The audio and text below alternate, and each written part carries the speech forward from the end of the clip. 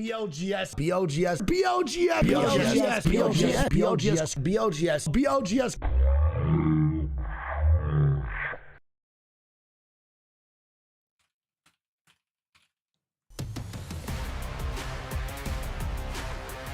Oh my God, everything went black for me, but you know what? We're totally back because it's the NA BLGS Regional Finals, baby. $100,000 on the line, as if EMEA wasn't cool enough witnessing Danish wrapping things up in 9 games. Well, we're kicking things off on North America to see what kind of shenanigans is going to happen. I'm a Spider Tiff. I'm not going to be your host for today, but I'm going to be one of the 4 people running around just creating havoc around here on the Play Apex channel. So let's go ahead and bring in some familiar faces to y'all. I think we're gonna bring him in. Maybe not. Hey, don't worry, Tiff. We're here. Okay. Tiff, live from Birmingham Airport. The signal is a little bit funny outside. I get it. It's all good. Don't worry. But if you think we're starting this show without that thing hitting the corner, you got another thing coming. Like the little DVD. Is that what happened? Like everybody who's in the chat right now will agree with me. That never hit the corner. I'm not having that. So if we could get the one that hits the corner, that'd be wonderful. We could do that. Anything for you. Everyone good with that? I could be happy then. My spicy brain will be happy. Here we go. Wait. Come on, hit that corner. Hit that corner. Yes! Okay, we can start the show now. North America, BLGS Regional Finals. Let's go! Woo! Get hyped, okay? Because look, I'm so glad that you really wanted to start things off exactly like that. Well, yeah, you just start right. I feel like if that would not have hit the corner, this show was a disaster from the start. So now we can start. I officially allow us to begin. Thank goodness. I'm so glad that you're going to let us do that. Thank you so much, Onset, for bestowing that power on us. I figured you were going to have to call Wig and see if he approved that we could start our show like this, since we are the official B stream to the real A stream once again. I've got it. So I Discorded him. It's fine. Sick. All right, then we'll kick things off. Guys, if you're new here, you have no idea what BLGS is. First, you guys have lived under a rock for the past few weeks, and I'm sorry that that's what you've been experiencing, because Apex Legends has been crazy. We've had the support meta, but maybe you don't know what BLGS is, and that's okay, because we have our friendly neighborhood Greek here to explain some things for you. Cue the video. What's up, everybody? Greek here, and I'm sure you have some questions about the BLGS, such as what even is the BLGS, or how does the BLGS work? It all started with our exciting announcement of ALGS champs going to Sapporo, and with that we found ourselves with a small break in competitive Apex until it's time to go to Japan. So the Apex team reached out to the one person they knew would have some crazy good ideas. No, not that guy. After getting the okay from the CEO, we decided on the BLGS, a $400,000 tournament hosted by the B stream across all 4 major regions, each region playing for $100,000 separately. The best part is that it's open to everybody. There are 4 regional qualifiers, with the winner of each qualifier automatically making it to the regional finals lobby. Once the qualifiers are finished, the remaining teams, ranked by points of course, will join the 4 winners to make up the 20 teams in the regional finals lobby. And now the best part is that it wouldn't be a finals lobby without match point, baby. Best of luck to all the teams competing in their first season of BLGS, and much love from the B stream.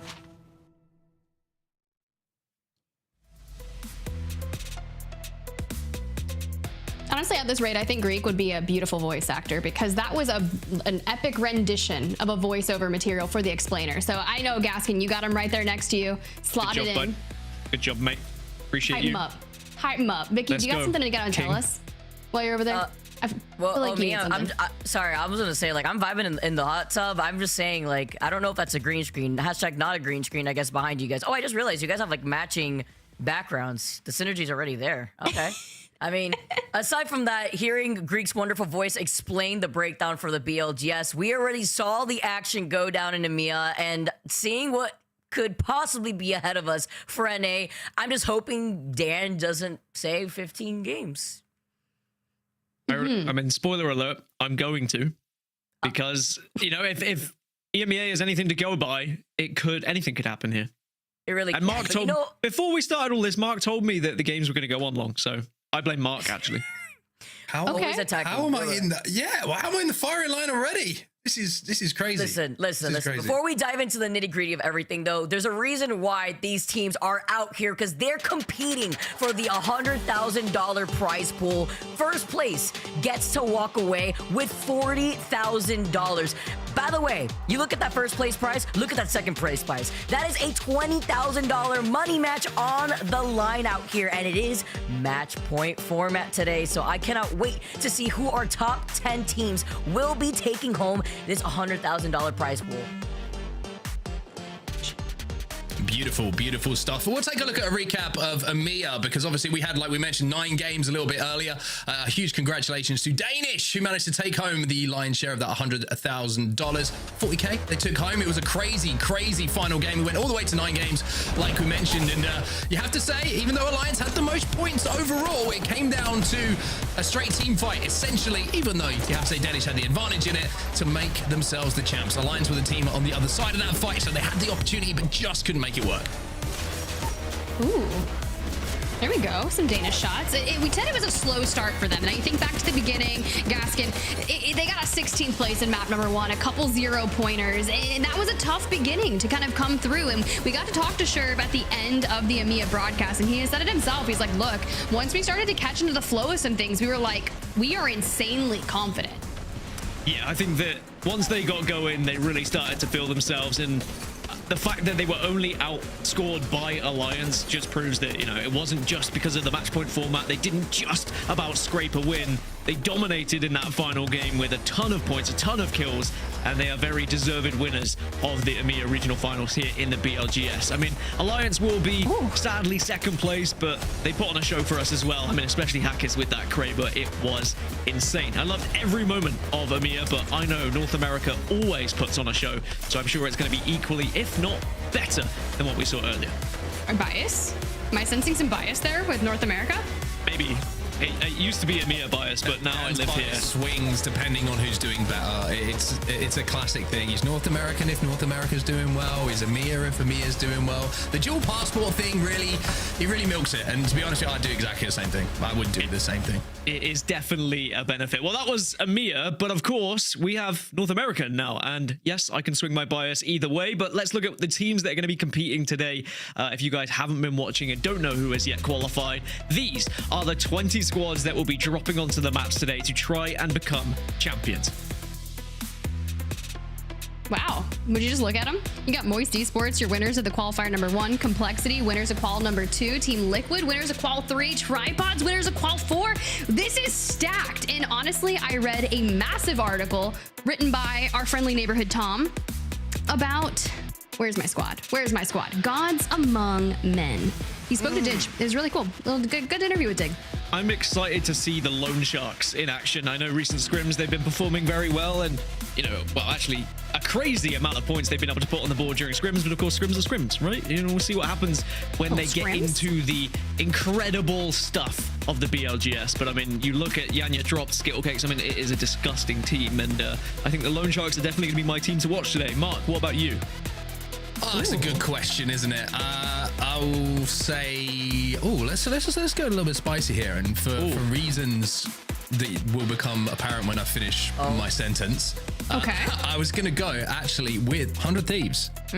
Because why? Because there's been like some craziness going on there. Some Which part? performances. I mean, the lore is too long. We only have a certain amount of time, but I've got the feeling that when pressure is on, when things need to happen, that 100T, even, you know, without a full lineup, will still be able to perform here. So I've got my eyes on them, all right? It's a brave call, but I'm just saying. You know what? It's a brave call, but because it's the BLGS, we got to keep things a little bit interesting. And I want to go ahead and talk about Tripods, because as you can see, they're at the top of this list. And I already said they were the winners of qualifier number 4. They did 2 wins during that time, and they have just been looking pretty freaking exceptional. So I want some of y'all to agree with me on this right now. Yeah. I mean, I agree with you.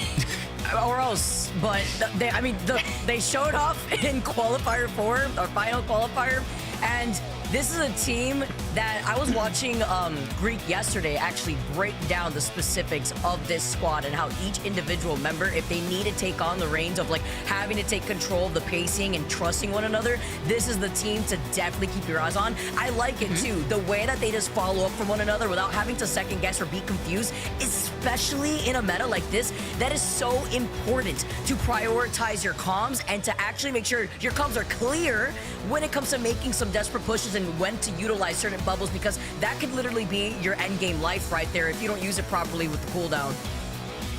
I want to give a shout out to Gent, by the way, as well. I know that Wig said that he's been one of the most impressive control players in North America, and I have to agree with him. Like, his numbers have been up there with the best throughout the BLGS process, through the qualifiers up until this finals lobby.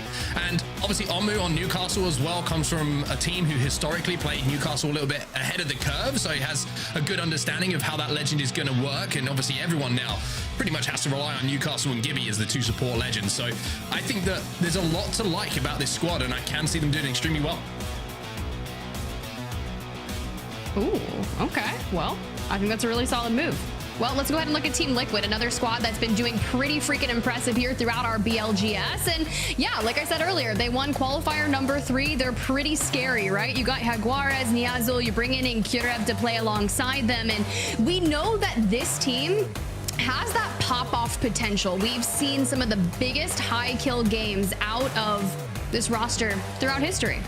Yeah, I was curious what life would be like without Yanya, but they've really been performing, and I think that they are certainly a threat in this lobby, and I think a lot of teams will fear having to go up against them as well. And I think that's what's the beauty of North America. There are so many teams that could win here today.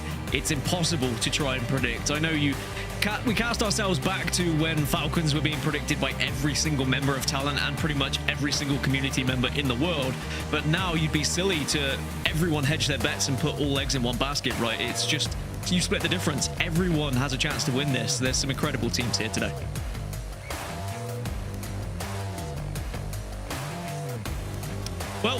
Well as these guys, we also have TSM, another team that everyone likes to see win because they have an incredible fan base, and we will see how they are going to do today as well.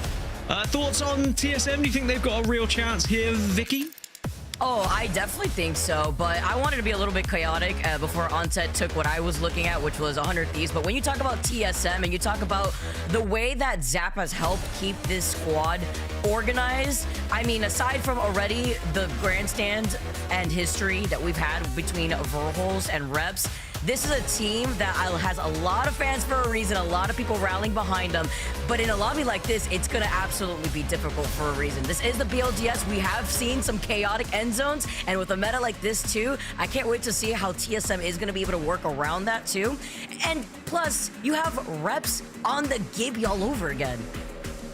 One of the greatest clips of all time, by the way. The snipe down airline followed by, everyone forgets, like Reps went nuclear in that end game as well on the Gibby. So great to see him back on Gibby. And the thing about TSM as well is they're always there. They're always there or thereabout. And in match point format, that's what it's all about, right? It's about getting to match point. And the majority of the time that we've ever seen a TSM lineup, whatever, you know, iteration of it has been, they always get there. They always get across that match point threshold. I think there's only one tournament I can remember where they didn't, and that gives them a chance. And they've been performing very well in scrims. They look really, really good. They seem to be improving day by day. So excited to see the boys play today. Hey, me too. Honestly, I'm glad you got to see some scrims because I saw my timeline a couple times. It got canceled, and I was like, where are my scrims? I'm trying to watch this happen. NA, I'm watching you. You know what I'm also doing? I'm watching. We got FACEIT Watch, guys. If you want to watch BLGS your way, you want to host a watch party, you want to channel your inner Nice Wig and Greek, well, then make sure you go lock it in, create an account over on FACEIT. You can even get the map stream, which is so sick to be able to watch and kind of track everyone's rotations throughout the way, which I think is one of the biggest, most important things with FACEIT Watch is that map stream. I know a lot of people, when they come to create content for Apex Legends on the competitive side of things, they will really harness the power of FACEIT Watch to be able to do so. So make sure you control it, you watch it your way, or you hang out with us on the official B stream to the A stream of Nice Wig and Greek today. Well, let's take a look at the map schedule. Let's see what we're going to start with today, because we have changed it up a little bit from what you're used to, maybe when you've watched some of the ALGS programming previously. BLGS, we do it differently over here, and we can see exactly how. World's Edge, Storm Point, E-District, and then it flips back the other way. It mirrors. So you got E District, then Storm Point, then World's Edge, and we'll keep running on after that. If we need to go that far, of course. Match 6 is, yeah, I would say what we normally play. But however, of course, we're match point today, so we've got to hit 50 first. One of these teams has to hit 50, get themselves onto match point format before we can crown a winner. So lots of games to come today. Show me show me some drop spots. I want to see I some. thought you were gonna say, show me the money. Show me the money. There's some drop spots for you. So we're not going to have the POI draft. Obviously, it is just going to be traditional, old school, drop into the map and fight with your fists if you have to. And this is where we're going to be seeing everyone reside here, Tiff. Maybe we're gonna get some, looks like a little contest, which it's been so long. And finally, we kick things off on EMEA to get a couple of those. And you can see Godz Among Men locking in for Monument and Fragment, which also NRG are doing the same thing. So I am excited about that one. Look, I've been an NRG fangirl for the dawn of time, mostly because there's no reason needed. Plus, they love Monument. So I don't. And if you have a problem with it, then yeah, you can take it up with me. We can fight about it. No, Fun was not in my top 4 of Twitch watches for any particular reason. Well, I want to keep an eye on Thuggets versus C9 because I know that contest going on. If I'm not mistaken, I think that Cloud9 are 2-1 up. If I'm not mistaken, that might be a bit of misinformation that I heard, but I'm pretty sure I heard Naughty saying that. So they do have the advantage here. I mean, of all the POIs to be contested, Landslide is... Landslide. Horrid. Not, We've seen it before. List, it wouldn't be there. It's not We've seen it before. Are you sure? Because we saw it on LAN and... I don't know why. It's just a great place, right? They usually get a replicator. You get your things and you can make really quick rotations on World's Edge. Sure. I hate it. I'm trying to justify it, okay? Like, I absolutely hate that POI. Let's be half real. a flatline each. You have to vault key. You have to combine it like a transformer.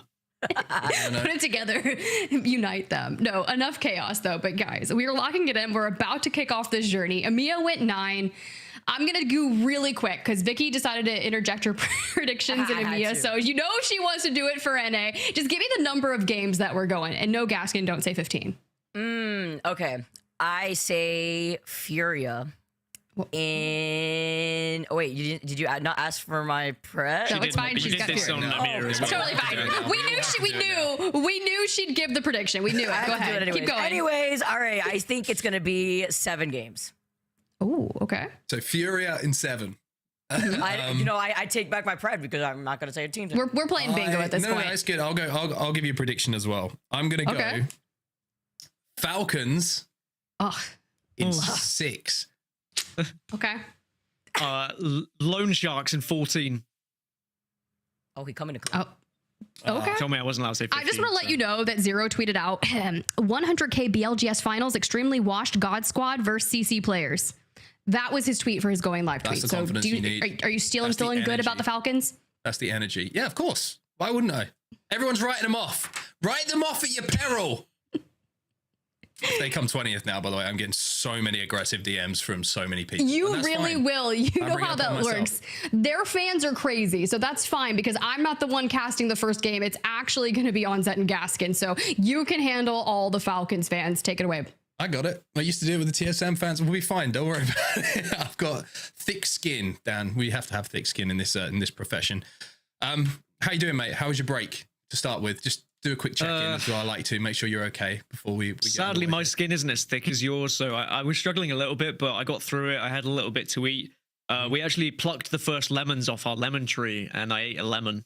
So that was nice. What a life you live. Really is. I know. Just Did you know there's 2 different types? Well, actually, there's maybe more types of lemons, but the lemons in our trees are like quite sweet. It's almost like an orange. It was very tasty. I am sure I don't care. Anyway, let's talk about the games you've got coming up. A notable name's actually missing from the lobby, which I think is something to talk about as well, because it gives another indication. Like we mentioned how the BLGS is an open format, right? There's qualifiers. There's been 4 of them. You've got to fight your way through numerous rounds to get here, and it does leave us with some surprises. There was a couple of teams who were right on the edge. Some of our big names in the ALGS who almost didn't make it, who made it through to the finals, and a couple who fell just short. So it just shows there's a couple of upsets to be had here. Some of those top CC teams that we've seen kind of fighting their way through the CC and into Pro League and putting that effort in are being rewarded here with a shot at the best part of $100,000. Yeah, there were 4 teams who are competing in the ALGS championships that didn't make it.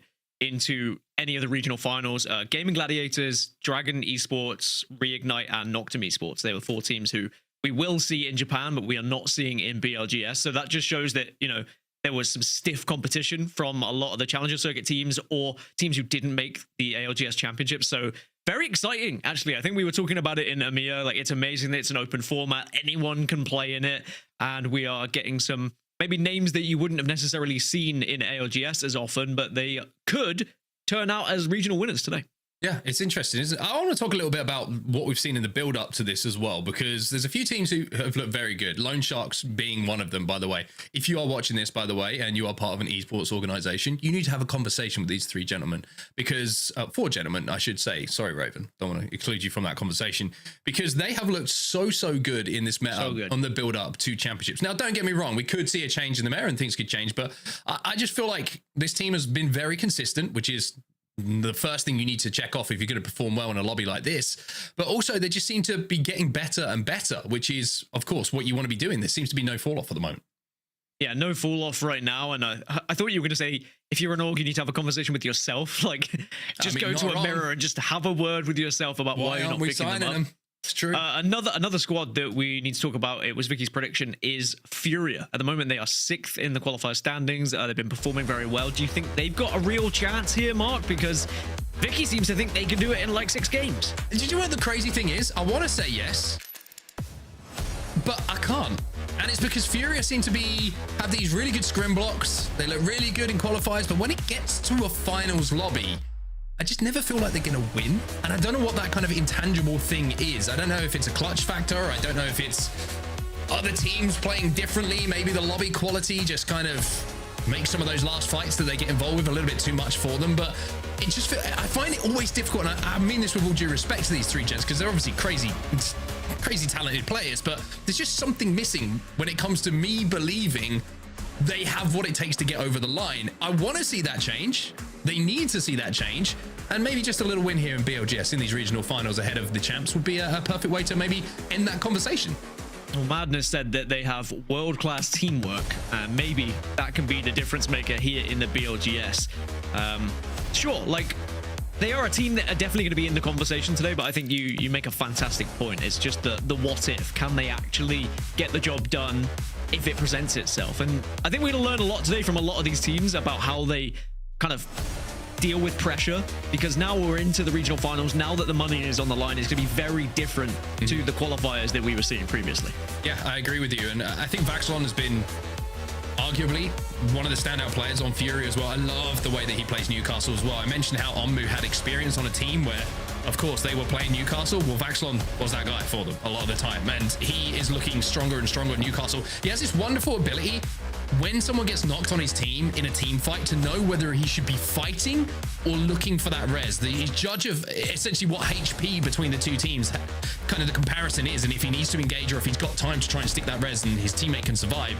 I think he's just very intelligent when it comes to Newcastle, and I think he's a standout when it comes to that legend. It's an important legend to be able to play. I mean, with this meta, we saw the pick rates in EMEA. 95% of Gibraltar, 92% of Newcastle. You need someone who is confident on these legends because they are so apparent in this meta. Like, without a good Newcastle, you are going to struggle because someone is going to play Newcastle better, and he is one of the key ingredients to success. Yeah, I agree with that. And I think that FURIA still have a little bit of work to do to prove that maybe going into the LGS Championships, they're a team to watch as a potential winner. But we're going to keep the conversation moving a little bit here, Dan. We've got plenty to talk about. Let's talk about some of the teams who underperformed a little bit, but did make it through to the finals, and taking a look at the standings and the qualification points and all that good stuff. This is more of a you thing, to be honest with you. Numbers and all that good stuff. All that kind of stuff. Stuff you don't have to worry about. That's why I'm Never here for you. Numbers in life. I was told I would. Got this far. Forget those math classes. They didn't matter. They do matter, kids. Stay in school. These are the top 4 teams. They won the qualifiers: Tripods, Moist, Complexity, and Liquid Alienware. But then, of course, we had the teams who qualified just through the points they had accumulated throughout those 4 qualifiers as well. TSM had the highest points outside of not winning, of course. Even though they have more points than anyone, they still technically come in 5th seed because, you know, they didn't actually win. And now we have a team like Oblivion, for example, who come in 20th. They just scraped through. But think back to EMEA. Danish were in that exact position, and they went on to win the regional finals here in BLGS. So anyone can do it. Don't count anyone out. And of course, you have Moist Esports, which is 2/3 of the Space Station team that won the Split 2 playoffs in Mannheim, Germany, which feels like a lifetime ago now. Of course, MT is now their IGL. Complexity we barely mentioned as well. Mon loves this meta because he gets to jump in and around bubbles and shoot his sniper rifle. And they have been putting in the performances to match that as well. But I don't know, man. I think that today's going to be interesting. I think the first few games are going to give us a good indication of how these games are going to play out, because there's a few teams in here that I look at and I'm like, they're teams who like to be a little bit aggressive. They like to get out to a hot start. But the pressure, the money makes people play differently. And all of a sudden, those, shall we say, scrim teams where they like to fight, they're not afraid to try and take a position off of you, are going to play a little bit differently, knowing that if they do fall in that fight, it could cost them thousands of dollars when it comes to the end of play. Could do. Well, I'm hearing that the lobby is going to be starting soon. Just before we get into it, I'm going to be bringing this up as the day goes on. You might have seen in EMEA, we asked a load of the players different kind of questions, like random stuff, like what's their favorite vegetable, what's their favorite smell. You spoke about Monsoon. Fun fact, his toss-up between favorite vegetables, either spinach, broccoli, or watercress, because there's something about the way it kind of is so soft, the texture of it when it's submerged in a boiling hot soup. I knew he'd have something extremely foodie to say. You know, Mon loves his food. Good from Monsoon. We'll get back to that a little bit later, but yeah, lobby's ready, and the BLGS North America Regional Finals is about to kick off. Well, let's get into it then. Let's talk about some of those teams who struggled a little bit in the build-up. LG, of course, one of those teams, had some really, really rough qualifiers as well, and we're just over a month, if I'm not mistaken, until the ALGS Championships. A lot of time and a lot of work to be done for them to re-establish themselves as one of the top teams in North America. And like I mentioned, it can all be forgotten about very, very quickly with one tournament. Where $100,000 is on the line, everything is different. No more scrim lobbies, no international scrims, no ping difference, all of that kind of stuff. It's all about playing for the money, playing for the win, and playing to hit match point. And correct me if I'm wrong, there's going to be a patch before the championships. So if you are good in this current meta, take advantage of it now. I mean, 100K on the line. You better make sure if you are good, because anything could change going into championship. You never know. Suddenly the meta that you are finding success in could completely be different once you get to Japan. So time is now. Take advantage, get 40K for first place. We'll have to see who can win match number 1. It's going to be World's Edge to kick us off. Remember, we have 3 different maps in rotation here in BLGS, but we start on the tried and tested World's Edge, and we will start with the contest here at Landslide as well. Thuggets. C9 aren't going there. C9 decided, no. We are going out towards Fragment. Also, look at the kill feed. TSM in an early engagement, and they have lost Verholz by the looks of things. Interested to see what the heck is going on there. Yeah, did TSM just get a little bit too overzealous over towards Skyhook? I know that Virtue dropped on them. Wait, what? Oh yeah, they did. Godz Meng dropping over towards Trials and taking out Verholz, who, of course, TSM spread themselves out. This is what can happen when we don't have POI draft. When you are not restricted to where you can drop, you can just pull off a little sneaky one like that, and TSM are going to be pretty pissed off. They are going to be actually pretty chill, because they're not the type of people to get angry. I don't know. I've seen Verholz without his shirt on. A frick. You never know. For frick's sake. Yeah, it could have been one of those. I don't know, I think Verholz changed once he got in shape and, you know, he started posting half-naked photos. He just became a different kind of man. Hey, man. That these people live. TSM are going to be even more angry now because the zone is going Skyhook. Oh, Gods Among Men, what have you done? The good thing is for them, having done that and having essentially put TSM on the back foot, they're not going to have to contest it again for a while. Like, TSM are not likely to be contesting where they are on Storm Point or, you know, on E-District. So this is actually quite smart. Like, why not?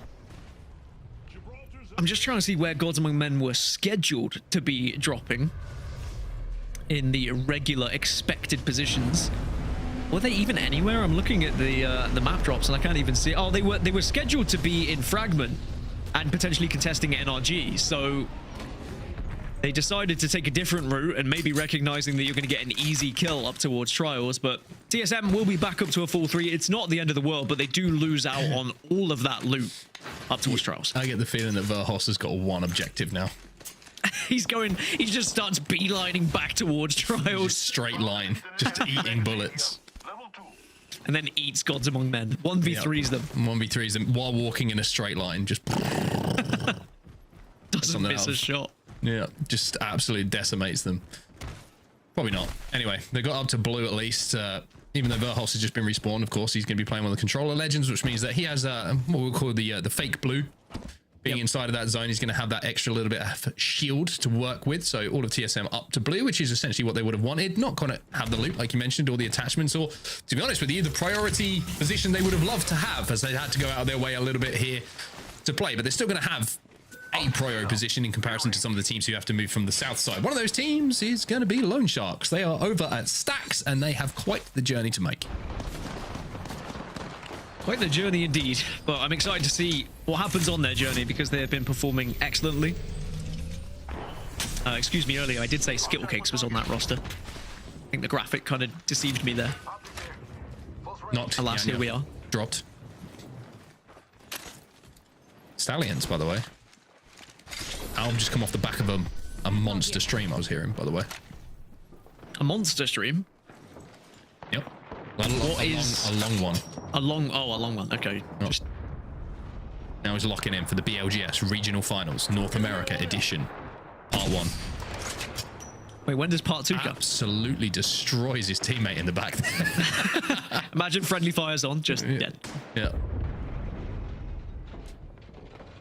A lot of people trying to get to this northern tip up towards the train station as expected. If it does pull that way, but of course the cake building that has been so aptly named by only me and probably no one else is going to be a big focus point as well. So Gods Among Men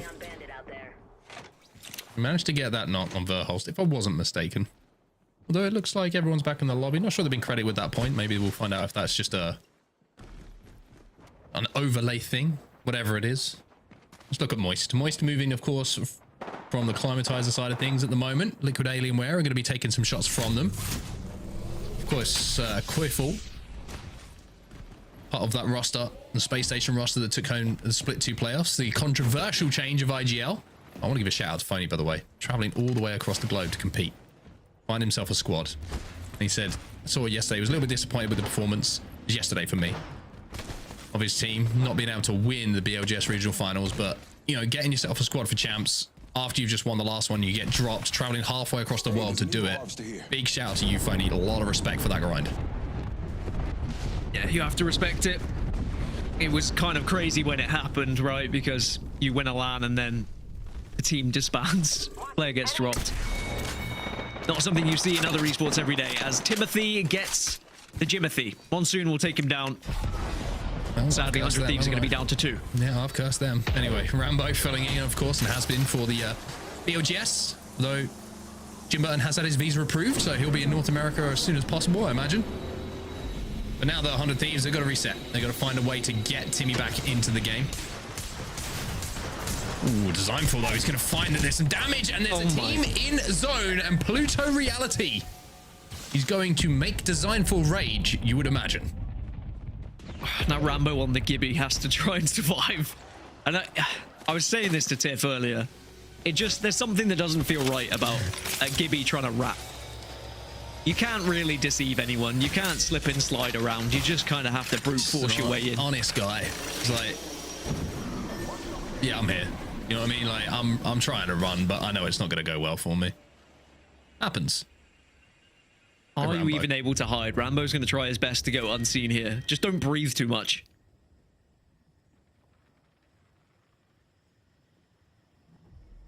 Is he going to be all right? Might be all right. I think he's good. Looks like he's been able to evade them.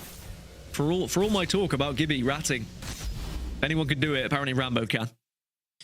Well, map overhead here. Everyone heading in towards Skyhook, like we mentioned. Tripods are moving from the countdown side of things at the moment. Everyone looks like he'd think it's going to the north side of Skyhook by the looks of things. Nobody playing the Vault side, and will be somewhat of a surprise to see it pull back that way. Purple Slushee, by the way, who were the team that we did see take down Designful from 100 Thieves. They're the team who are furthest away from things at the moment. Shout out to Bullet, by the way. Had him on the desk. It feels like forever ago now. The Split 1 really playoffs, wasn't it? That's Split 1. It was, wasn't it? No, that was LA. No, it was last year. It was Birmingham. Last year, yeah. Wow, yeah, time really has flown by. Great hair, Bullet. Fantastic hair. Great player as well. Great guy. Can't say enough good things about him. Honestly, Bullet. Great guy. Great guy. Top guy. Actually, a lot of the players are. Most of the players. All of the players is what I should say. What I would say. Most. They could maybe force their way through the tunnel here towards Skyhook. They do have third beacon information, as you can see. 40 seconds until this zone does close, and it looks like this isn't going to be the area they want to try and force their way through for now. So they're going to reposition. Move towards Grandma's house here. Some shots coming in from distance.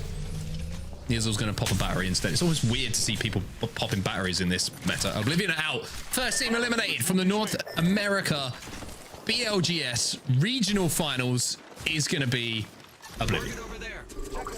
It's also weird not to see Yanya on Liquid anywhere. Yeah. It feels like an end of a dynasty. Even though, like, you know, they weren't necessarily... Oh, that's scary. I love this. This is the bullying tactic. This is really smart. Triple send it onto the door, bubble in. One player holds the door, has to retreat. There's like no way you're going to win that against shotguns. It's a very scary meta to be a part of, especially when you've got the big boys running at you as well. We've got the big boys. I like the big boys. I'm doing that TikTok thing again. Yeah, dude, you got to cut down your screen time. Honestly, it's not even that bad. To be honest, I just like singing songs. It's just how my brain works. Anyway, Lone Sharks. Just able to get back into the bubble. Maybe they can have another go at this, but they're going to be going up against a full 3 of LeaveNoWitness. Was LeaveNoWitness South America. Looking to do it for the region once more. It's always a great story to see the South American teams coming through and putting in performances. In the kill feed, you can see that Waltzy's getting his first knock of the game. It's going to be Monsoon who fell from complexity. So Falcons getting a little bit active in this lobby. And then, not sure if the full reset did come in there or they managed to see. It looks like they did manage to secure that KP by the looks of things. So inside of the building now, you can see a couple of floors already occupied. Team Liquid Alienware with the castle wall down on that third floor. This is a smart floor to control as well because you do have the exit of that balcony. The Lone Sharks are going to be down below Team Liquid Alienware. It's going to be Yanya against former teammates potentially. It is a great name. I agree.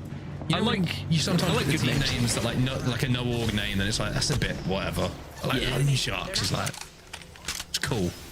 Like it. Production have informed me that the amount of screen time that's considered healthy depends on your age and activity level. No comment.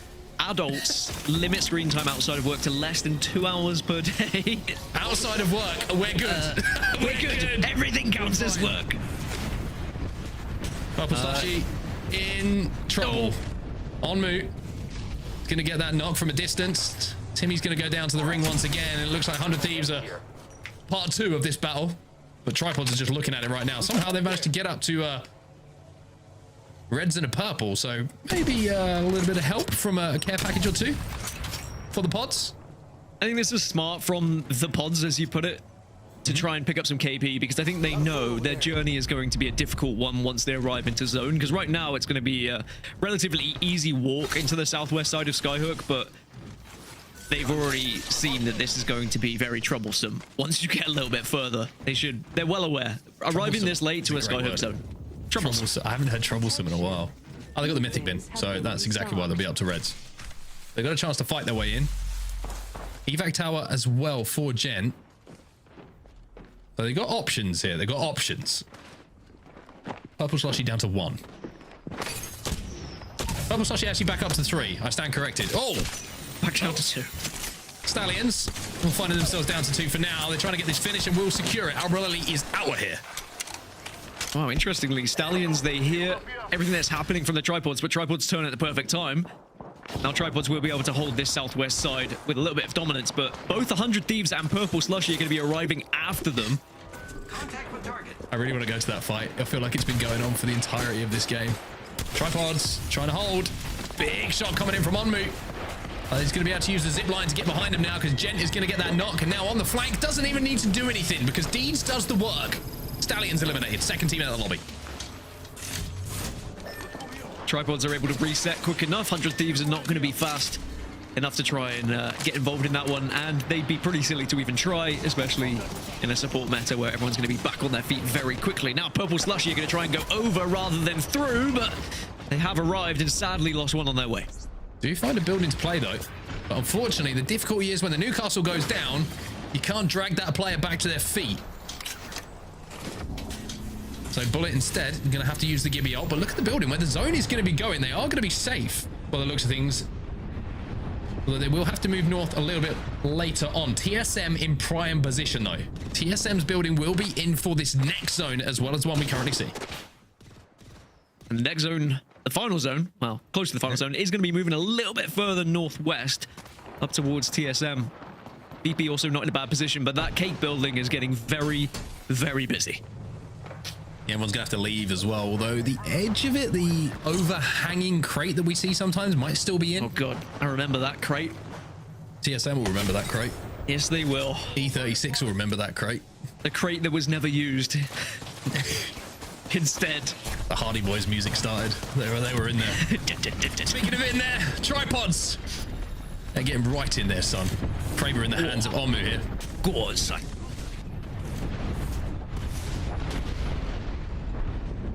BP trying to hold market at the moment. So she's going to be a wait for the bubbles to disappear. Ooh, that could be. Once the bubbles are gone, the gloves are off. Here we go. Omu's gone down. Jen takes some damage as well, and now you can see tripods are going to have to reevaluate. It's a really good hold, actually, coming in from VP. Lou, by the way, bubble fighting. I've said this for a while. Lou, one of my favorite players to watch in bubble fights. He's so smart about how he plays the angles, how he plays the walls, when he peaks.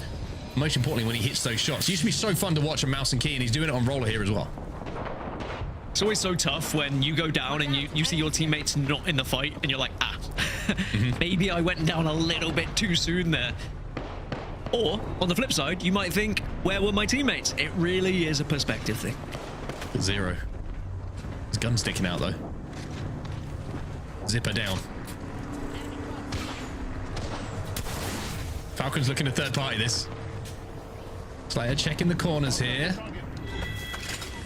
They're going to know they are safe. 100 Thieves still alive, by the way, and they get their revenge. They actually get their revenge on the Purple Slushee. They end up taking him out. It's like one of those things where, like, you should have gone for the head. You should have taken us out completely.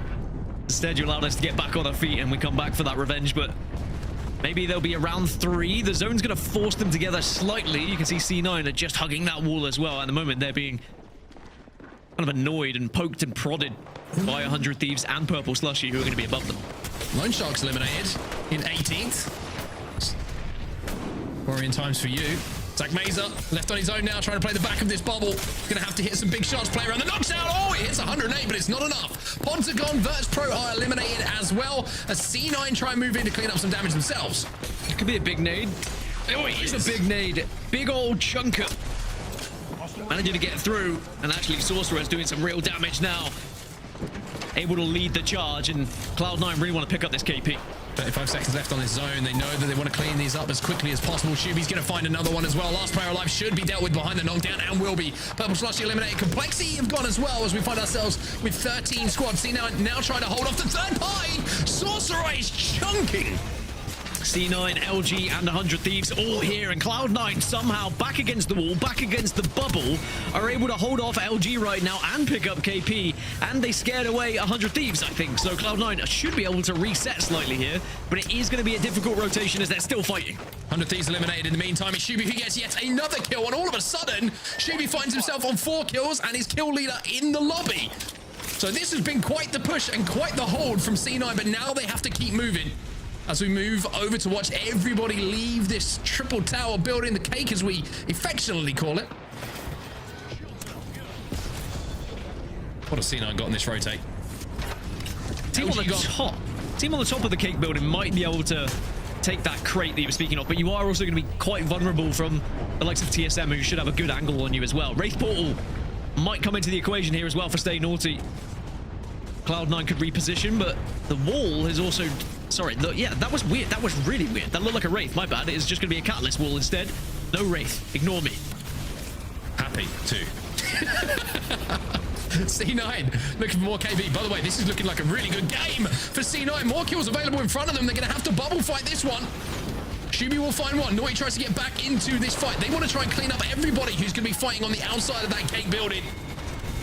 And they're doing a pretty damn good job of it. NRG eliminated. It's more KP here. 5 now for Shubi. I mean, this is just insane.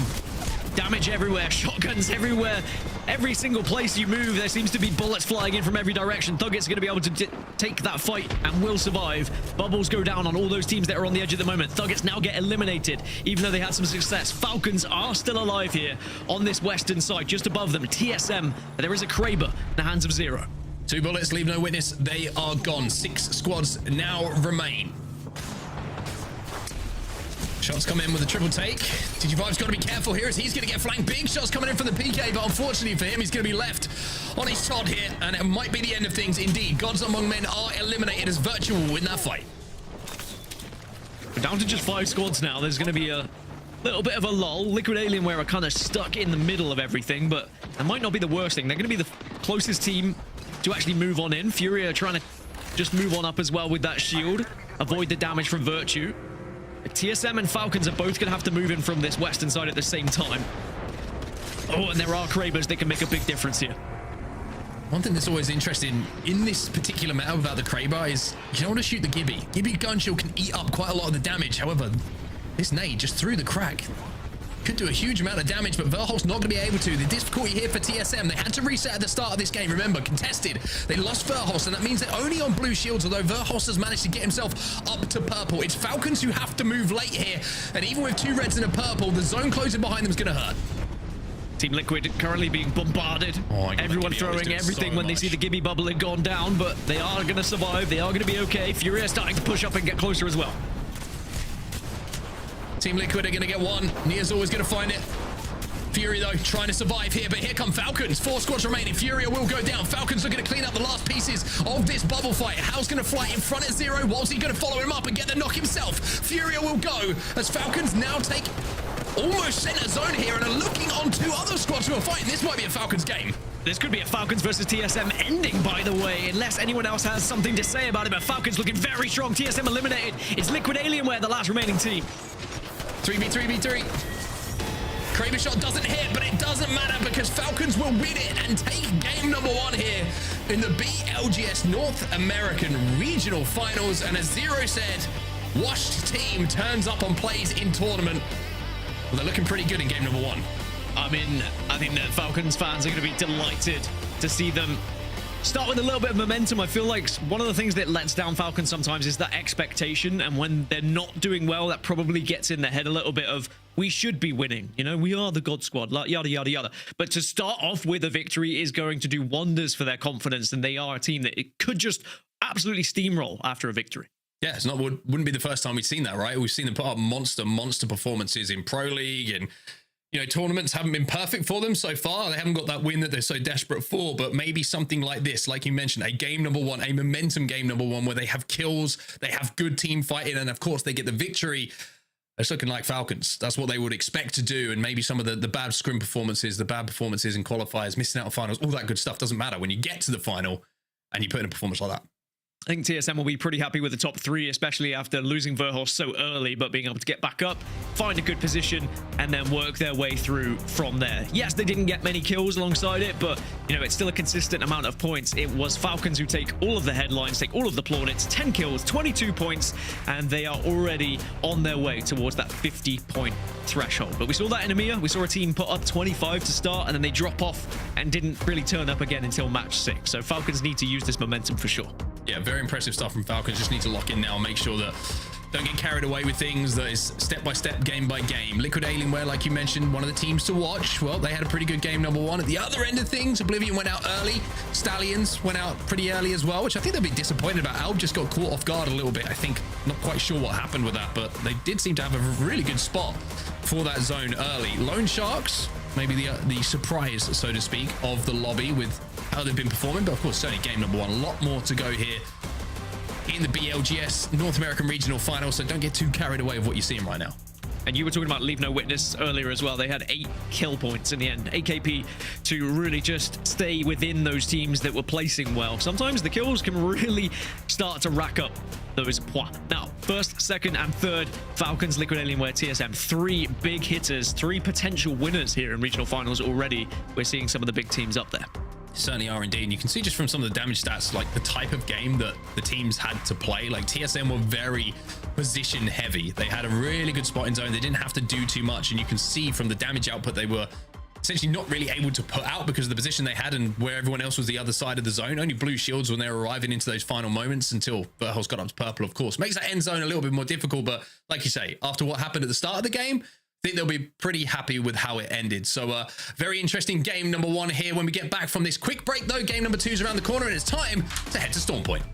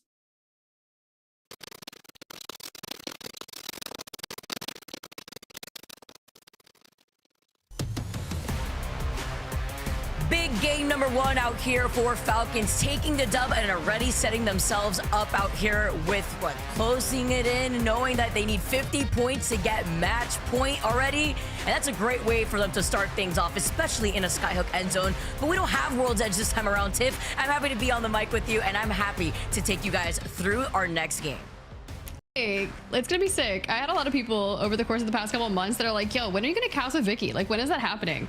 Well, it got to happen earlier today in EMEA, and it's happening again right now. And what is happening behind you? Like, what is happening? Those eyes are like piercing through my soul, bro. That's him right now after winning that first game. Let me tell you, Hal put down some mad damage. Waltzy with the perfect follow-ups and closing up the KP that they needed. Honestly, don't ask me how we have these, okay? Like, we were just prepared for the chaos that the BLGS was gonna bring. No. Because I feel like it has to match the same type of energy that I know we all feel when we play Apex and seeing end zones that we have right now in this current meta. Actually, let's go take a look at some match rewinds right now, because this is exactly what I'm talking about. You have bombardment on one corner, bombardments on another corner, then you have 5 different gibby bubbles coming up, and then you have a great angle from Zero. They were cleared over from that backside, making sure nobody else was going to come behind them to pinch them, so they were able to place themselves in a great position to take these individual fights. I was like, you get a Kraber, you get a Kraber, and now we got Zero just mastiffing everyone going forward. And Waltzy on demon mode right here. Like 6 kills with a team, he's north of 1k damage, and more bubble fights. Vicky, I knew when we had, it was like 100% pick rate there for Gibby and Newcastle equivalently. So we know what the end game is going to look like. Multiple bubbles, multiple mobile shields, and like, you know, Onset said earlier, maybe a Falcons dub. Maybe, and they were able to get it. That's exactly how you want to start things off here for a team that call themselves Washed. Now going on to game number 2, Storm Point. Can they keep that consistency? Maybe. That'd be cool. I hope. For their sake, I guess. But for everyone else in the lobby that would like a chance to take a win at something, you know, maybe not. maybe we see something a little bit differently here in North America. I mean, we went the distance in EMEA. We went to freaking 9. And so the fact of the matter is we got to see E-District, was it like 4 times at that point, or almost 4? And since we've got it in the rotation, of course we have to get there for that matches 3 and 4 back to back. But our beloved familiar maps, to Storm Point we go. Hey, I'm happy, but also we had a lot of fun talking about E-District and what this dark map brings to the table when it comes to certain teams having to prioritize their rotates. You've been seeing that pathy, so that way you could be able to go for these safer rotates. But moving on to Storm Point, you have that high to low ground disparity. We saw some early 50-50s coming out already for that first game. I'm expecting maybe getting a few crumbs of that going into Storm Point. Yeah, I love that you're so festive for the holiday season, but I'm also equally confused at what the heck is going on behind you. Like, I feel like, yeah, you might as well just zoom in on that. Now I feel like my entire life is being judged. I told you Hal's eyes were like searing through my soul, but like there is an ear and now there's just a disappointed Raven face. Just casually disappointed in everything that we're doing with our life right now. I mean, I would be disappointed too. Lone Sharks fell in 18th for that first game, but that was just the first game, you know, the knowledge. That's true. Input and fairness that Raven brings to the table. You know, he's watching from a distance. I know he's giving them their support, but Storm Point is where we saw some teams in EMEA excel. We saw a lot of consistent wins for certain teams. I'm thinking about Forbidden in this case. Now I'm expecting something very similar looking at our NA teams here. Let's get started, especially after that first game alone. I love Storm Point end circles. Sorry, not Storm Point. Skyhook end circles, because there's a lot of buildings to coexist in. Yes, actually very similar to what we have seen for a lot of these end zones for E-District. Meanwhile, though, for Storm Point, we did see a few Jurassic end zones. So, questioning what that's going to influence going into this Storm Point game here for NA. I don't know what we're gonna get, because we had some like hijinks happening on Storm Point in EMEA, right? Like we had the Nasky Aurora Trident, a whole backstory. It was a side quest. I don't know what was happening, but for here, Cenote Cave looks like we could potentially see a contest between Complexity and 100 Thieves.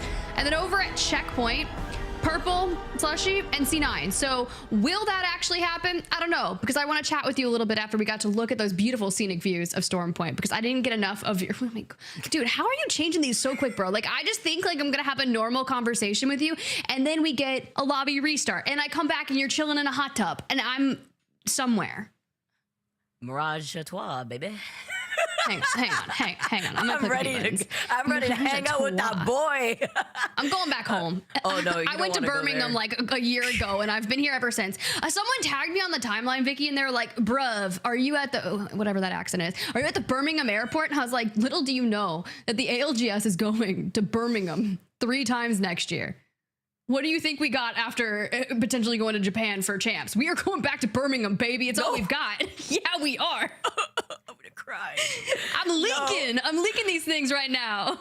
Me sweating a little bit. We were talking about like Japan earlier. I know Dan had said it, but I also like when he asked like, wait, like we could talk about Japan, right? And he's like, one of those like, you gotta like catch yourself just in case you don't leak anything. And here comes Tiff leaking the script for next year, talking about Birmingham. I know that you are very excited to go back, aren't you, Tiff?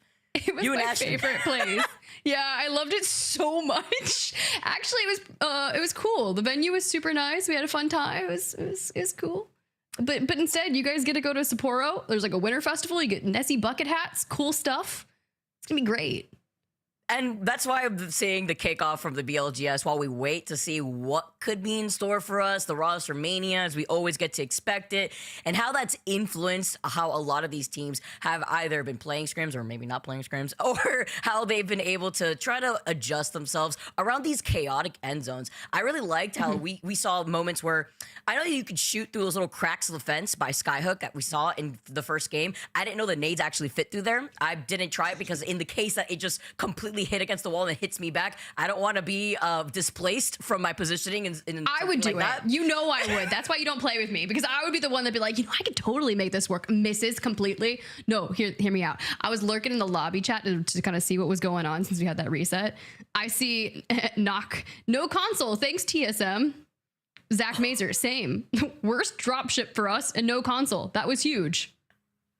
Well, the good thing they're getting a reset, so maybe we can see some awesome games out of them. All planned? No, it's gonna work out for them. Let's take a look at the drop spots for Stormpoint. While we get everything set up, thank you guys so much for your patience, getting quick little lobby restart, and then looking at what we have in store for us. I was anticipating some crumbs of a 50-50, and it looks like we do get 2 potential 50-50s happening over here in Stormpoint.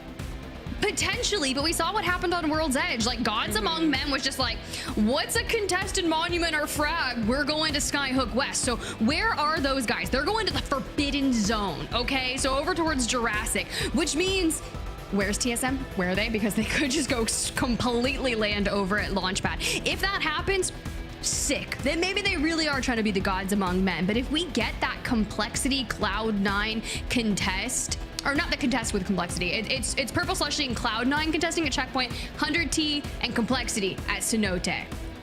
Crazy stuff. Yeah, that's 2 different opportunities too for some potential third parties that we could expect in the early game too. Can't wait to see how that's gonna play out.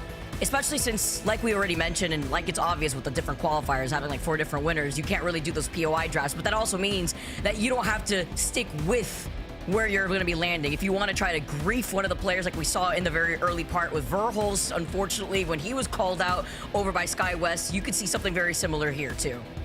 That's okay. We got the it's not even just the Verholz prayer. TSM tweeted out the BLGS prayer. Did you get a chance to witness that, Vicky, while we look at these drop spots? No, actually, I did. Do you want me to hit it for you? Yeah. Well, just one moment. Just pretend you're holding my hand right now. Okay, I'm holding your hand. Our reps who aren't in lobby, hallowed be thy M&K. Falcons last place shall come. That's unfortunate because they're in first right now, but that's fine. Big E's revenge be done. On World's Edge, as it is in E-District, give us this day our daily zap clutch. And forgive us our int place. And we forgive those who suffered the Gibby Newcastle meta, which is all of us. Unless you're in ranked, then it's lifeline. Good luck. And lead us into not into late rotations, but deliver us a TSM win. TS, amen. TS, amen. Yeah, this is literally reads as a copy pasta, like slammed all over my face.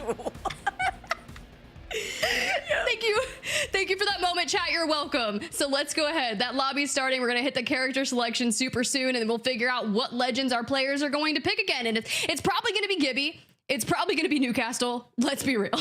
I mean, what was it? 100% pick rate for both Gibby and Newcastle. Yeah. I'm not surprised. We've been seeing like the influence of some teams trying out the Valk for rotates, some teams trying out the Pathy. We saw some creativity coming out from EMEA with 2 different ramparts. Obviously, when G-Dolphin's in the lobby, you could probably expect that for some maps. And then the Mad Maggie to try to counter what we've been seeing between the Newcastle barrier as well as the Gibby Dome with the drill that you could put through the bubbles. So it's been interesting to see how different teams have been trying to take advantage of their strengths, even if it goes against what we've been seeing already with the meta solidified for a lot of these different regions, because you have to get a little creative, right? Like between even the Bangalore coming in between you using smoke through Pathy zipline so that way you could be safe and not burn bubble.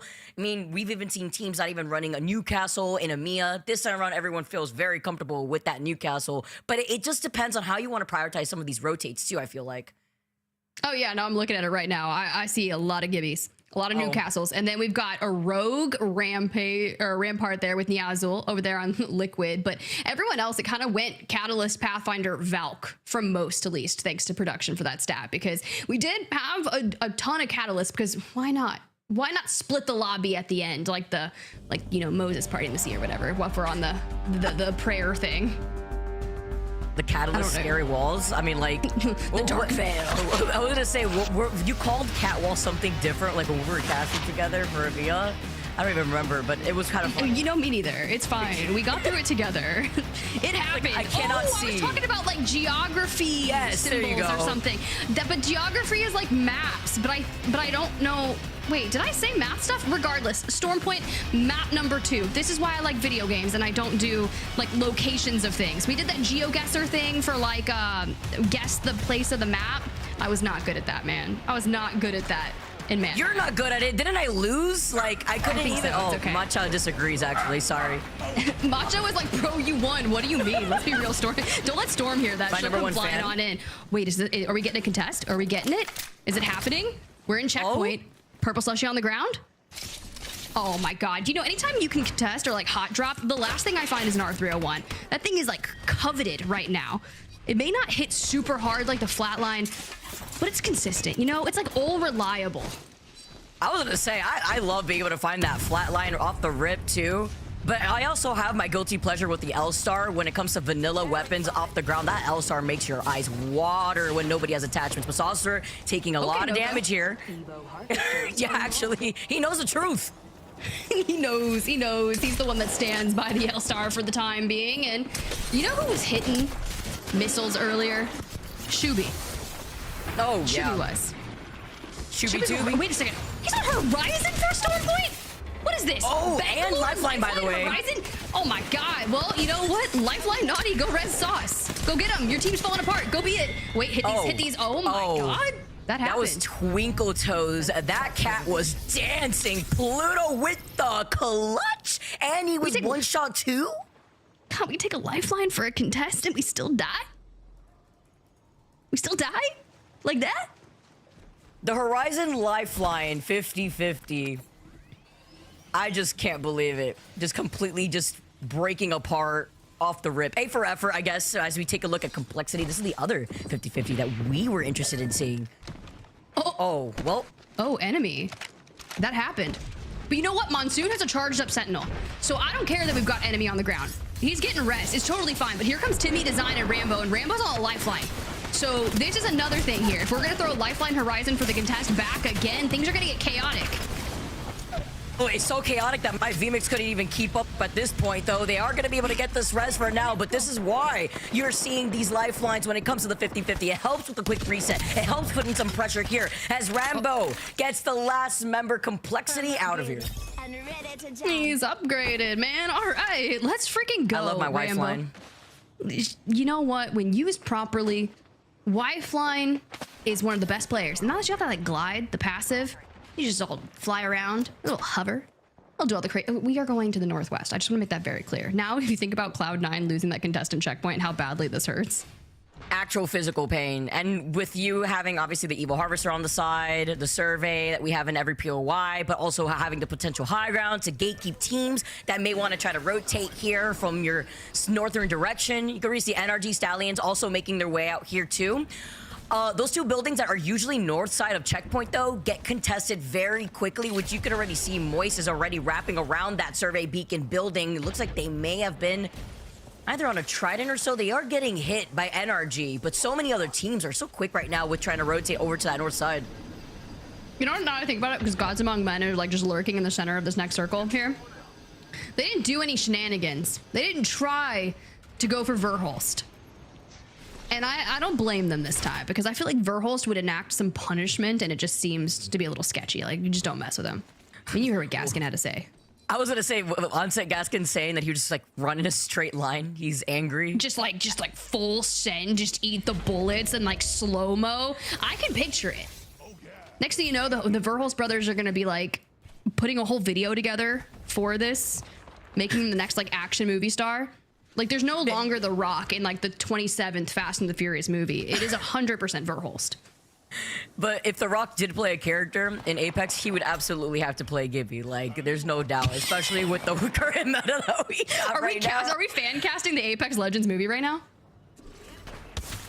It's actually perfect, I think. I would have to think harder on the other ones, but I also wouldn't want to get on Verhulst's bad side here, too. Godz Amongst Men, understanding what to do here as we see more teams now going through the trenches. NRG also have that information on the next ring. This is what this meta does to everyone. You remember how Nock just solely played Bangalore for like a year and a half? Now he's Gibby. Oh, yeah. Now he's Gibby, bro, and he's in the trenches. But literally. I like this squad. I said it. I didn't need a reason to be a fan of NRG. I always said back in the day when they were competing under XED, and I was just like, yeah, it's not a matter of when Nock and them are gonna win. And then Nock and I had like a 1-hour interview at one of the lands that was condensed down to like 2 minutes. Dude trolled me the whole time and told me I had no friends. So like, and I'm still a fan. I'm still a supporter. That sounds like Nocked, honestly. Especially when I finally get to catch him and when he tries to run away and I make him look at all the clips that I have for the season. All right, well, brief look at Falcon. Not sure if it's actually moving or anything, but you know, I have like they're bunkered up, right? Like if you're gonna bunker up on the north side of things, this is the way to do it. But a lot of our teams are hedging the bets that it is going to pull out of checkpoint into north pad. So we've seen them be wrong on E District before, but since this is like a tried and true storm point map, I'm gonna go ahead and hedge my bets that they have made the right call, that we are going to the north. To fight against not just the north, but beyond the wall, I guess, at this point, because I got some Apex ASMR with a black screen, so I can only imagine with the nice singing song of the triple take, holding perhaps maybe a high ground here, looking at the teams that wanted to rotate over by north. Again, don't really got much going on here for me to see, but I can only imagine just listening to the guns. In slow-mo. No, hear me out, Vicky. When we opened the show and I was like a deadpan, all I could think about was this like Chihuahua meme that I saw, and it was like the horrors persist, but so do I. And that's how I'm approaching this right now with the BLGS. I just think about the Chihuahua that has its eyes open really wide, and it's like everything is going wrong, and he's like freaking out. Nah, it's me right now, for real. Me and Macha on the same page, even though Macha's not a Chihuahua, but let's pretend for a second. So anyways, you get a map view here. It's super sick. You got 100 Thieves rotating in from the south. Virtus.pro, I think they're still in the mill, and congratulations to all the teams that called it going north bad, because you were right. Hey, there we go. Which also means if this circle, which I'm expecting it to, will eventually pull away perhaps towards where Falcons is, or maybe Oblivion on top of that really big block that you see teams sometimes take a head glitch to snipe from, that's going to be chaos for the teams that have to exit out of checkpoint. Oh, Zach, here we go again. We saw a fight from them at map number 1, and I want this one to go better. I saw that interview I was talking about with Tom when he interviewed Gods Among Men for Dig. I thought he looked like a young Lou. I really did, and I got confused for a second. Oh, but there's wow. a really, yeah. His cousin, sorry, it's doing the slow-mo thing again here too. But hey, they are able to clean up 2. You think? I see Rambo down and out. I got it in the kill feed. I didn't see it actually happen. Or was that 1 right there too? I did see that Zach was able to maybe get that knock. Maybe they get that finisher right there too. We back in this? Oh, it's just spiders. It's fine. I was worried for a second. I was like, oh, we in it? Okay. The fact that I don't see anything, I just hear the spiders, like... It's okay. Vicky, we got this. We're in this together. There's an energized zip. I want to let you know we're on tripods right now. And they're doing it. They're on it. And we're being shot at from afar. And I think it's because we were pushing towards the choke to LG. So it wasn't just spiders. There was action happening. And now the tripods have retreated. They are scared and they're valuing their life, which is respectable. This is a fine decision to make. Wait, we got a workaround. All right, tripods. I could see, I could fight, finally. And Liquid Alienware coming out of a Trident, coming out of using that dome. Can we talk about this current setup that we have though from Liquid? They got the Rampart that we were highlighting prior, how good Rampart is at the moment on destroying that Newcastle barrier. Now that you can destroy it, I believe it has 750 total health. Godz being on that Gibby. And they themselves having that Newcastle wall too. So just working around the terrain on the outskirts of that next zone that they were able to scan. All right, cool. Nice rock there. All right, so cool. At least as everyone's moving towards the north and just kind of finding their spots. And we've shifted over towards the left just a little bit, which is going to make things difficult, especially with Virtus.pro trying to come out from the downed B side of things. They've already spotted out the team that was on the rock. And, well, we know we saw rotates like this early on, and we've navigated the Trident very closely throughout. But the Rampart wall's going down quickly because look at all the nades being thrown. The nades, the Rogue Trident that's lodged in between both sides of the trenches. Everyone shooting at Liquid. You hear the Newcastle barrier getting shot at. A nade right behind them. Liquid are literally going through it right now. Dipping, dodging in between 2 different teams. Only playing from behind the pillbox here too. Maybe he's trying to see if they can try to put this Trident right on top of them. Ooh, I like this. Some makeshift cover here. Look, you gotta work with what you got. They're definitely doing the best they can. Maybe get the Newcastle wall, the Trident. They're making a home. Look, we'll give you a house, but you got to make it a home. And they're doing exactly that. Missile swarms incoming. They're being pressured from multiple sides. The fact that we're alive right now says a lot. I'm in danger. I don't feel comfortable with this, genuinely. We have NRG and Virtue just staring at us right now. And you can't really move from here, but with the Sheila coming to play, puts in some pressure, buys them some time and space. Whoever's got that triple take on the high ground, you know that Liquid's like, all right, Virtue. Like, actually, griefers out here who are just continuously farming the damage that they need to boost up those Evo shields. You can see where this next zone's pulling to, by the way, with Falcons still inside of that dome building over to the north side of the Evo Harvester. FURIA, though, much less contested, playing on the edge of the zone from the north side. That's a little bit out of the open with the rocks that they could use for some natural cover. I'm just looking to see what the tripods are going to do.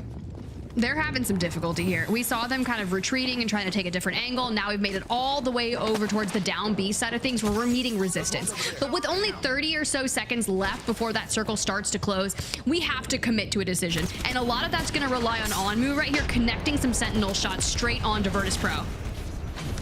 Oh, putting down the Newcastle wall. Reps was in a lot of trouble here. They lose out on 2 here. Now Royce move in. They find the opportunity with Reps. Now down and out. The Newcastle gets taken out following right afterwards, and TSM get eliminated. They were in a very tough spot. There was another team also on the other side of them that was also shooting at them. Did I curse them by chanting the TSM prayer? Did I curse them? I feel like they're just gonna come up with like a new. Oh, by the way, we totally know that has to be Monsoon, right? Like that has to be Monsoon. Maybe not actually. That's the Havoc single fire right there. I always assume anytime I see a beam from across the field that it's either Monsoon having too much fun with a charge rifle. In this case, the Havoc single shot. But it's definitely not them. That's going to be Godz among men who have the high ground. And I like the split positioning they're also holding because they're also looking at Thuggets who are on the other side of checkpoint. But tripods have to fully commit. They take this zipline and they go all the way up. I mean, we've got to commit, right? This is the 3rd try trying to get through this. And checkpoint, not the easiest choice to make, I'm telling you. But I love the call, and I love that we're just full sending it with the energized zipline. But hanging down here on the low ground entails that everyone, including Godz among men, are going to fight on that high ground. Even we see some 100 Thieves. We got the Thuggets, which I didn't really think I was going to say that name that much, but Thuggets. I love that team name. Thuggets. I've seen some of the best team names in Apex, honestly. I will never forget.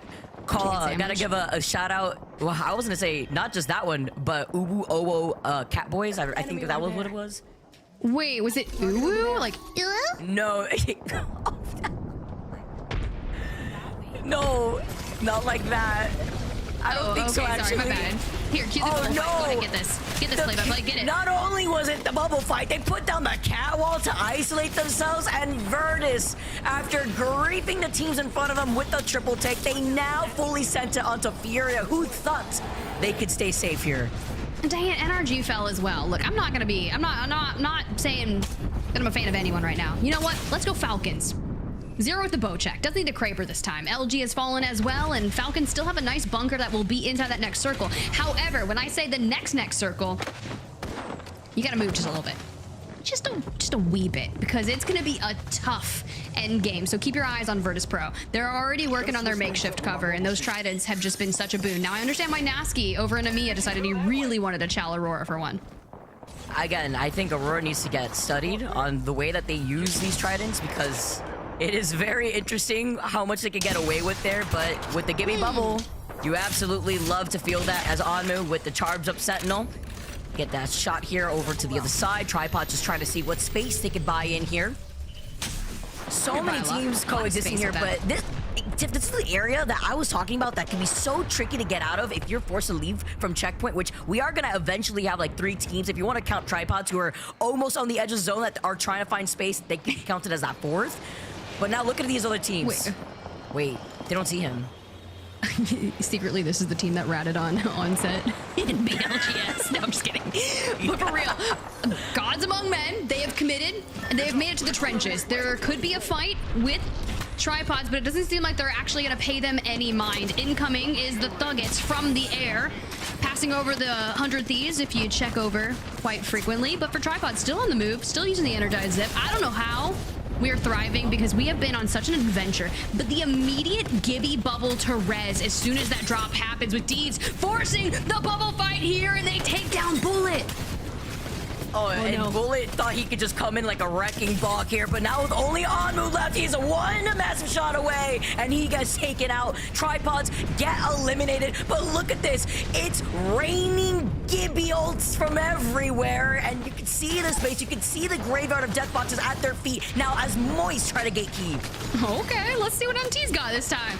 Because we've already just used our bubble. We'll back on around. We've got a little bit of cover. Koiful just grabs that man in his toes and throws him to the ground. 100 Thieves, Gods among men. Well, they're maybe gods among men, but they're not gods in this lobby for the time being as they've fallen. And it's Moist that has 6 kills thus far, putting them into the top 5. The issue is the final bosses from match number 1 are still in the lobby and they're across the way. So we got to figure out how we're going to get from the complete eastern side of things over to where Virtus.pro has been set up.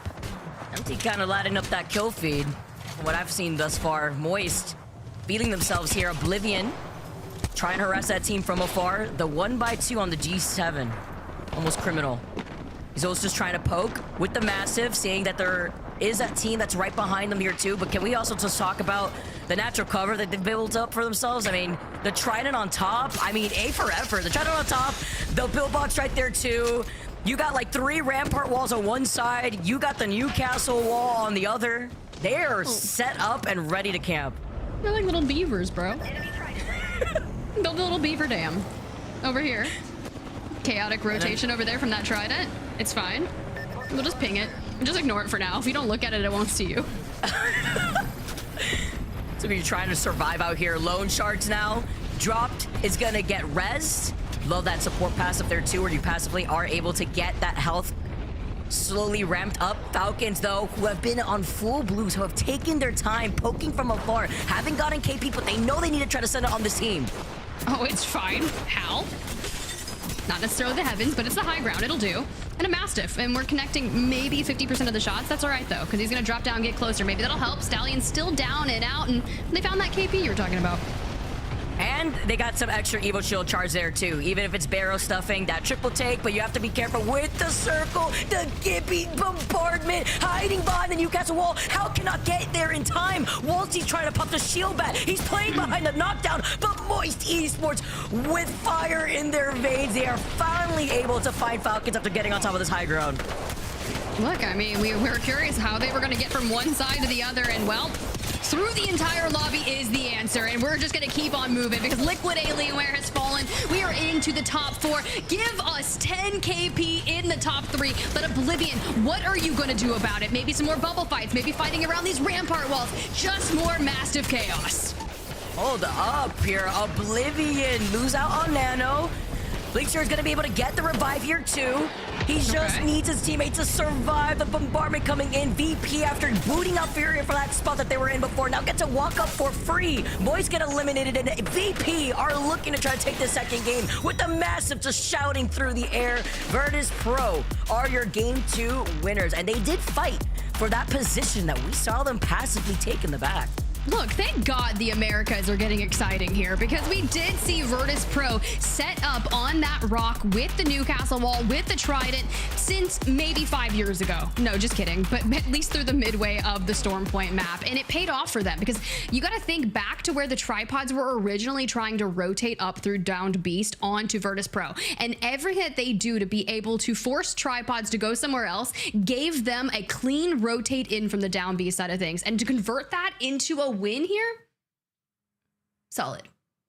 And to also be able to harass so many teams with that triple take that I was talking about before from the high ground of Northpad too, like they knew exactly where they needed to prioritize their rotate, and seeing the opportunity there too, while holding back and knowing that no team was going to try to int on them with all the focus on the squads that had to rotate from the checkpoint side, the south side coming out of wall side of that final circle. That's the opportunity that they needed there. They did. They really did. Yeah, you mentioned that checkpoint rotation, and I was just thinking about all 5 teams that were just like stuck over there. Thuggets, 100 Thieves, Tripods. It was scary. Gods Among Men, like 90% of them died on that next rotation. Like there's just no good way to rotate out of checkpoint when the entire lobby has already found themselves in Northpad. It's just not a good way to go about it. We saw what the evac tower rotates. We saw people walking it in. We saw 100T just kind of 3 stacked up, waiting for everyone to rotate above them. And they all met their demise. Unfortunate.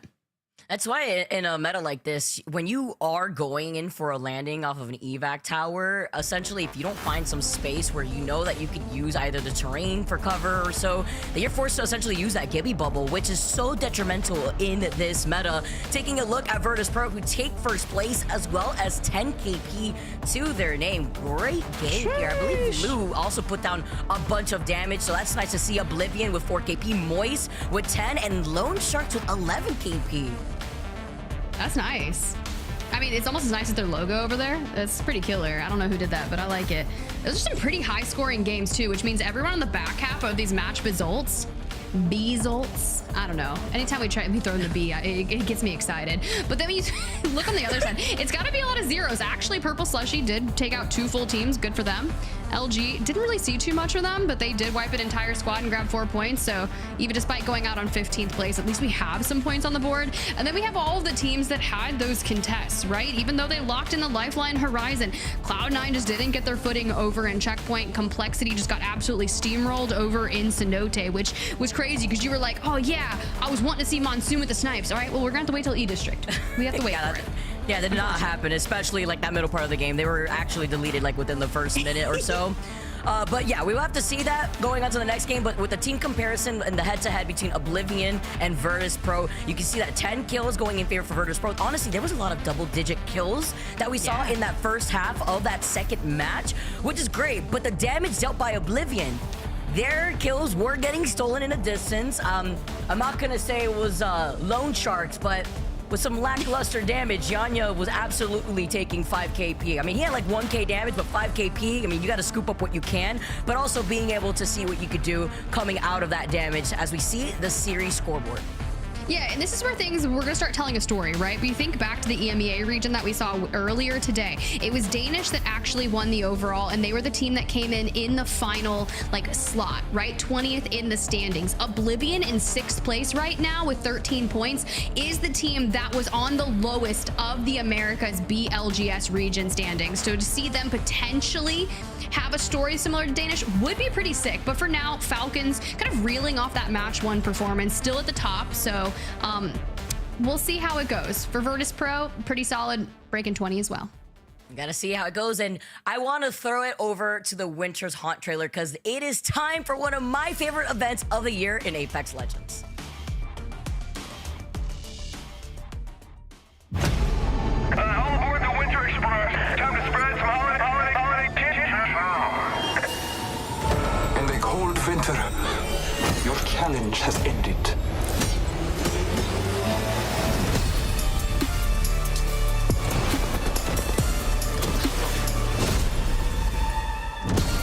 Train here. Those fools won't know what hit them. Our path is made today. What can I say? Perfection. Rock and low. Should have punched out when you had the chance.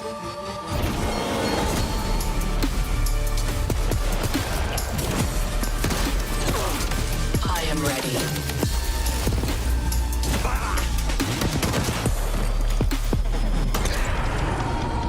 Another falls by your hand through me.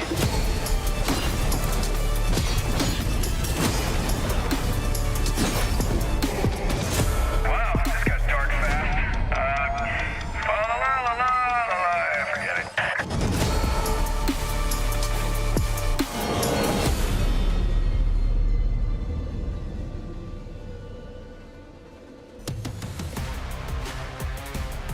Welcome back, everyone, to the BLGS Finals here in the Americas. Greek here, joined by Onset and Vicky. Guys, pretty good game that we had last one. I enjoyed it thoroughly. How are you guys feeling? The fact is, like, I didn't know what to expect. You look like you're about to like come further out of it. Like, I don't know how to explain it. Like, push your face forward a little bit. Like, and slowly keep for some reason. Okay, go back in. That's one of the most horrifying things I've ever seen. But you weirdly fit. What was the question? Just asked how everything's going. Did you so close to swearing on broadcast? What did you think the last game was like? What the? I'm sorry, I can't. Oh my gosh. Okay, I didn't know what to expect. Like, but it's obviously Dan. Like, I'm not surprised. Greek, it's so nice. I'm sorry, not Dan. I just. Thank you. Not mean. I did not mean Dan. I meant Greek. Greek, it's so nice to have you on the broadcast. It's great to be here. I think you guys are doing a stellar job. Where's my what? Where's your neck? I lost it. Oh, disappeared. Throughout so many of the B streams, you know, I lost my neck, but I'm here. I'm happy. Enjoying myself. I don't know what to say anymore. I don't know if this is a new high or a new low. You know what I mean? Like, I'm not sure where we are. What do you mean? We're in the BLGS, baby! That's thrown me. That genuinely has thrown me. This is what happened in the last game. Does it matter anymore? Honestly, after what I've just experienced, maybe not. Moisto with the win. Vicky, help. Okay, I'm coming to save you. So VP just completely fully sent it on FURIA to get the best spot they could get. Great on them here, and watched all the chaos unfolded before their eyes.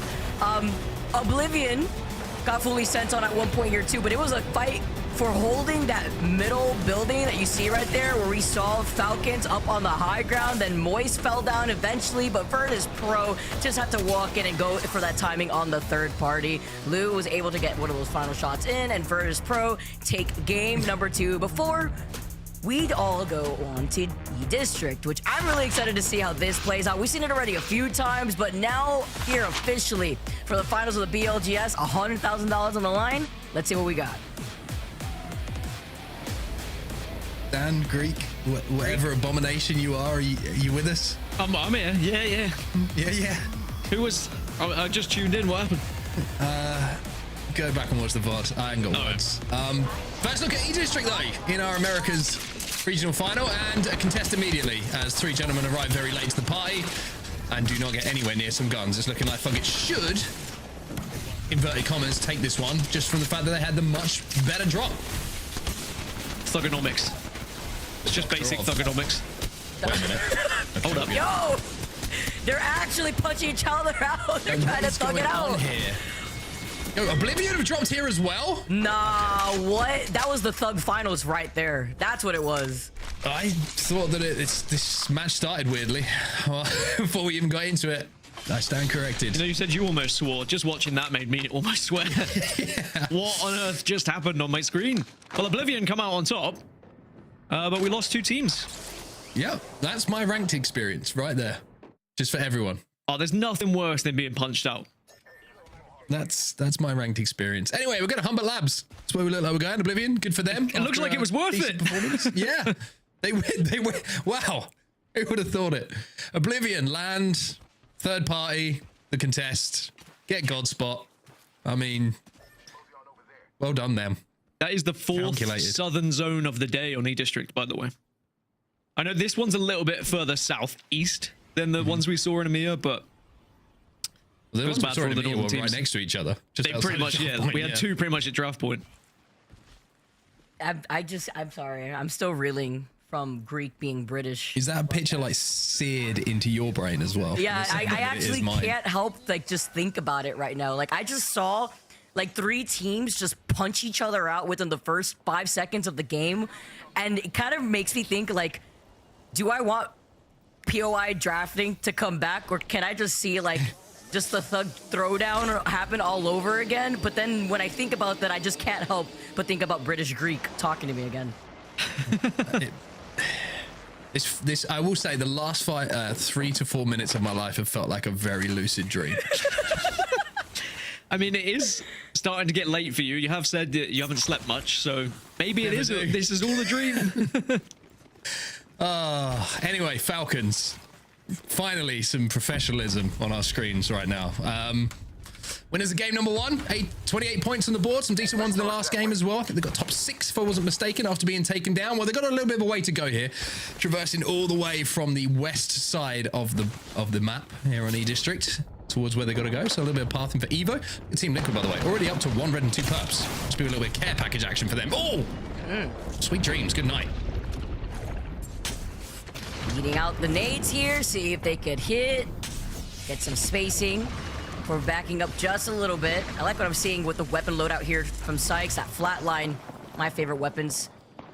Now also seeing where this zone is going to be pulling over to that south that we were talking about earlier on. So many squads have already gone for a rotate because as we were talking about earlier, E-District is one of those maps where you can see a lot of teams coexisting, which I absolutely love, especially in a meta like this. Mark, what's your thoughts on the flatline iron sight? Because Tiff earlier was saying that it gives her nightmares. I don't mind it. I don't mind it. Depends on the skin for me. Do you remember when that sliding towards you? Do you remember when that skin came out where it didn't have the iron sight and everyone? Oh, the busted one? Yeah. Do I have it? Yes. Why wouldn't you? Didn't they patch it? They did, yeah. Yeah. Oh, I couldn't get a refund, unfortunately. That was scary. He almost bit his toes, trying to get out of there. Watt is actually on the hunt to try to chase down after that Gibby he saw. Now, does he abide by the sign that says keep I've clear? never seen a bubble go so high. I was going to wait. I was like, where's that bubble popping? They get the Evo anyway. There's just no gravity on the E-District and it just keeps going to the moon. Have you ever bubbled the moon? I'm going to remember this game for quite some time. That's no moon. I just picture Greek saying it too, like, with his voice. Oh dear. I did spend a little bit of time during the break just to make sure I could do that. I'm glad it entertained you both. Graphic design is your passion. It really is.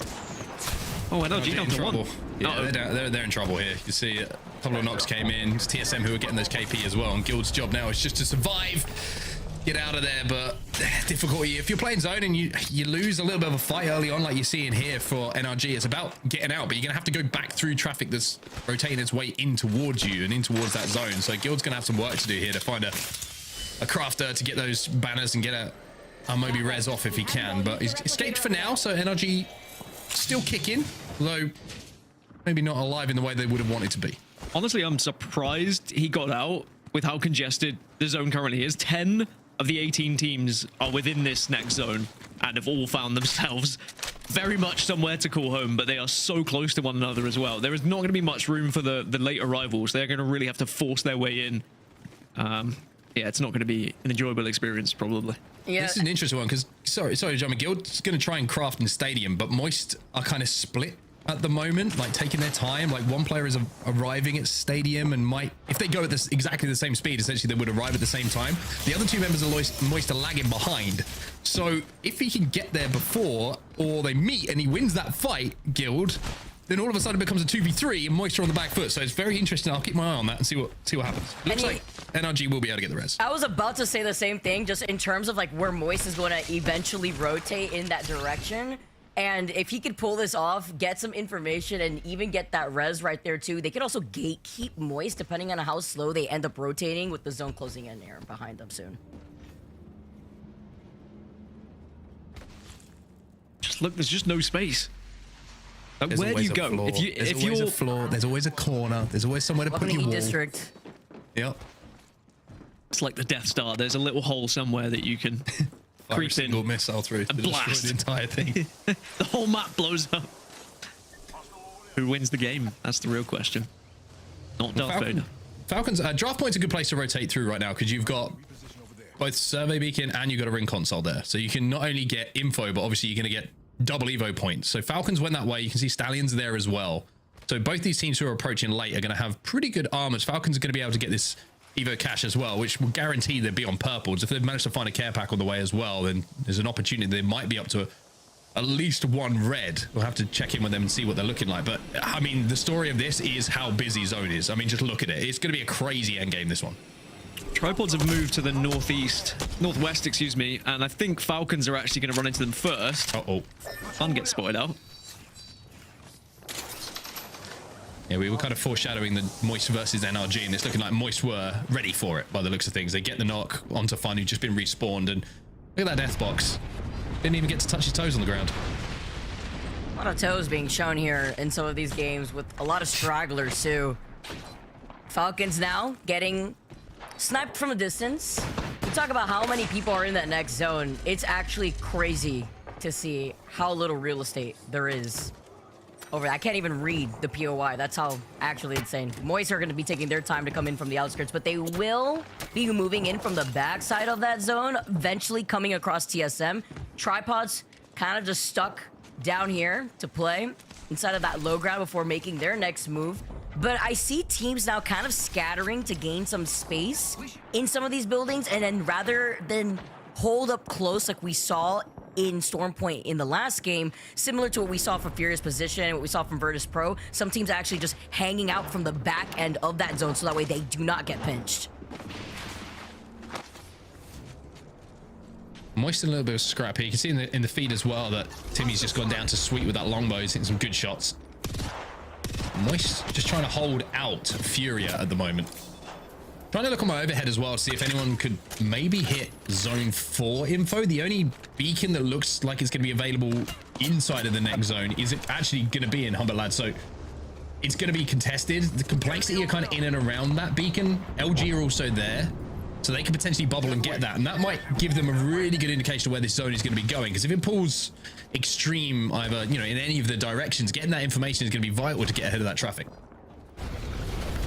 Ooh, I do want to pinpoint that Energy is about to get that mythic in there too. So that's fantastic news for them since they've had to run around for a bit, having to get these respawns. Complexity in some trouble. Enemy losing out on his shield, calling in the wall to see if they can try to get out of the line of sight of the team that's right above them, trying to harass them. And aside from a lot of these Gibby bubbles though, that coupled up with these cat walls, it is a free-for-all in what you could see here as Kimchi is going to be able to give some suppress fire. Kimchi, who apparently eats the core of an apple. Still want to question him on that. If Complexity win and we get an interview with him, that's going to be my first question, just to let you guys know. But will Complexity actually survive this? This is a real question. I mean, a lot of teams around that can do some damage right now, and Falcons also feeling that pressure on the northern side. FURIA, I think, have just been scared away. Tripods, LeaveNoWitness are going to be south of Falcons. But they've got a lot of space to work with and a lot of cover. I think that's one of the good things about this area, actually. A lot of teams have cover to work with right now, but eventually the zone is going to force them together. This zone is pulling hard south by the looks of things. So 100 Thieves, C9, Lone Sharks are in a fantastic position. So all the teams that approach from the north now, they're going to have a really rough time unless they can evac a little bit later. One of those teams who's down in the south, Complexity, are going to be safe inside this next zone as well. And that's why you've seen teams all of a sudden start to try and force a little bit of space, force the way in towards where this zone is going to be going. So many teams on that low ground. Virtus.pro looking ahead. C9 on the outskirts here. Lone Sharks are all alone too, by the way, in that southern part of that zone. As Onsets was saying, going all the way down to the south side, we can see sights in the feed lighting up enemy. Complexity in trouble as they're pinched with Oblivion right next to them, and Virtus.pro, like we saw earlier, are trying to take some shots onto them. Now LG try to move in, see if they can try to capitalize, but they can't give up that spot. This is the beauty of the current meta with these bubbles. You can try to get these resets so that way you don't find yourself losing out of that fight. And looking like that was a stick with the Arc Star here too, over bounced off that shield.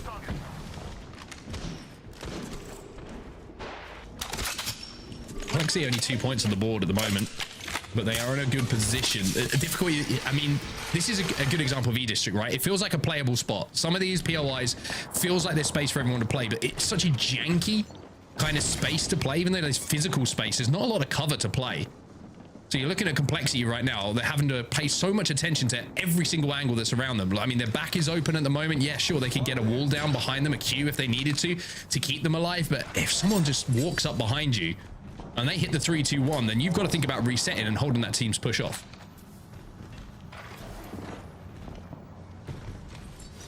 By the way, I did laugh looking at the responses from some of the players about like their favorite smells and stuff, and do they eat apple cores. You've got Kimchi who says he eats the apple core, and then you've got Monsoon who says if you eat an apple core you are a sociopath. So, you know, there's clearly some differences on that squad, as FURIA just about find their way into the building and they'll be able to survive as well. But 1 minute and 13 for them to move south. And actually, they're not going to be the only ones. You've got FURIA, Virtue, NRG, Tripods, all have to move together from north to south.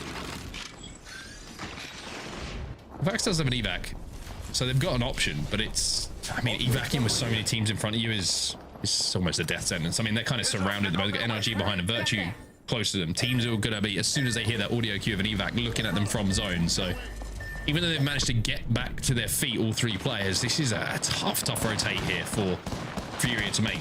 Lone Sharks in the best position on the map still. Look at that southern side of the zone. Wow. Lone Sharks have been there for all of this time.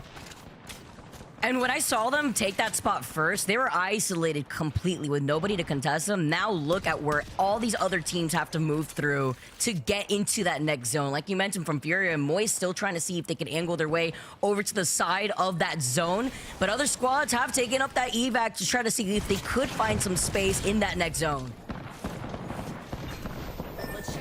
Virtue going to find the corner to play. Castle Ball is going to go down in a few seconds time as soon as that bubble goes down. So it's about swapping one piece of cover for the next. Beautifully placed. Oh, actually beautifully placed. A little bit of a hole.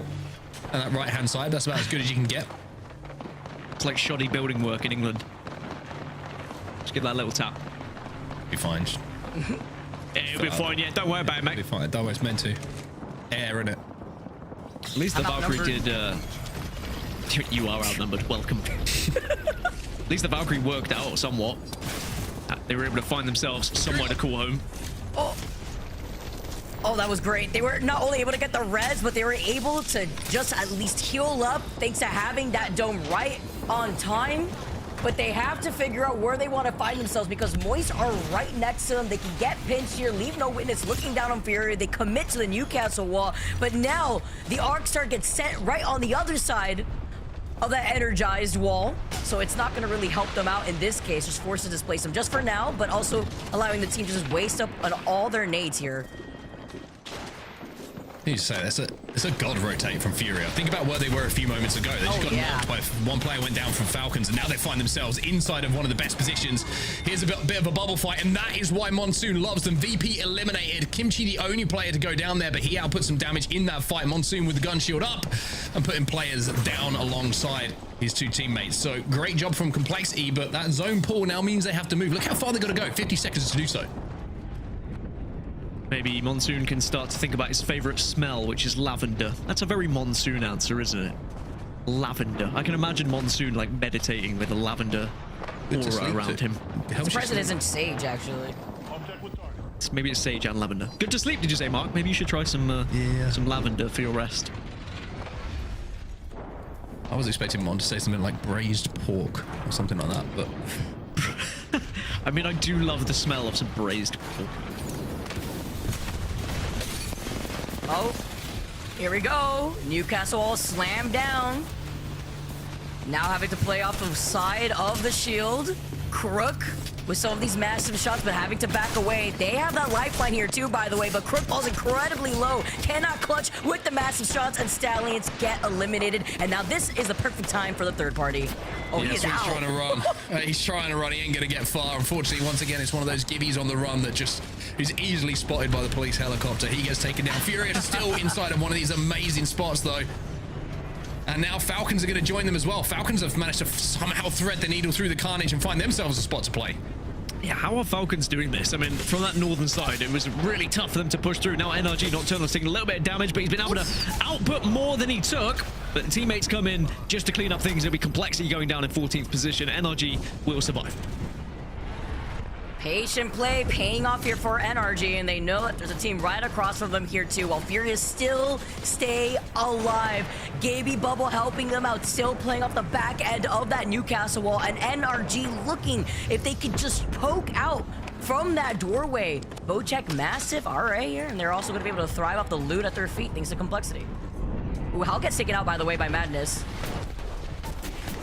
Now you're going to see the fight. You see FURIA want to send this. Waltz is trying to hold. He gets one. Trying to stick the res here. Got a knockdown shield to play behind as well.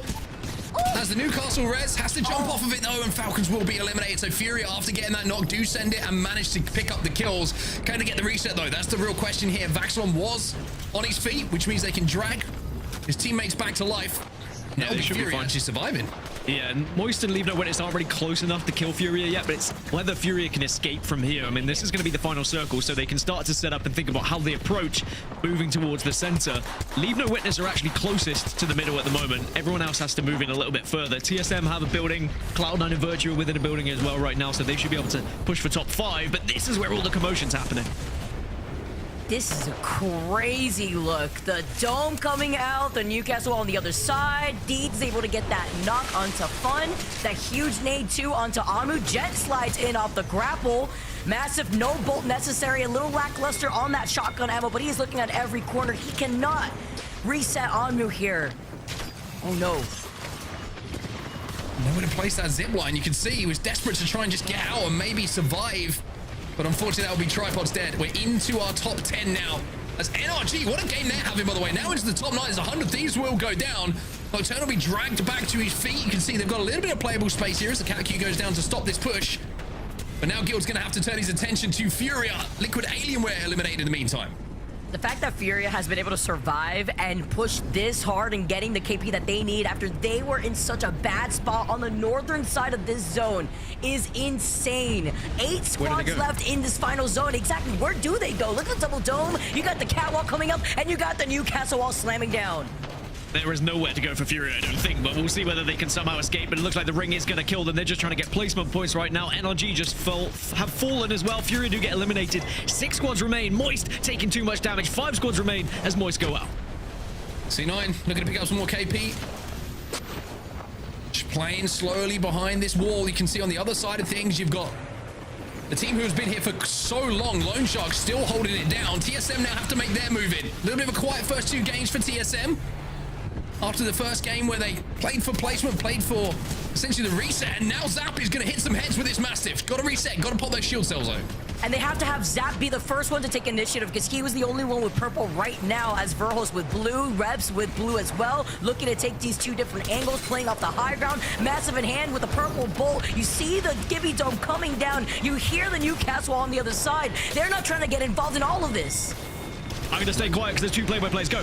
Lone Shark and LeaveNoWitness has gone as well. TSM now jumping to try and finish this one off. Oh, before he gets it here, TSM with the patient play. And me being with Onset and Gaskin. Goal as TSM take game number 3 on E District. But you saw what they had to do. That is literally, at this point, when you are in a final zone like that, just staring and watching the fights happen, especially with the masses when they're not pointed at you, is the way to go, especially when you're at a shield disadvantage. The 2 blues, 1 purple, you can't just throw yourself into chaos. I saw you had a little look towards me there, Mark, because you're wondering. I was just checking if and he's back, just like that. Oh, man. You thought he was gone. It's like you go like this as well. It's like, hold on, it's this way, isn't it? It's like as soon as you put it on, you just go like this. You just completely shrink. It's very, very daunting. Just hunch over. You kind of look like someone else that's not Greek. Well, oh my God, you do look like Jayhawk. You think? Wait, you think a mixture of me and Greek is Jayhawk? Yeah. Wow, I cannot see that now. Let's talk about TSM though. Let's talk about that end game because that was very well managed. And I think one thing when you look at TSM's games, you look at some of their performances, sometimes it's there a little bit of end game management, which is areas that they had to work on. It's something they've had to learn, of course, with kind of the shared IGL role that we see between the team now. But that was a perfect example of it, right? Just playing patiently. First player in was the one with the most shields. He engages, but backs down, starts to fight off, and then they re-engage, having played for that high ground. So really good end game management coming in from TSM there. An impressive win for them in the first game on E District.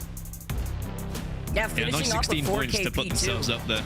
Sorry, Vicky, you go. Oh, no, you're good. We basically said the same thing, but differently. I was talking about the 4 KP that they got, as you said, giving them that 60 total points after getting that dub. Even C9, looking at the spot that they were able to hold off that low ground here, 8 KP to their name, but spread out, I feel like, pretty evenly in this first page for this game. I must say as well, expertly navigated when I handed off to Mark and then Mark handed off to Vicky for the endgame call. You know, you can't write that. It was just, I didn't expect that to happen when I said, I'm not a play-by-play. I thought one of you would take it, but the fact both of you took it just demonstrates what incredible human beings you are. It's the baton pass.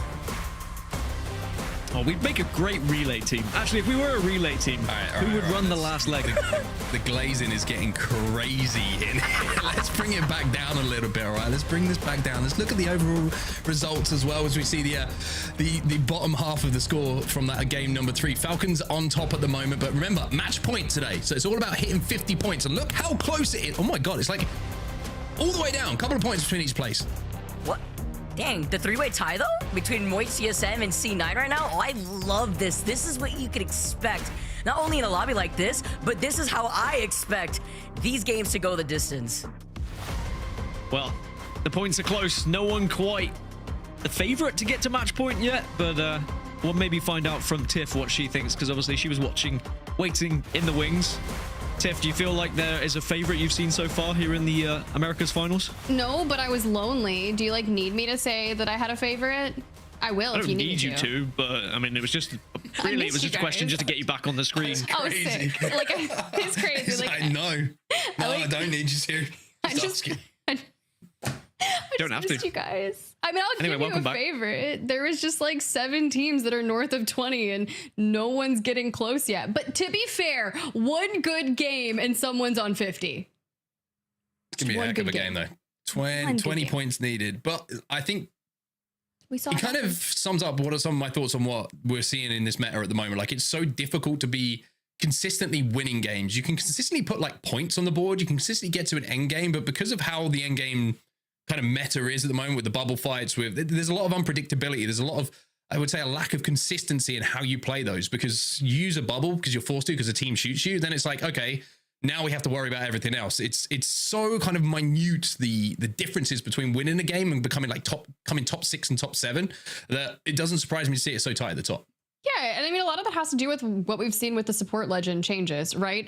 All of the recent just hot fixes and patches and updates, it has caused a lot of chaos. And you even saw it in some of these end games, considering we've got bubbles, we've got mastiffs, and just everyone locking it in. So thank God we've got this graphic that says mid-season hotfix. Support meta does it say better now? It's better so much better. Yeah. I'm sure the public completely agrees with us. Everyone loves support meta, right, guys? Some people do, some people don't. It's the beauty of the meta, right? It's the beauty of how things develop, and we'll take a look at some of those changes from the hotfix as well. We'll look at Lifeline, because that was something that had a legend that had a huge overhaul, excuse me, in the latest season. Now the cooldown on the reses is going to be reduced a little bit, because it was pretty crazy how quickly you could get people up just by tapping them. Also, cooldown on Doc is very useful, because when you're combining, like, for example, quick shield cell pops on the support legends that we know now give you 50 HP instead of what they did previously, like, combine that with Doc being available all the time, it's like you pretty much just instantly getting your health back, and it's so difficult to finish a team off. So Lifeline, a little bit of a hotfix came in. Is it enough? Maybe. I mean, look, we saw her pulled out for the contests. It panned out well for one team and not so much for the other. So great. But she can hover, her little passive where she just plays around the map now. It's like, wee, I'm coming to heal you, and you just throw your Doc across the way. Let's go ahead and jump on over to Newcastle, because we see lots of Newcastle. It is Newcastle's world. We're just living in it. 100% pick rate. We see why.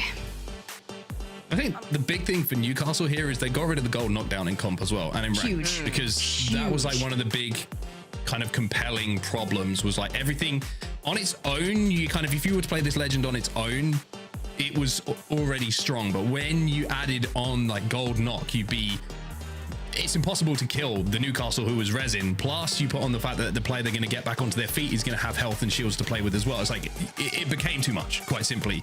The cooldown being increased on the mobile shield, obviously very important, and it no longer being invulnerable is a change that needed to happen, quite simply, in my opinion. Like the indestructible shield, there's no counterplay to that. There's no way that you can counterplay it. So I think very important that was adjusted. Yeah, especially with the perk upgrades. I'll let you go, Colorcaster. Is that me? Oh, hey. I think the power of Newcastle, though, is still displayed that despite the changes, still 95% pick rate. Actually, 92% pick rate it was in EMEA. Like, does there need to be more changes would be the real question. Oh. That's the real question. What would you do? What would you change? What would I do? Oh, it's, I'm not a developer. I'm merely a colorcaster, as you said. So I'm not sure what I would change. What would you change, Mark? I'd remove the support class healing. You don't like the fast heal? What about it? You don't like it? It's just, no, not in a meta where people are getting rezzed all the time. Like it's so difficult to close a gap from a knock you get and convert it into a kill by the time that person's popped a cell. Like you're always fighting someone with shield. So I think, there you go. You're not wrong, especially with the Newcastle perk upgrades. You've got the extra HP upon the res. So it's like, yes, we don't have the gold knockdowns anymore, but you still slot that right in there because I think it's valuable and we're seeing a lot of it, which just creates all the chaos. Add the health perk as well, like getting out with health, all that kind of crazy stuff. It just compels it. Let's take a look at what we missed though, if you're just joining us, or what you would have just missed if you are just joining us, because we've had some action. We've already had 3 games. We've seen all of our maps so far. Vicky, Dan, who wants to take this one? I'll go ahead, because that's just a color caster. Taking it right from him, C9 coming through, being able to put in some pressure. But this was game number 1 where we got to see Falcons win with 10 KP. They were uncontested from the backside. Look at these Kraber shots coming in from 0. But while all of this mess was happening over to the left side, no one is looking at Falcons whatsoever here from that side of that fence. Everyone is just engaging in their own Gibby bubble and not wanting to really be fully vulnerable from behind. So when Falcons knew it was time for them to move forward, it was just easy cleanup for this first game. Yeah, I think Falcons, coming towards the end of this, there was a chance that maybe TSM could have potentially contested them a little bit in that final circle, but as soon as they saw there was a weak player, they committed to the fight very quickly, and then in the end, it was just a 3 versus 1 with the last remaining player, so it was an easy cleanup. But then we saw match 2 as we moved over to Storm Point, and that was where we saw Falcons not able to carry on that momentum into the second game, where I thought maybe they would run away with it a little bit here, but it's proven that the Americas has actually been far closer, but maybe we expected that as well. We touched upon it right at the start of the show of how many teams could win here today, and I think that has been proven with just how close all of these squads are on points. Looking at VP up on the high ground there too. They were able to boot FURIA off from that positioning, which actually allowed them to hold the best spot in trying to third party. But always when we see these teams taking these final fights, from Falcons in the first game, VP now, even in the last game that we just saw, it's about that patient play to wait and then walk in to try to find what was left of a lot of these third, fourth parties. Because of these domes, you can't really poke from afar. You really can. I just imagine the call coming out from Virtus.pro as they're looking at third party, the final fight. Charge! Running in with their 3 red shields like we have done something spectacular with our patience. And then you just have the next map. It was E-District. It was crazy. A lot of Mozambiques, a lot of chaos on these first initial fights. Y'all went hard on that TriCast too. I mean, we were all a bit perplexed at the start of the game, it will be said, with 3 squads dropping and throwing fists around, but ultimately that's where the zone was going to end up, so maybe it was all worth it in the end. But then we had to watch who could actually pull it out right at the end of this one. And this is where I just said, right, Vicky, Mark, one of you please call this, because I'm getting cross-eyed just looking at all these bubbles. Look at this. Look at the Venn diagram. The double bubble. You saw at one point on the left field, the Valkyrie missile swarm here. TSM, though, on the high ground, were able to take game number 3 on E-District. And now we get to see a nice little comparison between Koifel and Waltzy. Koifel with 8 kills and almost 5,000 damage dealt in what, just 3 games alone? That's actually insane. And Koifel's damage output is always up there with the best, but those kind of stats, considering that Falcon, I mean, you look at the average survival time, it's something that I wanted to take into account as well, because they're pretty similar. You know, you look at Waltzy, almost just less than a minute more, 60 seconds or so on the map, but to be putting out that much damage for Moist, and Koifel really is performing well at the moment. 8 kills, 3 assists, really is being a little bit of a powerhouse here on the map. That's a good way to put it. All right. Well, with that first 3 games done and dusted, Tiff, I think it's time for you to take the seat and cast alongside Mark and Dan, because you got a lot more action coming to you guys soon. Take it away. I feel like it's almost a punishment to have to cast. Yeah. I have to be honest with you. Sorry. It's like, oh, congratulations. And you're like, oh. Sorry, Tiff. Yeah, Why are you sorry guys? Don't apologize to me. We're gonna have some fun, right? Oh, yeah. Well, we'll try. yeah. As long as Dan doesn't. Yeah. I mean, I don't think it could get weirder than how the previous game started. Yeah. Did you like my? There it is. got I was weirder like, did because you it like wasn't my lined up. whisper from the back? I was like, Jayhawk. It's Jayhawk. You do actually. Yeah, bring it look a back. little Like bit seriously, I want to like look at it Jayhawk. again. We got to like really decipher through this. You are 100% our Jayhawk. That's crazy. Hey, I can't tell if that's a good thing or bad thing, but either way, someone's getting insulted. Anyway, match 4 is going to be on E-District, and I'm excited to see E-District again, because that start was absolutely insane. It was, but I really want a northern E-District zone. Like over in EMEA, we had a ton of southern pools, and kicking things off in Americas, we've already done the same thing. So like, take us to the north. Take us somewhere new. I agree. I want to go to the north side. I want to see something a little bit different here on E-District. However, now that we've said that, more than likely that we'll go back down to the south. Even to the same zones that we had a little bit earlier on EMEA. Probably what's going to happen now. Don't say that. Don't jinx us. Probably going to happen, isn't it? No. Definitely not. We're getting something new. We're doing something crazy here on E-District, especially with match number 4. The real question is anyone going to hit match point here? I'm a non-believer. I'm a non-believer, right? though. I don't think it's happening. Not on E-District. It was Storm Point or World's Edge, I'm like, maybe, with some of the zones. But E-District, if we see one of those zones that's stacked buildings, so difficult to get, like, 15 kills on that kind of zone. Like, I reckon one team's going to make it. Yeah, you get, like, punished for pushing, though. Okay. I don't know who, but I think one. Okay. Maybe if we see a central zone. Maybe. Do you think we can get that? Perhaps. I mean, the last one was very difficult to do anything because it was a very easy zone to predict and everyone moved straight away. So everyone was just kind of in buildings and there was very isolated fights that were happening. No one could really capitalize on it. Whereas maybe it could be different if we get a little bit of a different area. Now we'll see whether we're going to have the same kind of hot start as we did before, but it looks like Purple Slushee have actually been able to find guns this time. Yeah, Thuggets and Purple Slushee are still close to each other. Oblivion have decided to go a little bit further south this time as the contest isn't going to be as hot. So they're going to just have the POI to themselves and Thuggets will get a little bit of loot. Purple Slushee will as well. Looking elsewhere to see if there's any other contest. It looks like there isn't. So everybody should have enough loot and a rotate to make. And I joked, by the way. Stop. I joked. Don't do I it. laughed. Don't do it. Almost meaned.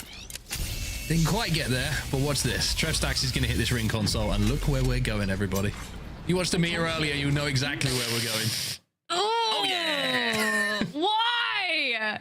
Why? It's fine. Okay, look, hopefully our teams did do a little bit of watching because we commit to it. LG over in Draft Point, killer rotation. Honestly, I love that we didn't see Purple Slushee and Thuggets duke it out on a contest and Oblivion not getting an easy third party because now we can actually see them survive for that rotate that's going to benefit them so nicely. LG have ring console as well. They'll know exactly what's going to be happening.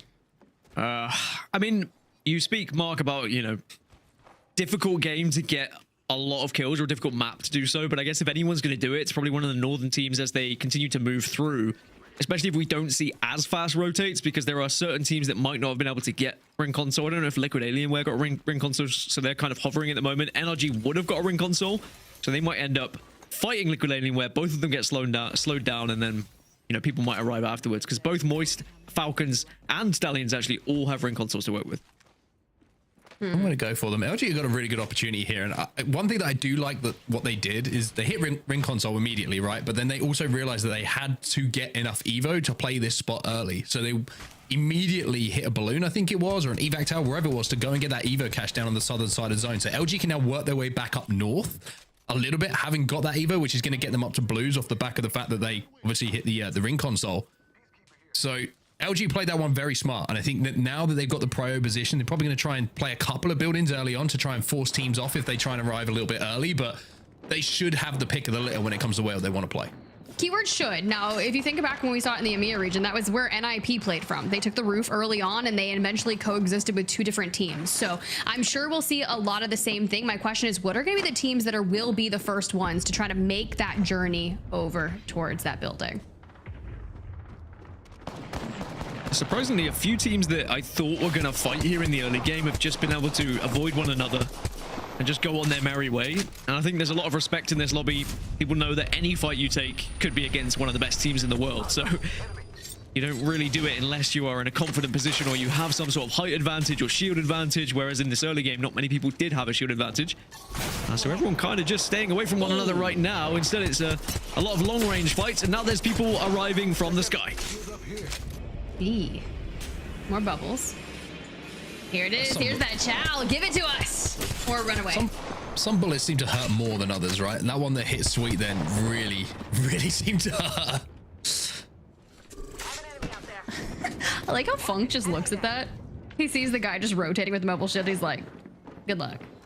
Not worth his bullets. Not worth his ammo. No. So see you later, friend. I do like how well and how quickly people have adjusted to the mobile shield as well.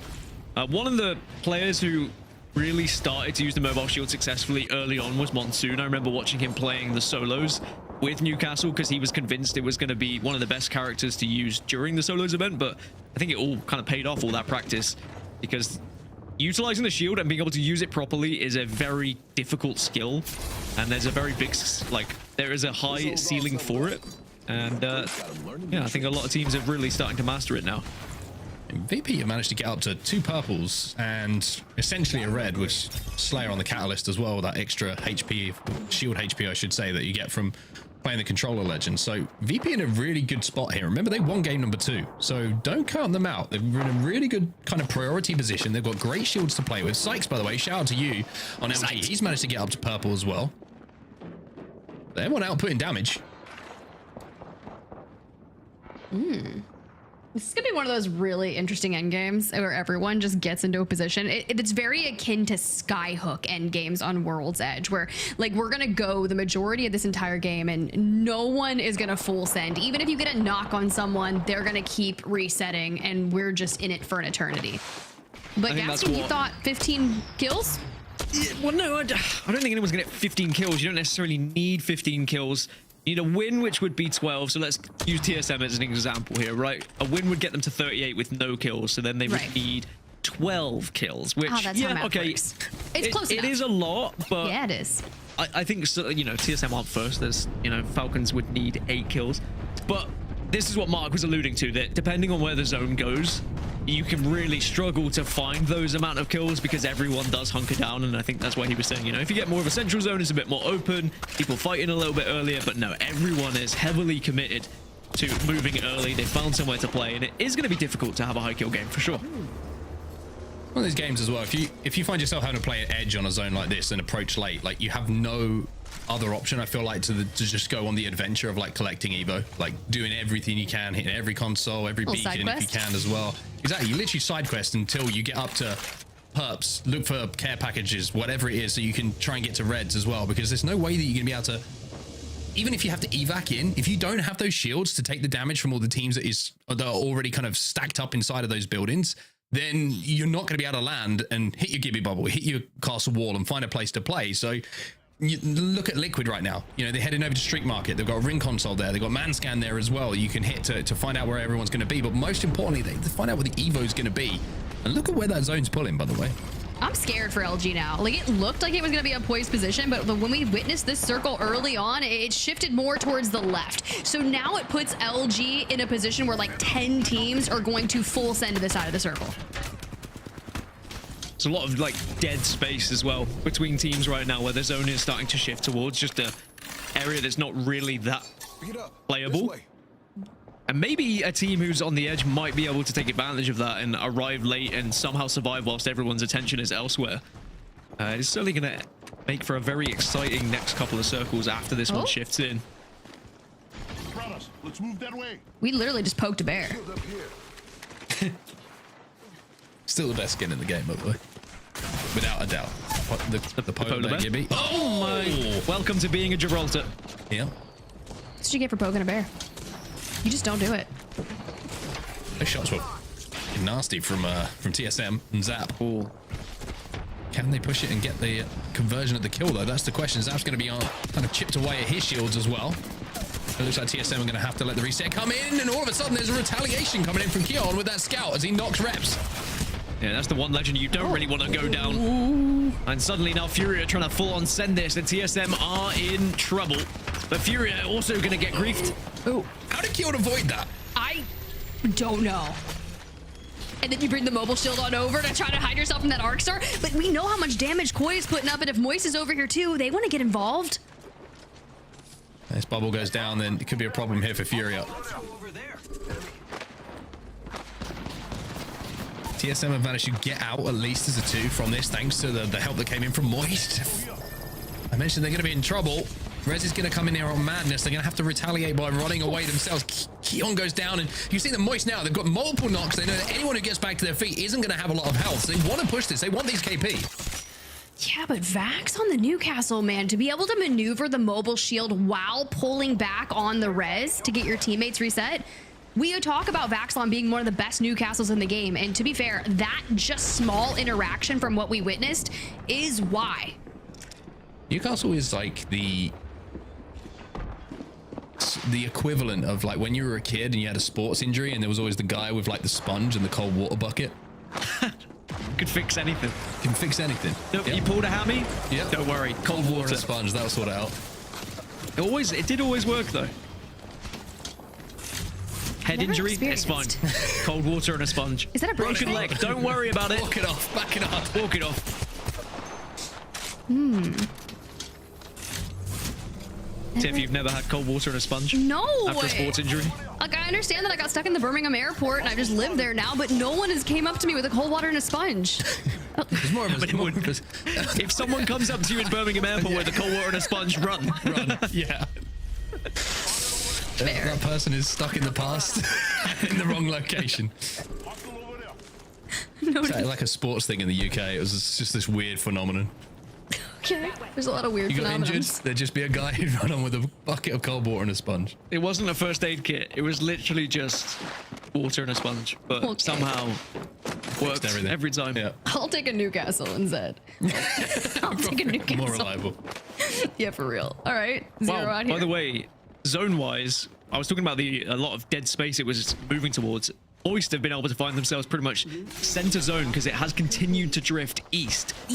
And they are now the only team, I think. No, maybe there's another team in there. There's only 2 teams within this next zone.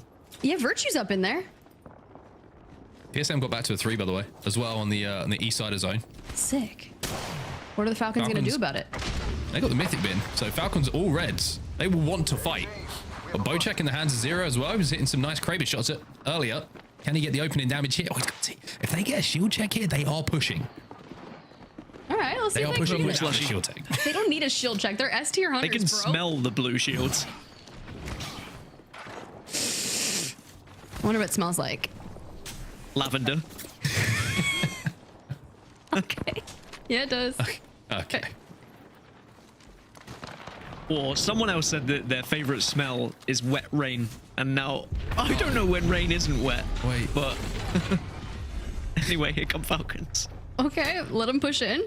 Let him get poked and prodded from that triple take. Force him on. Wait! Oh my god, there's someone right behind me! Waltzy! No! Oh, there's no way they lose this. Okay, it's okay.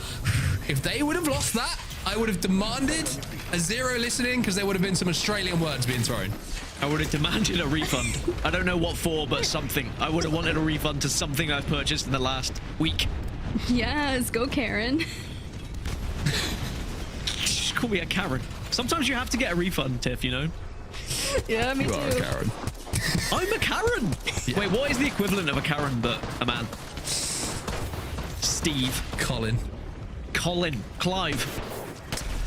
Randall? Say, Falcons kind of got away with murder there. I mean, it's not Waltz's fault, right? You don't expect there to be someone playing like that in that corner, but they did take the bait, and luckily it was the red shields that essentially bailed them out of that situation. They get the KP though, they get the spot 2. The Falcons now should have a rotating from the north. NRG struggling. By the way, 18 squads still alive in this game. 17. Plenty of kills to be had. We'll say that. Not wrong. Plenty of bubbles to throw down as well. And Guild looks a little confused about where he wants to approach, or maybe not approach at all. So we go back in the train and we wipe around and stuff the Mastiff in their face. Do it again. Just blew Timmy's head off. That was like ugly to watch. Oh? Oh my goodness. Jaguares now. He's having to go himself. NRG eliminated. Jaguares will go down, but there's the Newcastle. Virtus.pro trying to move in on some damage that's going down here, and all of this is happening on the western side of this zone on the bridge. 100 Thieves are still alive, by the way. 2 of them managed to get away. VP trying to clean up some damage, but it's all on Lou now. Oh. We're no longer on Literally Lou. jumped to his death. Yeah. I want to go back to Timmy's head getting absolutely decimated by the Mastiff. That hurt to watch. That was brutal. Yeah. That one's on the slow. Put that one on the slow-mo guys channel. That would have been Also, crazy. Google suggests a male version of a Karen is either Kevin or Terry. Now, my dad's name is Kevin, so... Big Kev. Shout out Big Kev. Shout out Big Kev. What about Terry? Jerry? Short for What's Terrence? like, can we just say not do a Terry? Can we just do a Jerry? Just Jerry. That's what I'm gonna use it for. All right, Falcons need how math works is 16 points. 16. There's plenty of people left in the lobby. But in moist position right now, bang center of zone, where that next zone is going to be finishing, plus Kraber in the hands of MT. You know what happened that one time? A big opportunity. That little 720. Ooh. Everywhere MT looks, he starts to zoom in, and then a bubble comes down, or a dark veil comes down. He's just like, can someone just give me a clear shot, please? Well, When that bubble disappears, someone's getting a bullet right through the backside. Someone through. LeaveNoWitness gone. LG gone, by the way. 119. Any more? For any more? I'm disappointed. I thought that was gonna be more. What? Did that connect? We'll never know. Come back. Fine. Put me on cloud 9. Under Thieves gone.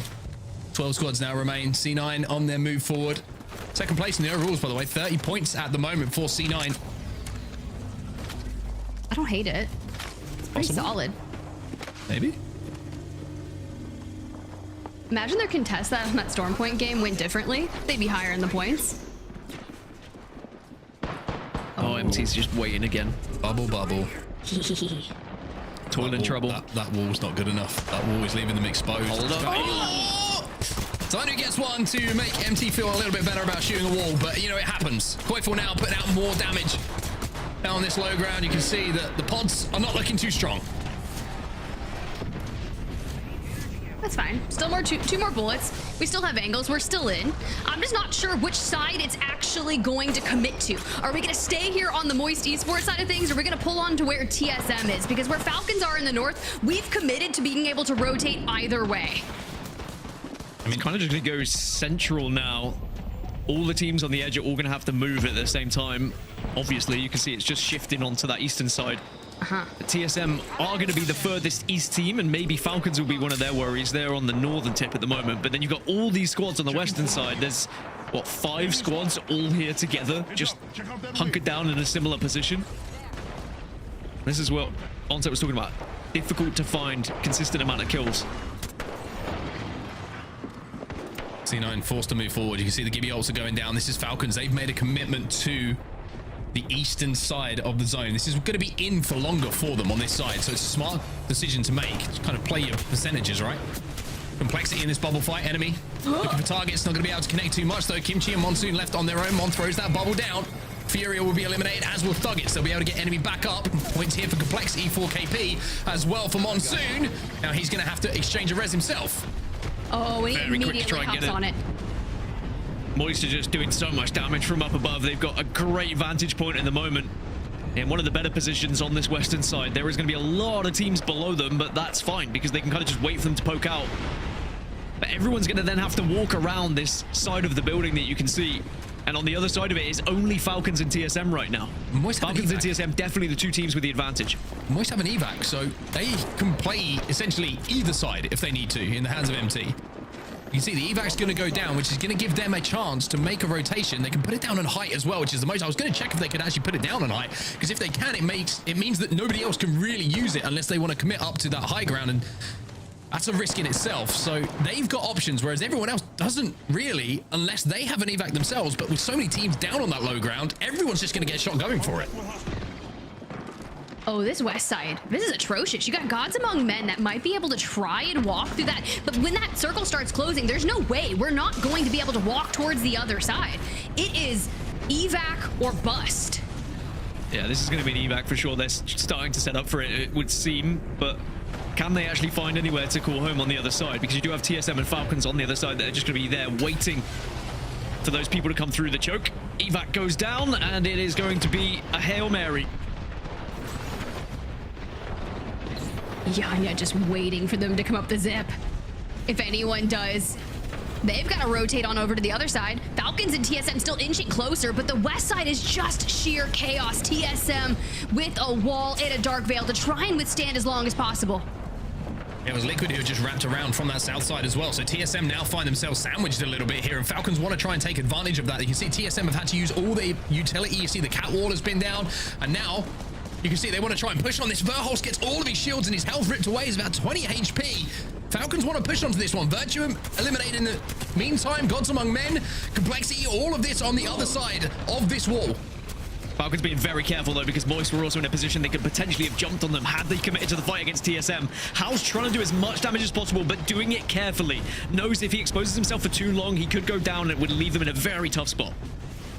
Oh, Falcons, Waltzy just biding his time through the bubble. The moment that bubble drops, they are sitting ducks down below. Aim it on up, but they're starting to get pressured from elsewhere. Moisture in that corner just below them, and they managed to get a reset. It was MT who went down initially after they hit that evac, but now they're in the corner. C9 eliminated 2 into our top 5 now, as Liquid now look like they are probably in the best position here because they are the team with their backs to zone and everybody else in front of them. Yeah, Falcons need to find a way to actually find safety. They're going to be able to use the opposition castle wall here just for a little bit of cover, but they have taken a lot of damage. And now here comes that push that you were talking about as Falcons eliminated. 3 bubbles.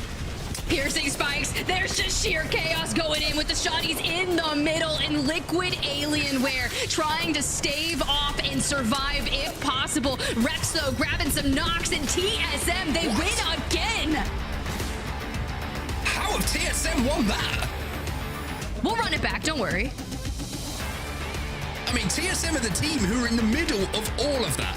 And somehow Zap stayed alive and managed to get that final kill. That is crazy work from TSM to get out of that situation. They were between everyone. And yeah, they got a castle wall to play behind, but everybody has an angle on them. I need to watch that one back because I was surprised as anyone to see TSM's name jump up in that final moment there as the champions. I thought that was Liquid's game, but TSM somehow go back to back.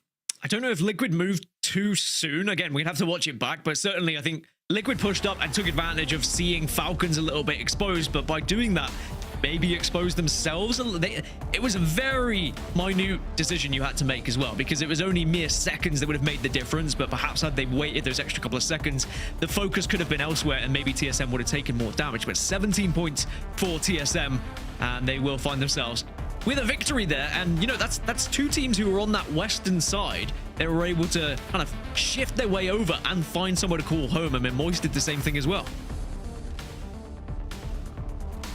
You jump on to the other side of the match results. I'm just kind of like taking some time to soak it all in, because a lot of teams drop in zeros in terms of kills and 0 total points. But despite FURIA going through what seemed like hell towards that end game, despite falling in 11th, they still grabbed 3 KP, but it was really tough for them.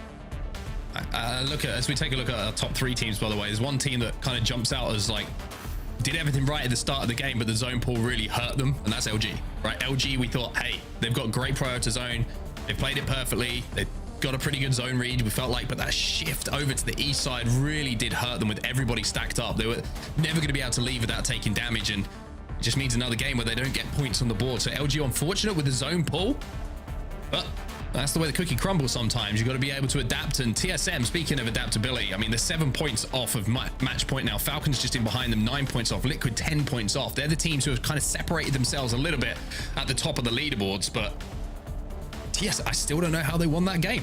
I genuinely not sure how Zap came out of that alive. Welcome to the meta that we're in, because I swear you have to literally look from 15 different perspectives, slow it down, manage those cooldowns. I don't even know how there, because like you're in that end game and you're basically like, Jesus, take the wheel, like something happened, or Mastiff take the wheel, whatever it is. Bubble take the wheel. Just someone take the wheel. Not at me. that point, Responsibility. you really need to hope for the best. We all do. We all need to hope for the best. And for the teams that are looking to hit 50 points next game, well, we'll see if anyone can get closer to it. We're going to cut to a quick break before we get to more BLGS Regional Finals for Americas underway.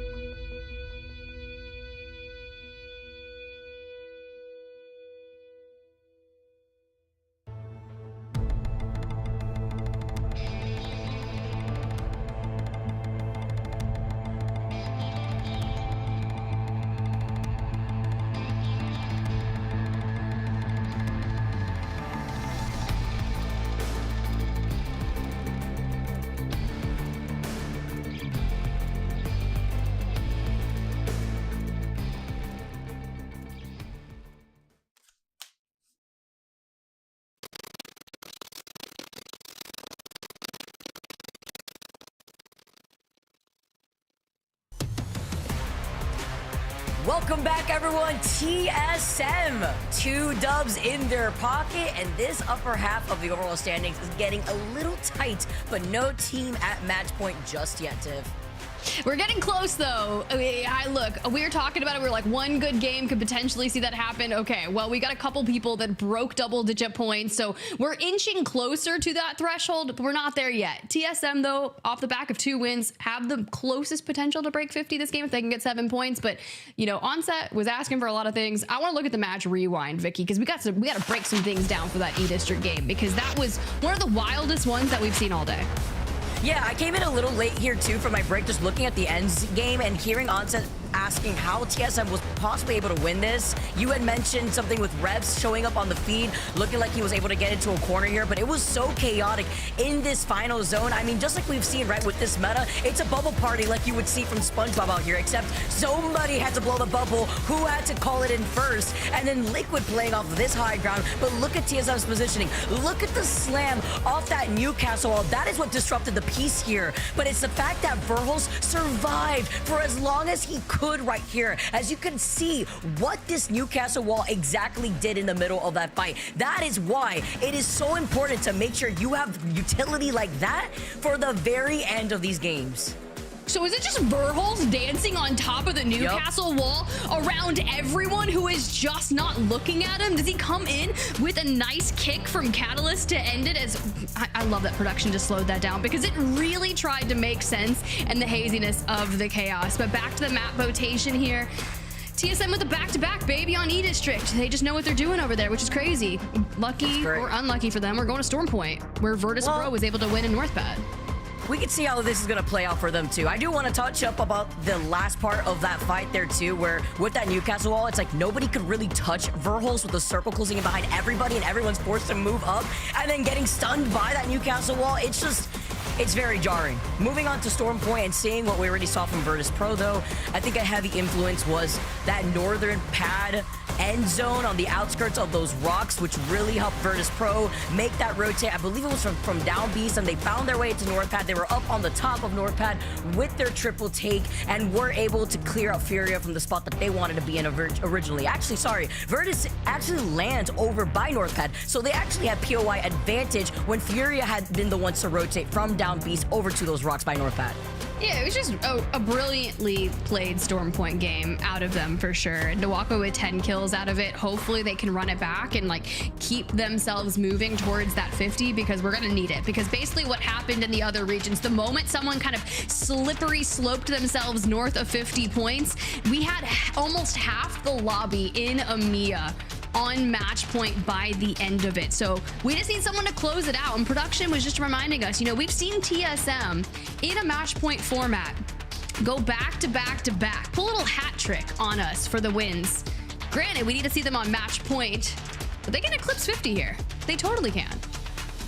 They absolutely can. Them, and they're not the only ones, right? With like a 2-point difference, Falcons are right behind them, and then a point behind Falcons. Liquid Alienware are also sitting at 40 points. It's just crazy. This could be the game where we could honestly see 3 teams at match point, but it also depends on if we're gonna see any thug out, punch outs at the very beginning of these games, like we have already seen before with the third party on punching out all the teams that decided to land on each other. That could potentially be possible for the teams that are very close to match point. You know, I hope so. Like, keep things interesting, right? I know we originally had some contests, right? Cenote Caves was one of them, 100T versus Complexity. And, well, Complexity, unfortunately, were one of the first teams out on that match. So would love to see them run this back, maybe assert some dominance. But we did have some Horizon Lifeline combos coming in from the opposing teams. 100T locked that one in. Rambo on the Lifeline. You know, I have to say that the way that Monsoon, I mean, I'm not surprised because it's Monsoon, but the way that he runs that Sentinel, he is using it as a shotgun when he just runs it down onto people. Looking at the chat, I think Zach was like, you know, you're giving me like Rust vibes. Like, are you good? You're about to get the Sentinel like nerfed. And Mon's like, I'm just running it down, man. He's just doing what he does best. Down mid? All right. Literally. Well, Design, though, has to back away. Literally escaping with 1 HP. Complexity having that slight advantage. Ooh. Little Horizon really there for smart. enemy. I like that they're changing things up, right? We already knew Rambo and Design were going to bring in the Horizon Lifeline combo, but Timmy's got the charged up Senti. And that feels almost brutal to try and use that against Monsoon. Oh, huge. They got the double knock onto Complexity. Monsoon was the last one alive. A Design giving him a little taste of his own medicine with that Sentinel shot. Complexity get eliminated. But I do want to touch up what you were talking about, Tiff. I agree. Utilizing the Horizon when you know you're going for a 50-50 in Cenote is the best way when you know you can just get on top of that high ground. But it was kind of matched on the other side from Complexity too. And there is no third party, so they could recuperate nice here. And you got to think, do we see that same thing occur in Checkpoint? We knew that originally happened, but it looks to be like Purple Slushee is up there in Checkpoint all alone, which is kind of nice for them, right? Considering where that circle is pulling towards Moist Esports, looking for that quick rotate out of Cito thanks to that. But you know who's going to be over there. Falcons are one of the quickest looting teams over at the mill, so that is going to be a heavy hitting early on fight. Oh, Moist taking on the fight to Falcons, actually, immediately after taking that evac tower, so that way they could get a scan on that survey beacon over by Mill. Falcons were able to get away and now playing by the choke closer to Spider Caves, but looking at this zone here too, look at teams like Godz Among Men already making their rotate over to Cito, 100 Thieves that are going to get information off of that beacon over to the south side after they leave Cenote.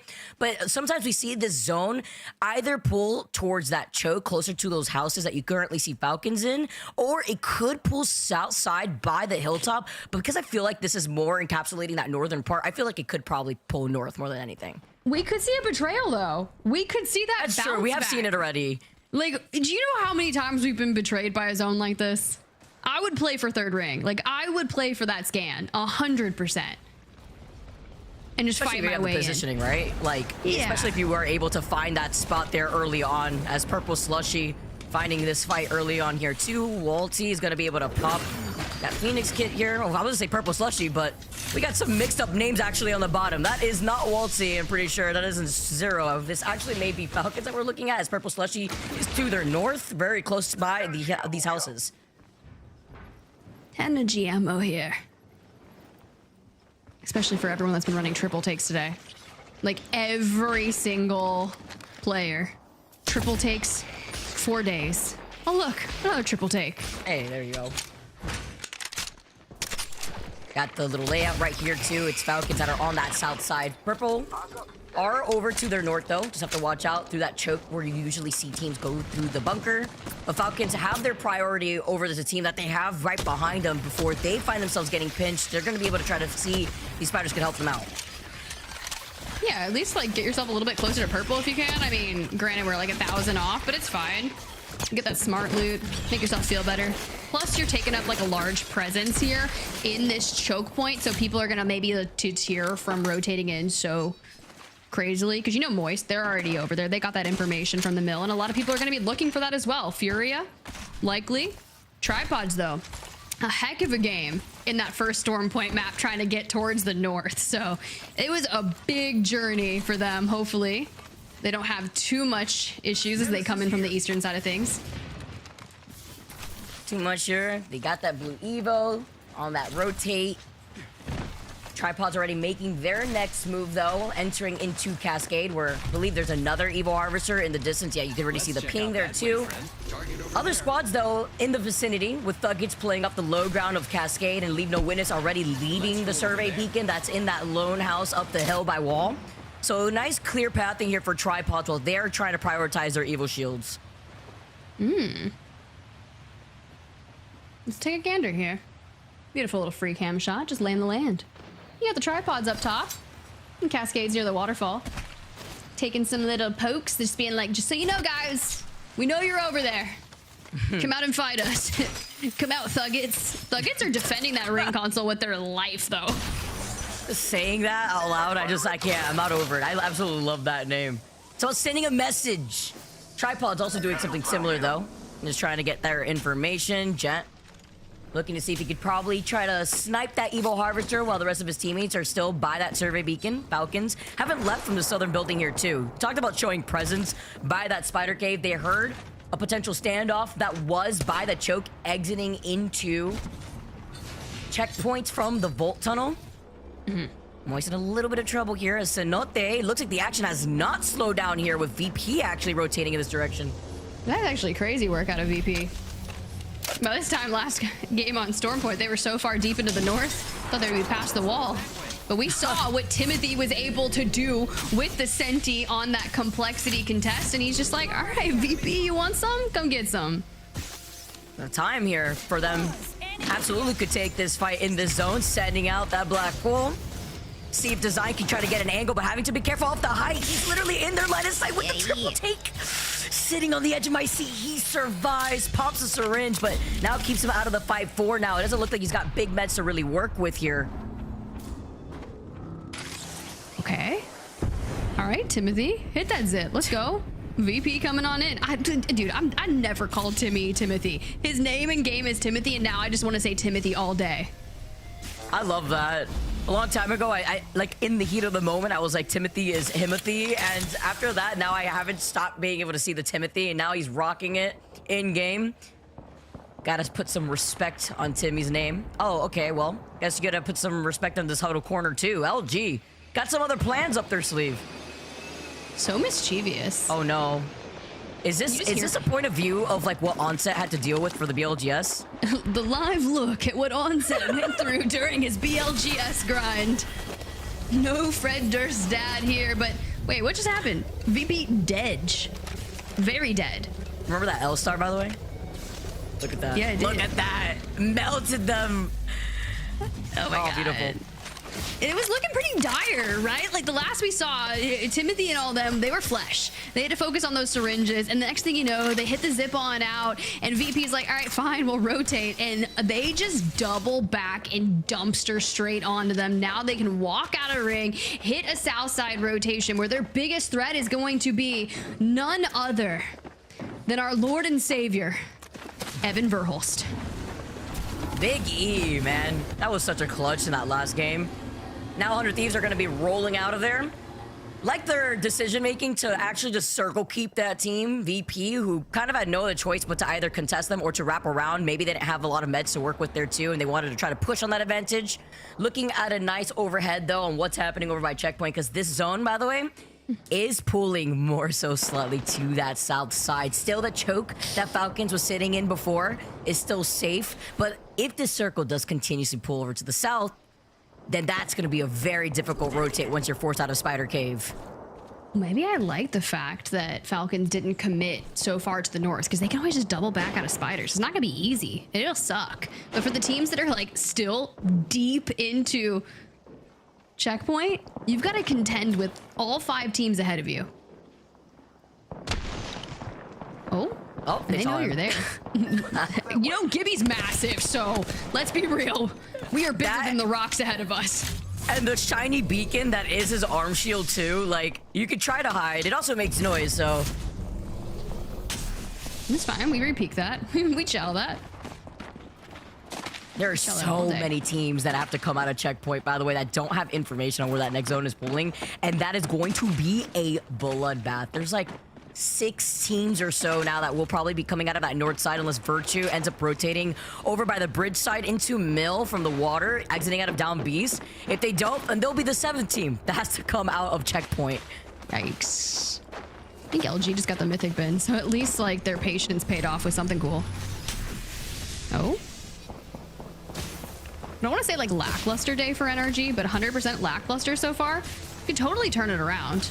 We hit this long rotation out of Down Beast, which is perfectly fine because they don't have to contend with all the people that are like falling from Checkpoint, but they just have to deal with Virtue that's been holding the Checkpoint, gatekeeping everyone in Checkpoint. But like, we should be okay. There's just not a lot of cover here.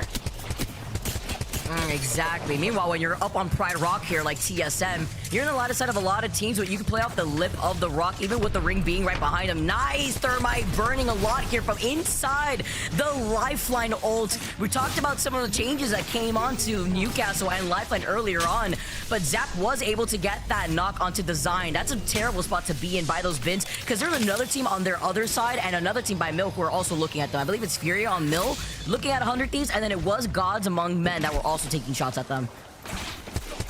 Oh. Already throwing down the bubble. We have to. but then we have to manage that cooldown effectively, and there's just too much open space. So you think about the options that we're going to have to burn to move forward, because, all right, well, we'll just all huddle up on this little rock. I'm fine. One Arc Star going rogue. Oh. That's a heck of an arm on homie ahead of him. It's perfect, just enough. They could have gone in for the third party, but Tripods in some trouble. They got the trade. LeaveNoWitness now looking to get this res. Juan's coming in clutch. Meanwhile, on your feed, Sweet was able to get a knock onto Trev Stacks and LeaveNoWitness after getting that res. Look at that amazing passive, Tiff. Getting that residual healing done too. Once you get that res, it's just so helpful. God, I'm just telling you, support meta. Hit the zip to get us up to high ground here at checkpoint, and maybe we're going for a late evac play. We'll have to wait and see, but for the Havoc here, thanks to that mythic bin from LG, Thuggets have fallen elsewhere, but that frag grenade is actually killer for them. But we have all the space in the world here playing around this graph cannon, an epic setup. We should be able to take Oblivion. They can here. Look at the Havoc too. That's what I'm saying. A little 2x4 action. Man, even though it's been so long since I've heard the single fire from the Havoc like ring in my lobby, hearing it again, sometimes I always have to do it like a double take, like, oh yeah, that's happening. And when they try to get cheeky with it, it's like extra rage inducing, but Nano gets to lead it, having to back away and use up a lot of utility just for this rotate, but they're kind of forced to at this point. But there's another team waiting for them on the top of the rocks. It's not just one team shooting at them from the right side, but another squad right above. This is actually so huge for TSM elsewhere, because Godz Among Men have decided to third-party Oblivion after undergoing that pressure from LG. So you can already see Nano falls thanks to Sweet there, finding those angles. The Dark Veil expanded, and we are just full on into the open. I'm not really sure how long Oblivion's going to be able to withstand this. Probably not much longer. We're talking about the Havoc. Sykes having a little too much fun out here, but lacking on loot, unless he is able to, on this rotate, maybe get something going, but didn't look like he's got a lot of light ammo to work with there. C9 still full blues, also trying to take this fight underneath this building that we saw Falcons in earlier. Tripods have fallen, and C9, I mean, look, we can clear up a couple. We can find some kills, but the reality of us surviving the rotate from checkpoint are slim to none. So you have to go down fighting and take as many people with you as possible. Oh, nice shots here with the triple take. Do it to Naughty just racking up even more. Yeah, exactly. At least you're 243 away from purple. 180 just... Oh, yeah, there we go. And he was able to get the knock too. The 2-for-1 deal. That's a nice 2-for-1 special. Give me a more. All right. So we would have just immediately full send, throw the piercing spikes in, and the punishment is real. See, I'm just saying, Naughty, how do you think you were going to get out of there with nothing but a scratch? When the BOGO deals comes with its own set of terms, then you can't really capitalize out here. Wall coming up from the cat on the other side just to block out and isolate this fight if they can. I know Stallions is playing on the edge, looking at this team fight. TSM, though, still trying to harass. I believe it was 100 Thieves that were on top of that rock. They're still all huddled up on top of there, too. But TSM can't really fully send it because Godz Among Men were still behind them. See, we knew this was going to happen. Let's go for the bubble fight at Cloud9. And you got Naughty just diving right in there with the PK. You get a shot, you get a shot, and finally, they fall. Sauce picks up a couple more KP for them, and we can start rotating towards that choke point. This is that rotation I was talking about that was going to be an absolute detriment towards their endgame. And Purple Slushee seems like they're not going to get on out of there. We are moving straight forward to the home of Liquid Alienware and Falcons. Oh, and that was when Falcons had moved when all these teams were fighting to their north. So they had time to move in here because a lot of the action over by Mill and to their north allowed them the time to come exactly into that position that they found themselves in by that building, by Liquid Alienware. LG are actually looking at the fight happening in that same building. Meanwhile, the bombardments are in every corner of this zone. You got a bombardment inside one of the isolated houses by the survey beacon and on top of this rock.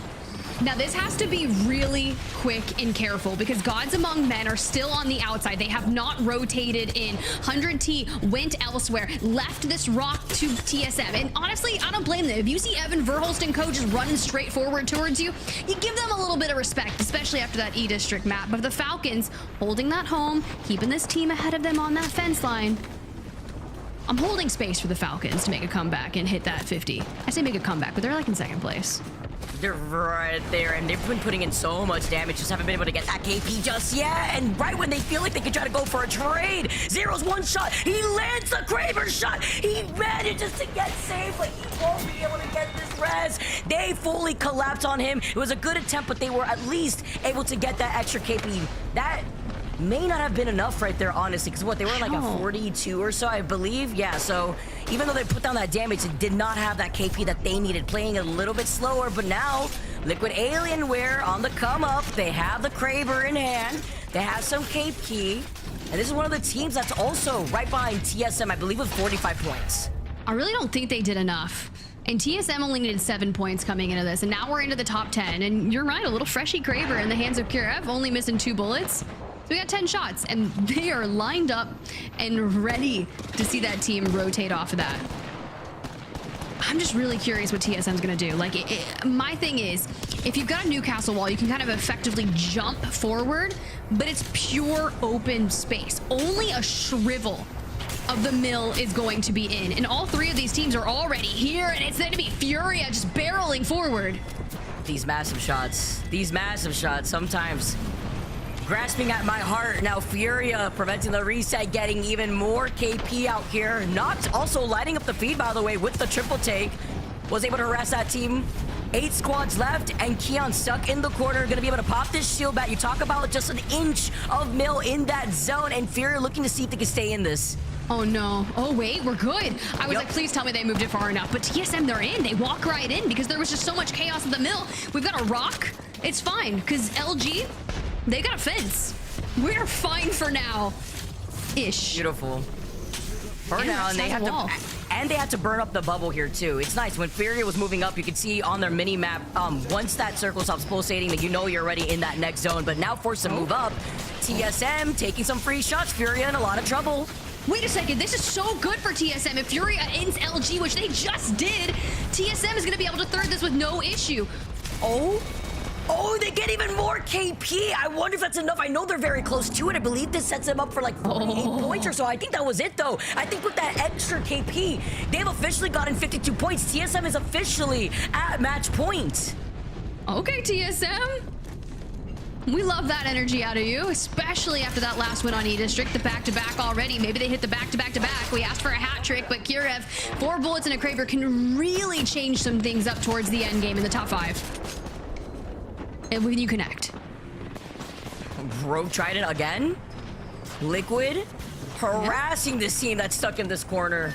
Possible 3P for TSM is actually crazy. The catwall is coming up, preventing Team Liquid from capitalizing off of the kills that they need, and they can't give up the space yet too because there's a team underneath them.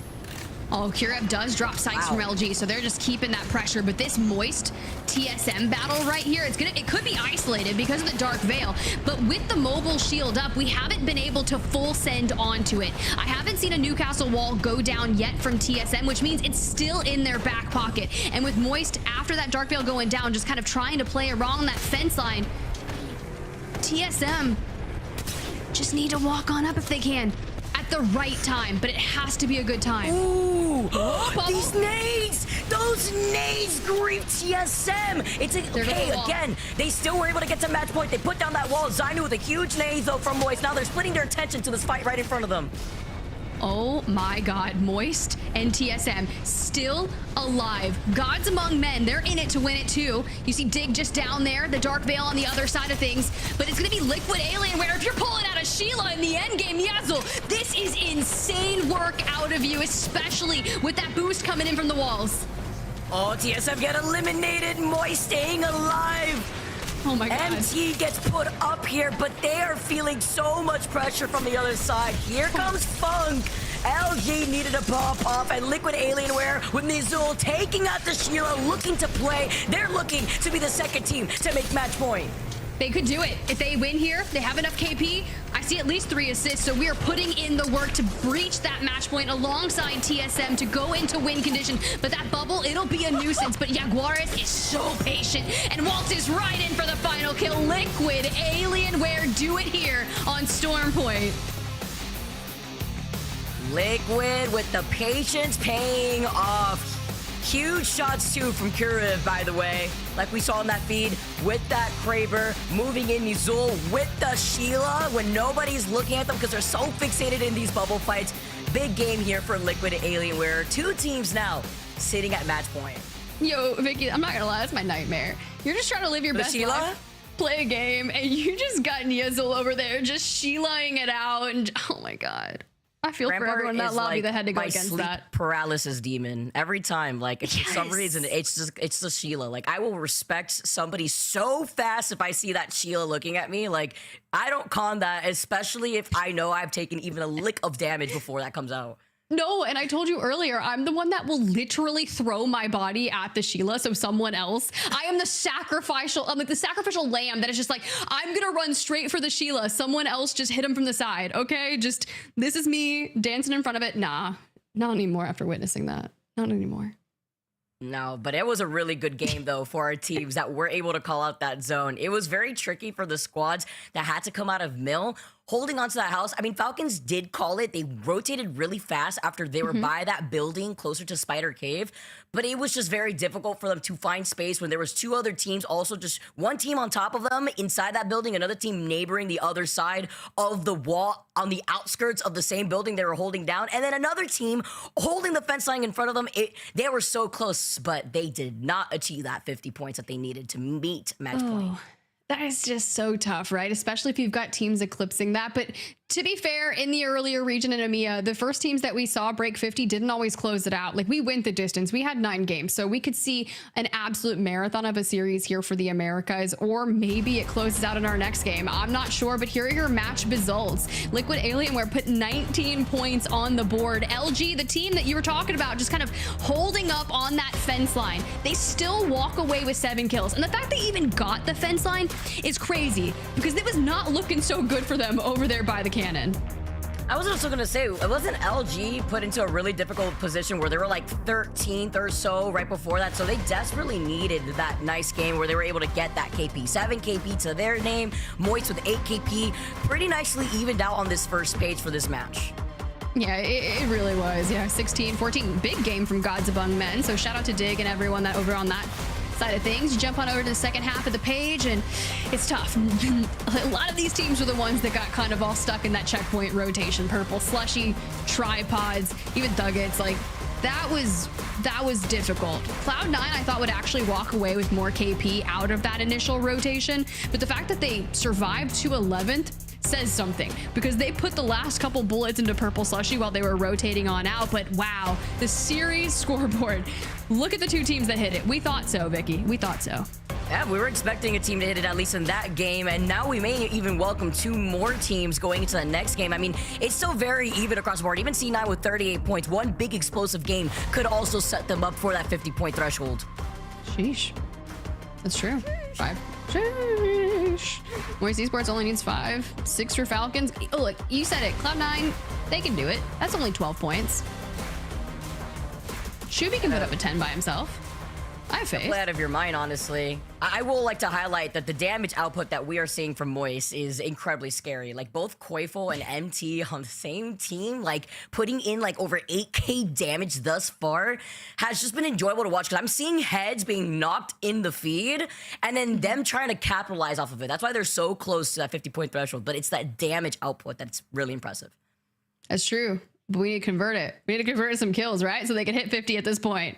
I want more teams on match point. Like, I want to go into an end game and see like 5 to 7, but we're going to get there. It's only a matter of time. But our first 2 teams eclipsing 50, which means more chaos action. So I'm going to go ahead and throw it to something super sick. It's going to be that Champs promo, because Sapporo Japan is looking super crazy for the end of January.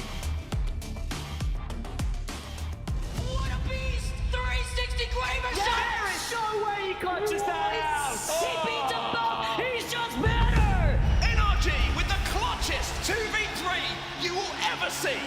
And the question on everyone's mind is, where are we going for the Year 4 championship? Now, Dark Zero is going to be your champions of the Apex Legends Global Series! The CEO with the hostile takeover! TSM are your champions! 約200万ドルの賞金をめぐって世界中から集まった強豪40チームが対決します。果たしてチャンピオンになるのはどのチームでしょうか。BLGS ようこそ日本札幌へ。10 feet ahead of you, catch me as something you'll never do. I turn around and I level you, no motivation is needed. Look, I put myself on the pedestal, this is incredible. This how it feels at the top, got no incentive to stop. Payment is only the rock, so I take water and soda, then hit them with lyrics and mix them up all in the pot. While in the jungle, they want me tame, keep them alive but without a brain. They want me broke with a lot, I give it all that I got. Well, some of the best things in life are worth waiting for, and of course the ALGS Championship is certainly going to be one of those. It is going to be an incredible event, and it is getting closer. We're starting to count down the days now. It feels like January 29th to February 2nd in Sapporo, Japan. I cannot wait. I've got to be honest with you. I cannot wait. This is going to be a special event, not just for the ALGS, I think for esports in general. Everyone's eyes are going to be on it. I can't wait, Dan. Like, genuinely, this is going to be an experience of a lifetime. It's getting closer and closer, isn't it? And I know it's going to be a little bit chilly out in Sapporo, but there's going to be plenty of heat in that arena to make sure everyone stays warm. I think it's going to be an event that everyone will remember for the rest of their lives, whether you are a player, spectator, part of the staff, or even just watching from home. I really think it's going to be a spectacle. Yeah, can't believe how quick the tickets went. That was the craziest thing to me. This is the Sapporo Dome. This is a huge place, a big old venue, and ALGS fans have certainly turned up. It's to the point where more tickets had to be released. They had to find a way to get more people in. So it's going to be extremely loud. It's going to be a full house. And honestly, man, I think it's going to be very, very special. And the BLGS is a perfect way to kind of warm up for it, right? Because we get to see a little bit of E-District, which of course is going to be played at Champs. We get to see the form of some of these teams. And of course, we get to see a hyper-competitive finals lobby with $100,000 on the line. That's what we're seeing right now. And I almost thought for a second we were going to see history start to repeat itself with TSM going back to back to back, but it wasn't to be. It's Team Liquid who take the win in that game, but both them and TSM now on match point. Yeah, both on match point, and I think that, you know, TSM with the way they've been playing so far, maybe going to this as favorites. Just their positioning seems incredible right now. They're going into all of these final circles with a chance to win, and if they can do the same on World's Edge, by the way, I think maybe one of the best places that we could be for their opportunity to try and win this is a map that they're very familiar with, and they get 2 stabs at it. It's going to be World's Edge back-to-back here in matches 6 and 7. So I think we might see someone take it here. I know I was joking at the start of the broadcast where I was like, yeah, 14 games or whatever, but I wouldn't be surprised if we see it in 6 or 7. Yeah, it's a very interesting one, right? Because it's not just the 2 teams that have got to match point that have the chance, of course, to win the tournament now. Everyone else behind them is so close to that threshold as well. So it's not just a case of, for some of those chasing teams, like win the game and you're on match point. It's like, have a good game and you're probably going to hit match point. Get a couple of KP and into that top 5. You're probably going to hit match point. So we really are in an interesting game in the series now when it comes to match point, because it's not just about winning it, which is the opportunity, of course, is available for 2 teams. But if you don't win it, it's going to be a number of teams you would expect to be joining them with the opportunity should we go another game. And it is great to see TSM up there. I know that, you know, they've been through many an up and down, but the fan base have stood by their side for quite some time. I know a lot of fans, or some fans, left with HAL, but TSM still have their fans behind them, and to see them at the top still succeeding despite the changes, I think is always a good thing for Apex, because it's such a big organization as well. And I mean, for Verholst and Reps, 2 of the nicest people I've ever met, so to see them still succeeding is great. What you got against Zap? Has he just been really nasty? Nothing. I'm just not. I don't know Zap as well personally. Imagine you just like found out that all of a sudden like Zap's just been really horrible to Dan for some reason, and he just holds a grudge. I don't know why that would be. You're a lovely. You know, earlier when I said most players are lovely, well, it's all starting to add up now. Leak the drama. Let's start it ahead of... oh, yeah, I forgot we were allowed to just make things up these days. Anyway, this is the endgame that we saw from the previous game on Storm Point. It was those Sky Nades that almost kind of threw TSM into a little bit of a blender. Had to make a play off the back of it. The bubble fight didn't go their way, even though you saw a huge amount of damage coming in. But in the end here, you saw one player alive from from LG, who managed to get into that top 3. So a good game from LG, but it's Liquid Alienware who just had to bide their time to pick up these final pieces. It really is incredible to watch just how different the game has to be played now that shotguns are so prevalent as well. I mean, I remember a time when it was all SMGs and a lot of controller players were absolutely on top of the world, but now with shotguns just being in the meta, it does allow a lot of these M&K players to suddenly be at the very top of their game. Yeah, it certainly does indeed. Now let's go to World's Edge then, where so many tournaments have finished previously, where so much money has been given away and so many champions have been crowned, and that's where we're going to find ourselves for match 6 and, like you say, Dan, match 7 as well, should we get there. So the opportunity is here. Everyone has got the most experience, of course, on World's Edge when it comes to the competitive landscape. We'll have to see if we're going to see history repeat itself and another finish here in a match point on World's Edge. Will it be here? Done on match 6. Now remember, in match 1, TSM Smart did lose a player right at the very beginning because Gods Among Men decided to drop at Trials, and also Virtue are dropping at Skyhook East, so TSM were contested slightly. They were in between people, and I think TSM now, knowing that, recognizing that, looks like they will not be dropping anyone over towards Trials or too far east. Yeah, TSM have decided to just play Sky West, essentially. They're going to give up Trials, like you say. Gods Among Men are going to have that. It's a smart decision from TSM. No egos to be seen here, and why would you? Especially when you have done the hard work, essentially, to get to match point. It's about winning a game. A contest at this point is a waste of their time, and it's just too many variables. Even if you win it, like, what do you gain off of it? You rotate, get slowed down, all of those good things. The only thing you are kind of giving up is a little bit of loot. So TSM has shown they can work without that. They've been in some end zone with blue shields and managed to find a way to win it. Purple Slushee, they're going to have Dome to themselves at the moment, and it looks like Complexity are going to have to back off, as I think that one of the players were maybe having a quick look. They were at the kind of the eggshell mini dome just next to it, maybe thinking they could steal away some of that loot. But Purple Slushee are going to take Dome. They're also going to have Ring Console. They're also going to have a man scan to play with as well. So all of these things are going to help with their Evo. One team has been a little bit quiet recently is Lone Sharks, as we kind of drift our way through Stacks and Big Mord. They have both of those POIs to themselves. Yeah, considering the success that Lone Sharks have had recently and scrims and whatnot, maybe I was expecting a little bit more from them, but, you know, it's only match 6. There is definitely a possibility that they can still come back into this. We have seen, or we did see in EMEA, we went all the way to match 9. Zone-wise, by the way, we might be watching this eastern side at the moment, but it's going to be over towards the west where we're starting to head. Down towards Thermal Station and Staging is where the zone's going to be. FURIA and 100 Thieves currently in the surrounding areas, but I'm just trying to look for ring consoles for both of those teams, and I'm wondering if 100 Thieves actually have one. It might be hidden under the survey beacon, but FURIA have certainly started moving, so maybe they did have one at Staging that, yeah, I think it's under one of the names. So FURIA maybe could be setting up for prime position here. Yeah, 100 Thieves might have it as well. FURIA already moving to the double houses. It always remind me of, like, you know, we talk about those like horrible new build estates in the UK. These two buildings remind me of it, and I don't know why. Like the two exact same buildings right next to each other. Just copy and paste. Yeah, we'll call it the Bovis buildings. Or, you know exactly what I'm saying if you live in the UK. But FURIA making their way here. Already managed to get up to blue as well, so they'll be pretty set for the long game. You can see that they've kind of given up a little bit of their loot rotation to leave as quickly as possible. But 100 Thieves, I was looking down to see if they had a ring console, and I think they might have one, if I'm not mistaken. Over towards the... No, it's not. It's the survey beacon, so they're not going to have the ring console information. One thing to kind of note here is this could be one of those zones where we look at it initially and everyone's thinking this goes south side. FURIA make good rotation, but it could be... We have... World's Edge is the one map, I would say, where funky pulls happen. And this could pull back towards the staging side, back towards that Dorito building, so we'll have to see how this one plays out. Yeah, and there might be teams that are just forced to play that side as well that arrive a little bit later. I mean, Thuggets are going to be the next team that go along the same path as FURIA, but we're on board with Falcons at the moment, who have to dip out from taking the balloon, mainly because they took a little bit too much damage. Gonna have to rethink how they want to approach this one, or they say, all right, we've got enough information that we wanted, and we might just have a little peek at that team that was shooting us. Yeah, we're just gonna walk it in instead. Great shots, by the way, coming in onto zero. Is it first on? Oh, now they're giving it up. Look at the team behind them. Who's going to take their evac? And this could really scupper Falcons rotate. This could be very frustrating for them to play against.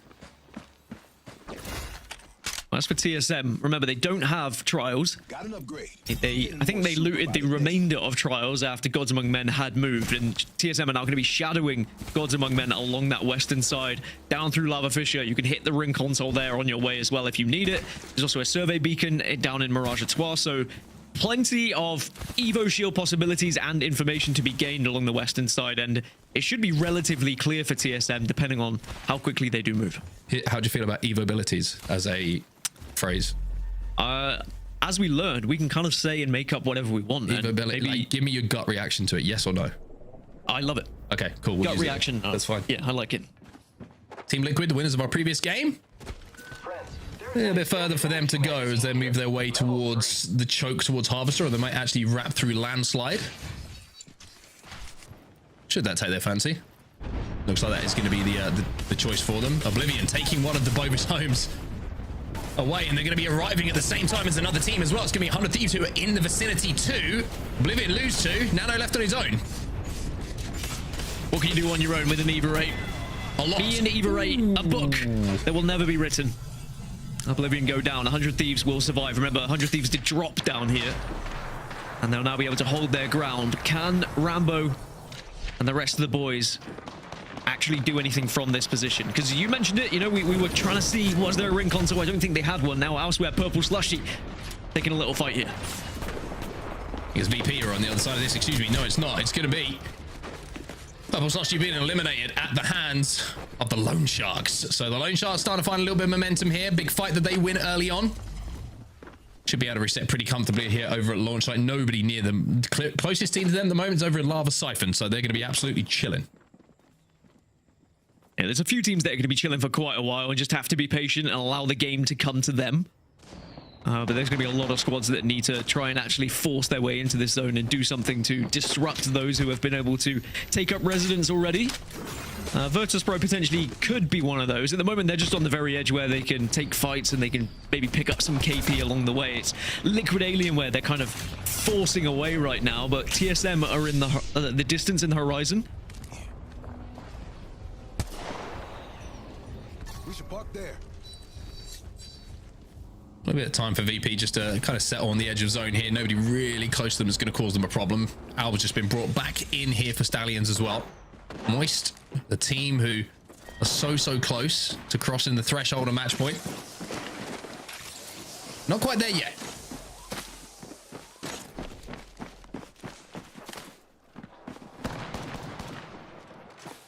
There's a few teams that are kind of changing their rotation a little bit because they're hearing the shots that are being fired and looking to try and maybe take advantage of that. Moist are just scaring away Virtue. They're going to continue on their rotation. They're not going to be worried about it anymore. They don't want to overcommit to that fight, and they'll probably move through Harvester. But arriving from east to west is going to be pretty horrible for this zone, especially when you see where it's going to be pulling, because we are going to continue to pull further west and up towards those buildings where FURIA went very early on. And the kind of pills that are just north of them as well. Those are going to be the primary areas right now. So anyone who committed to thermal are going to struggle a little bit. Well, look at the train station just outside of thermal. You can see a couple of teams making their way in. One of them is going to be Thuggets. Trevstack's going to have to be brought back to his feet as Cape is going to fire some shots off with a triple take at distance to try and level up that Evo. A long way to go, though, for them to get up to purple, especially for the man on your screen.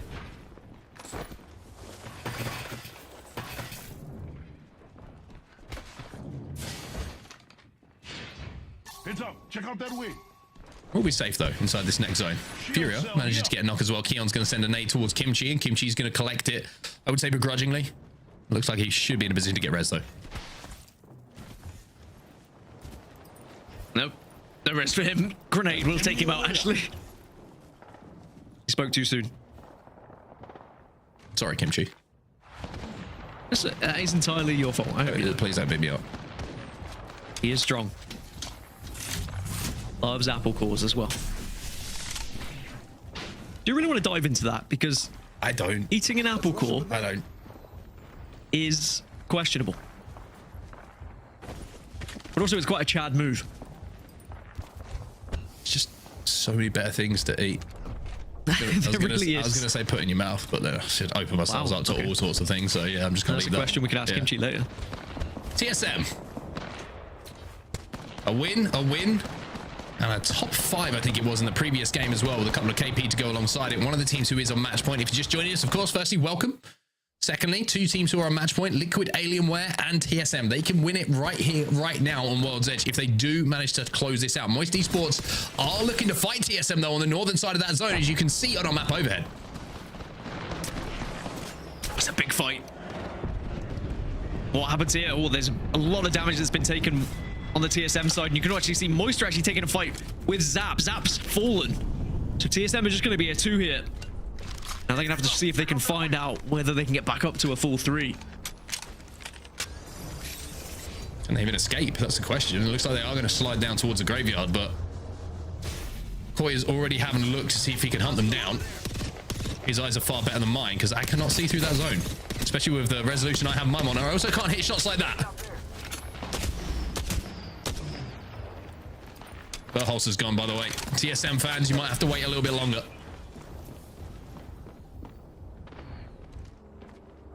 Just close your eyes and pray, hope for the best.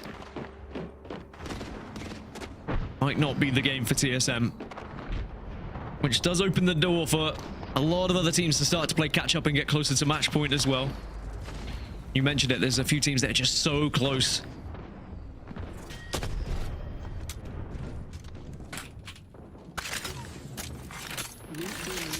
Yeah, the zone shift is what we predicted as well. It is going to be going right to where FURIA moved to, so a good move from them and a good prediction. And now FURIA are really going to be set up for this end game, but it's all well putting yourself in that spot, but can you actually execute it is the real question. VP taking a little bit of damage here just to the southern side of Mirage. Quite a lot of damage actually. That Sky Nade is not only going to chip away at the shields, but it's also going to push them back a little bit further. C9 on that Dorito building. I was kind of mentioning might be somewhere this game can end. In the kill feed though, Zero has been knocked. As Moist get involved as well, and all of a sudden you're starting to see VP struggle. 2 players are down as Moist make their rotation from the northern side of this zone, or from the side of the map I should say, in towards this zone, and they're going to have to fight their way in. Oh, loot. Oh, Slither. Taken down by Zonu. Team Liquid are also going to be moving up in the zip, trying to get a little bit of high ground, and actually they zip past anyone that was going to be at the top of staging.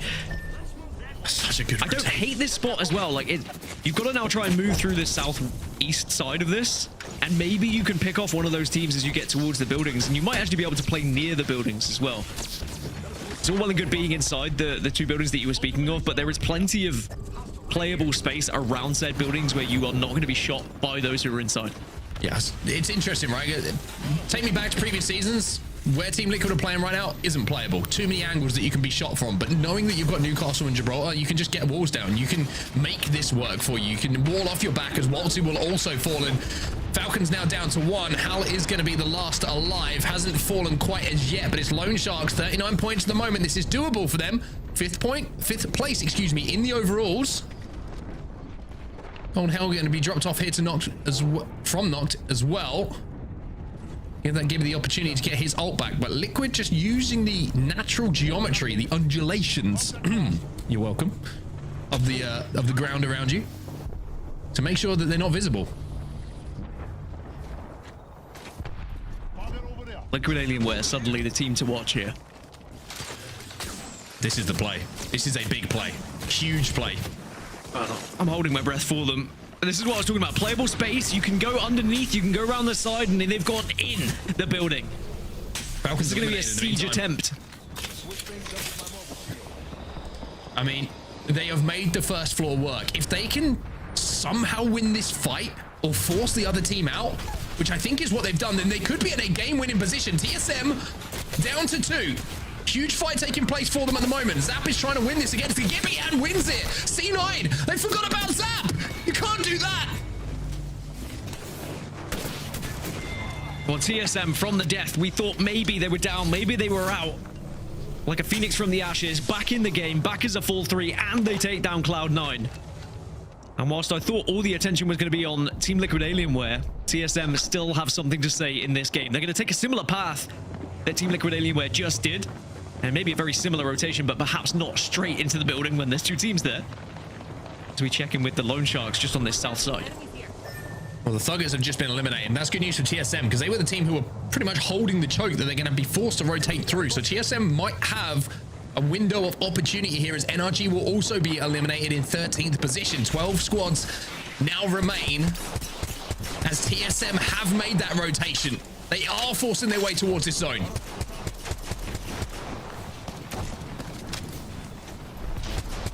They're not safe though. They've got a little bit of time. They don't have to worry just yet. But that zone is going to be closing in shortly. You can see the enemies in their sights that are going to potentially be stopping them from making this rotation. Or Reps taking a lot of damage. but he's just able to stay on his feet. Well, no, I lied. He's not on his feet, but the bubble does go down for the res. The bubble goes down, but that means they're not going to have the bubble available now for this rotate. They're going to have to be forced to use the catwall to just find their way anywhere near the zone here. I think TSM are going to be desperate to see if there's a third-party opportunity that presents itself. If there is, then TSM will be happy to take it, but utility has been expended. Think about Liquid Alienware. The other team are on match point right now. Where they are, what utility they have the natural cover of the building, and Varhol spinning around in circles, trying to buy time for that Q to come down, but it's not indestructible anymore. TSM are starting to fall apart, and they have fallen to the ground. TSM will have to wait and see what Liquid can do.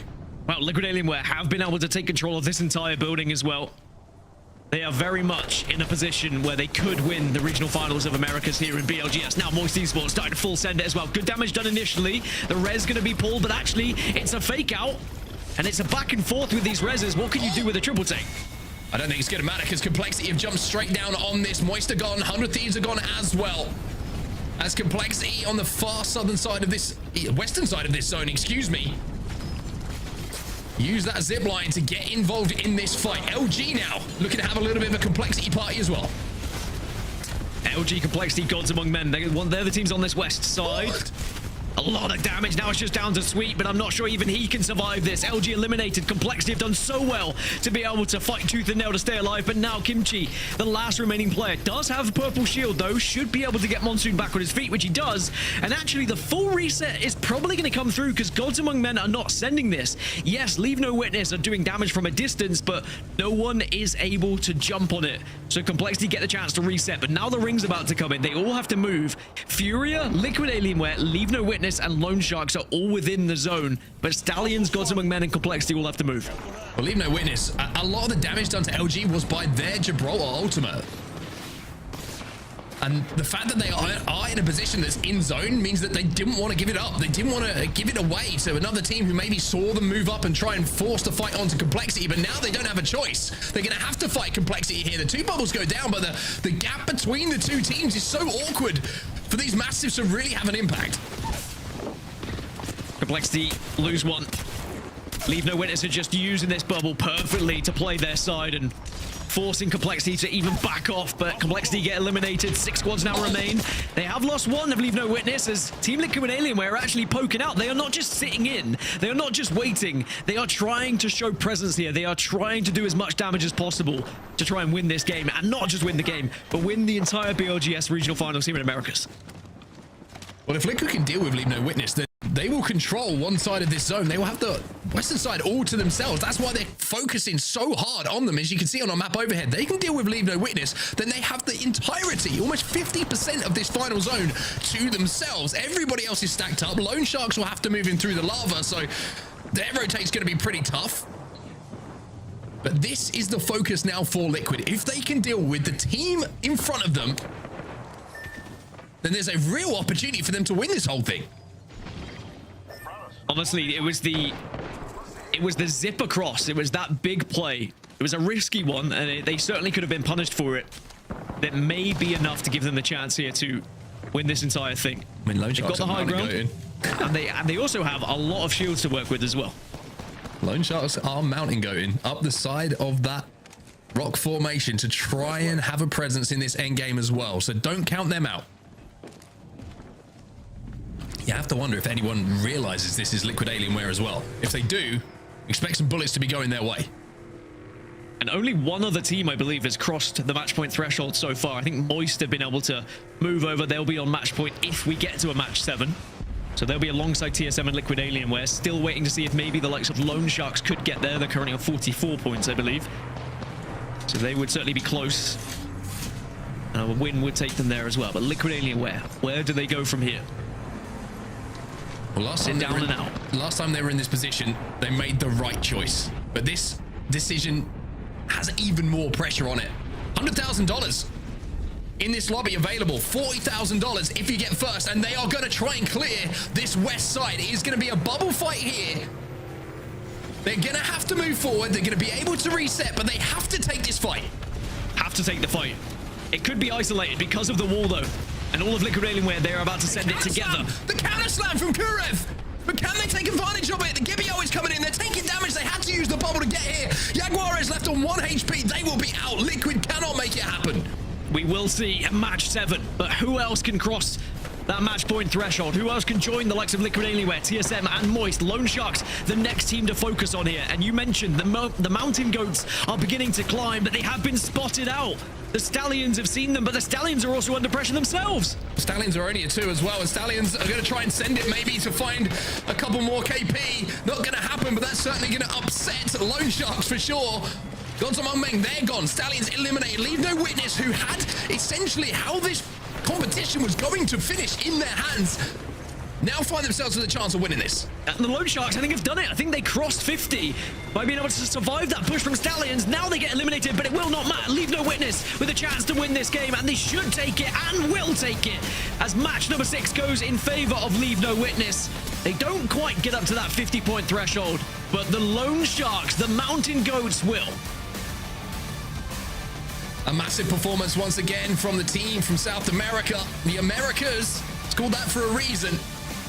And a big win puts them on the cusp of match point as well. That was a very, very intense game.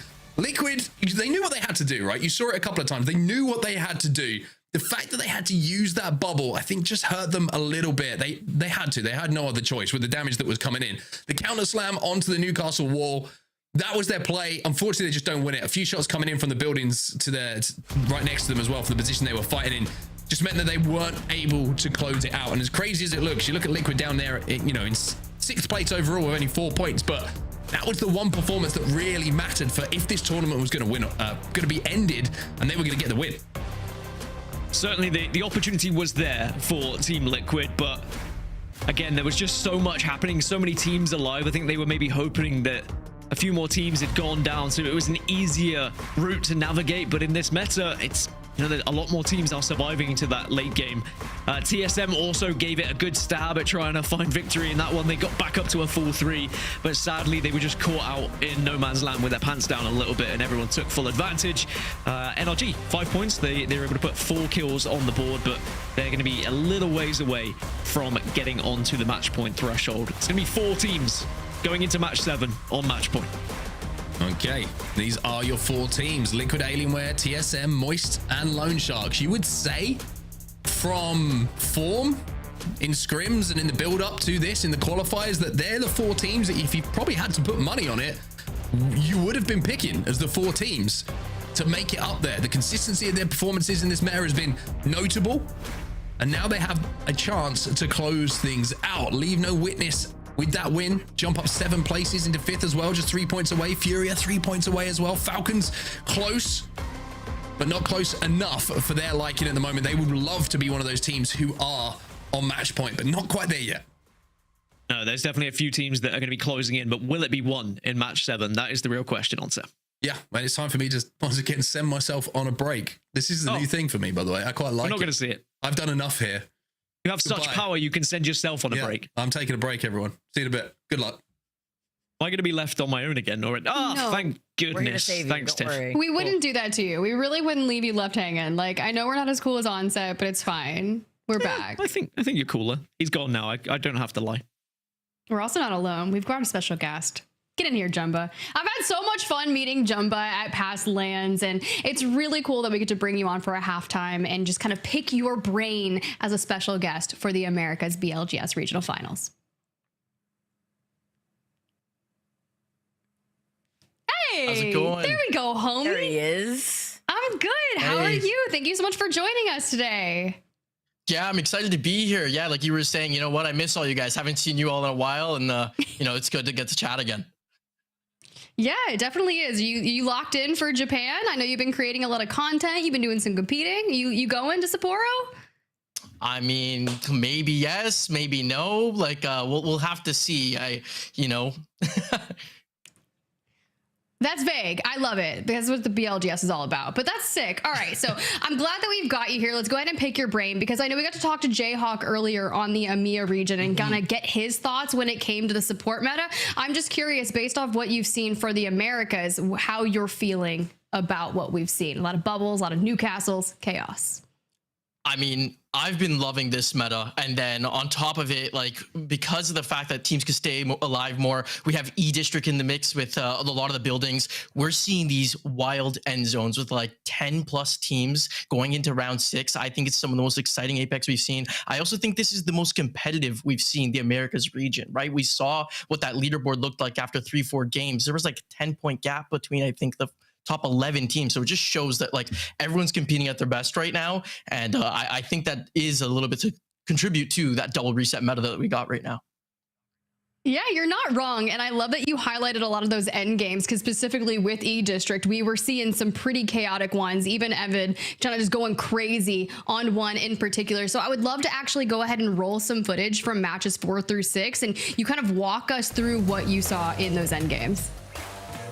For sure. Yeah, so match 4, going into match 4, coming off a TSM win, as we had said, you know, we had 10 teams, or all about 11 points away from that match point threshold. So they're still open to trying to play aggressive, pick up some of those kills to get to that match point, since they're about 20 points away. But, you know, when you see teams like Falcons with red armor, TSM in this final circle, and then even like Liquid, who's putting up a lot of KP but surviving so long with these bubbles here, you're thinking, okay, is this going to be the game? But then we have Evan go absolutely crazy, just, you know, find ways to get that KP, stay alive the longest, and close it out here, and go for a back-to-back win. So it was pretty exciting there for, you know, the TSM boys. Dude, that was such a huge wall at the very end here. But for match number 6, we also saw very similar chaos. Not as crazy as a clutch, but a moment here, Jumba, where Falcons were so close to hitting match point, but unfortunately weren't able to find that space. We did see a clutch from 0 with the Kraber, but then they got thirded. Yeah, it's a mill zone, and Falcons drop mill. So you think, is this going to be them? They're 9 points away. Can they get it? But there's just so much congestion in this zone. A lot of teams coming on that edge, and they do a lot of damage. Can't clean up the fight. Instead, can we talk about Funk, who they had to hit a blind evac in here, and you're getting absolutely bullied by Kurev with the Kraber, but he finds a way to stay alive, to pick up KP, and finish off this team in third here, where he gets himself second. And T-Lock played this one perfect. They had a perfect spot in zone. They had a perfect walk-in, really good fights. They won it, and that put them on match point. And then I see it flipped actually right here, but this is supposed to be match number 6, and last one was match 5. Yeah. Now we're in match 6. TSM unfortunately went down to a solo really early on. They have this fight here after they get a reset, and you think, can they do it? But coming from Sky West all the way to a thermal zone, it's looking tough. T-Law had such a good spot. I thought the game was going to end. Teams that are in those buildings 100% of the time win this zone, but instead it's LeaveNoWitness who kill them, take their position, and they win the game. So we were one fight away from seeing this game end right here, this tournament end right here today. And obviously then we had the stats come in as well from the two teams in first and second. Liquid Alienware and TSM both were on match point, but neither of them able to convert, but they are both playing at the top of their game. Maybe they can get it done here in match 7. Jumbo, I got a couple of questions for you, sir. First one, you competed in the BLGS, right? Like Onset did. How was competing in it, first of all? Yeah, so I played in all 4 tournaments. The goal was to really get the experience of what it's like to be a pro. And I gotta say, I've always had a lot of respect for these pro players.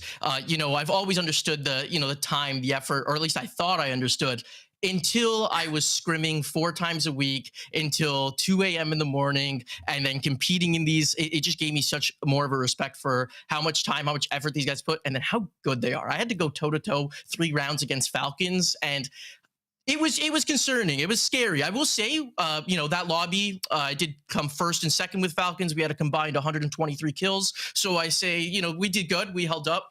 Don't ask me how many of those kills were Falcons, but, you know, it was a great experience all around. And like I said, just gained a huge respect for those pro players and what they put into the game and how good they are. Secondly, you asked me to be on the podcast today. Did you forget this was happening? Did you forget we were both here?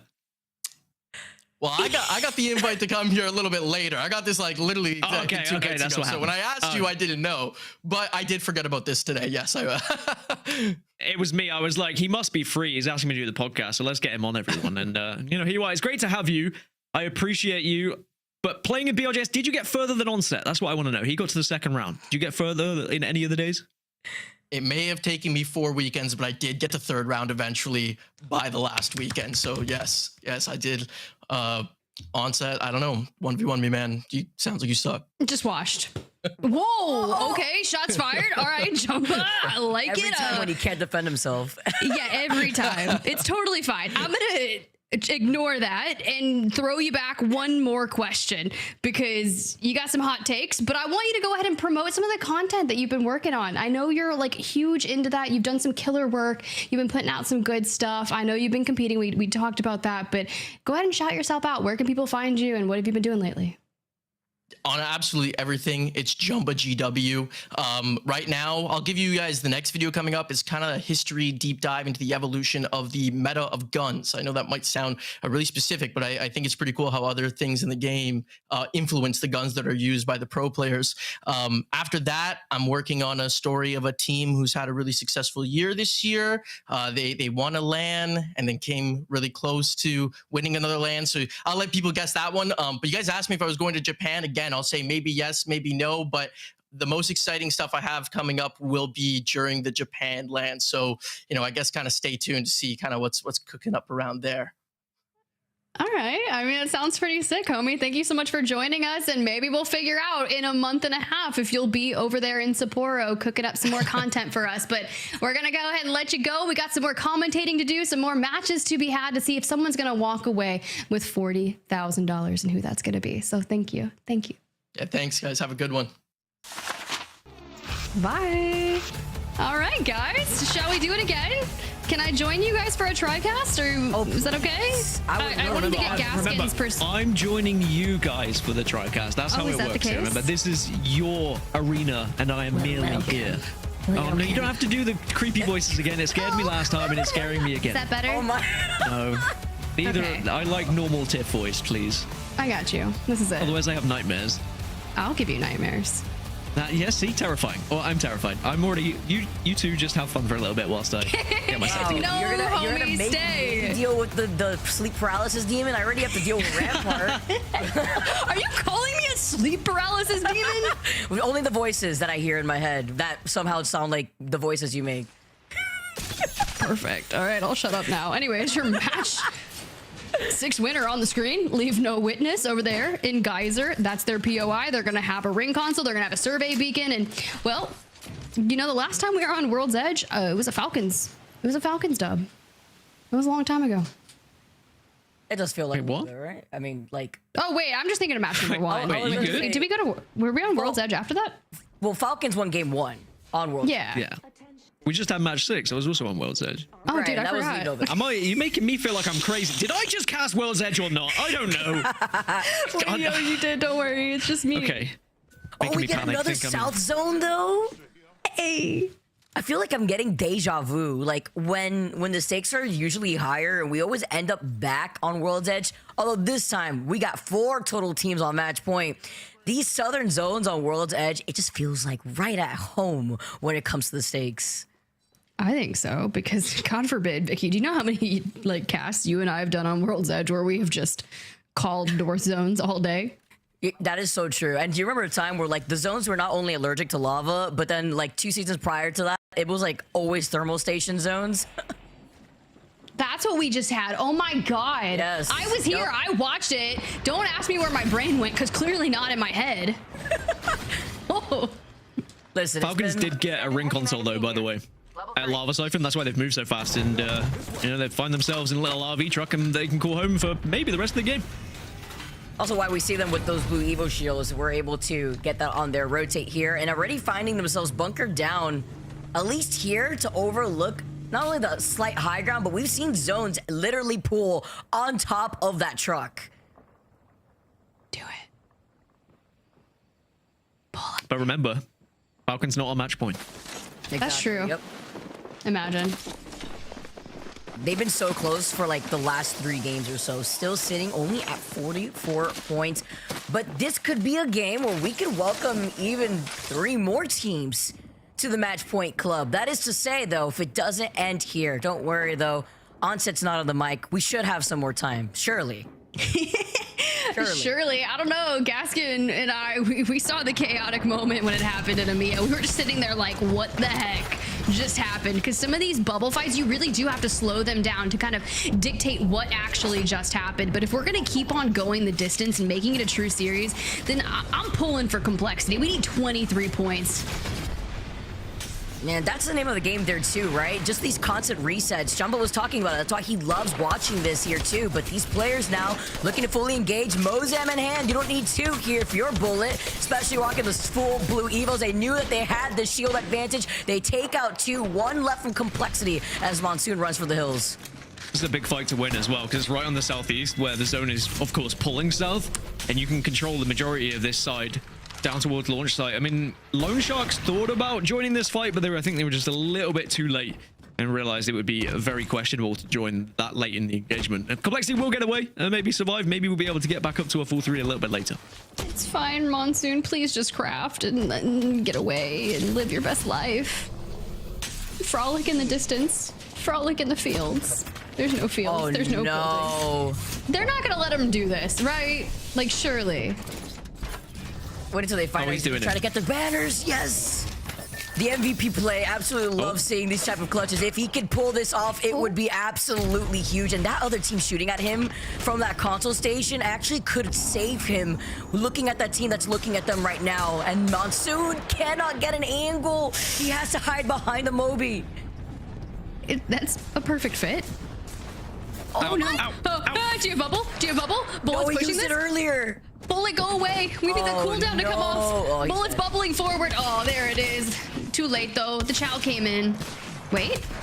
Don't throw this bullet. Wait, there's spaghetti all over the floor. All right. A little messy there, but they were able to find Monsoon. Good attempt. Unfortunately, he had used that bubble to get the banner, so that's why he didn't have it in that moment. I was waiting for the they committed so hard to that fight that Lone Sharks were able to swoop on in and almost catch them off guard. Remember, Lone Sharks on match point, one of our teams that we have to focus on throughout this game as well. They were my team to watch right at the start of today, and I did say they'd win it in 14, so they've got some time to win. Do you think we're realistically going to hit 14? No, I do not. I mean, this is a hell of a set of games. I've just got to say that. Like, these games have been phenomenal. I say no, but at the same time, what Jumbo was talking about, how closely contested Americas is right now. Only 4 teams on match point in match 7. It doesn't sound impossible that we can get into the 10s and above, so we'll have to see. Imagine how hype that would be, though, especially if Lone Sharks were able to win this. Like, watching what we saw from EMEA, from Danish winning that 40K in first place, unsigned, by the way. And if we see Lone Sharks also take that dub, another unsigned team, further highlighting the talent that we have within the competitive Apex scene. You love to see it. As TSM, I was thinking, looking at how south the zone is, and TSM usually landing over by the west side of Skyhook, now they have a bit of a trek to go through when it comes to getting into that next zone. But at least they will be able to have some resources that they can take advantage of, so that way they can boost up those Evo shields. Okay, TSM, get that ring console. Now we can see where it pops, and well, LeaveNoWitness have found themselves in a good spot. So with Liquid Alienware, but it's that low ground that's going to be difficult to play around, especially if you've got to deal with Virtus.pro that's in the main building over there at Lava, and a couple of teams still trying to make their late play from that western side of things. Yeah, both Liquid Alienware and Lone Sharks in good spots as our match point teams, whereas TSM, of course, have to move all the way from the north, and Moist Esports, our 4th squad, moving from Geyser at the moment. But for them to get in from that east side, I mean, Virtus.pro probably will have something to say about it. They're looking for an opening for sure.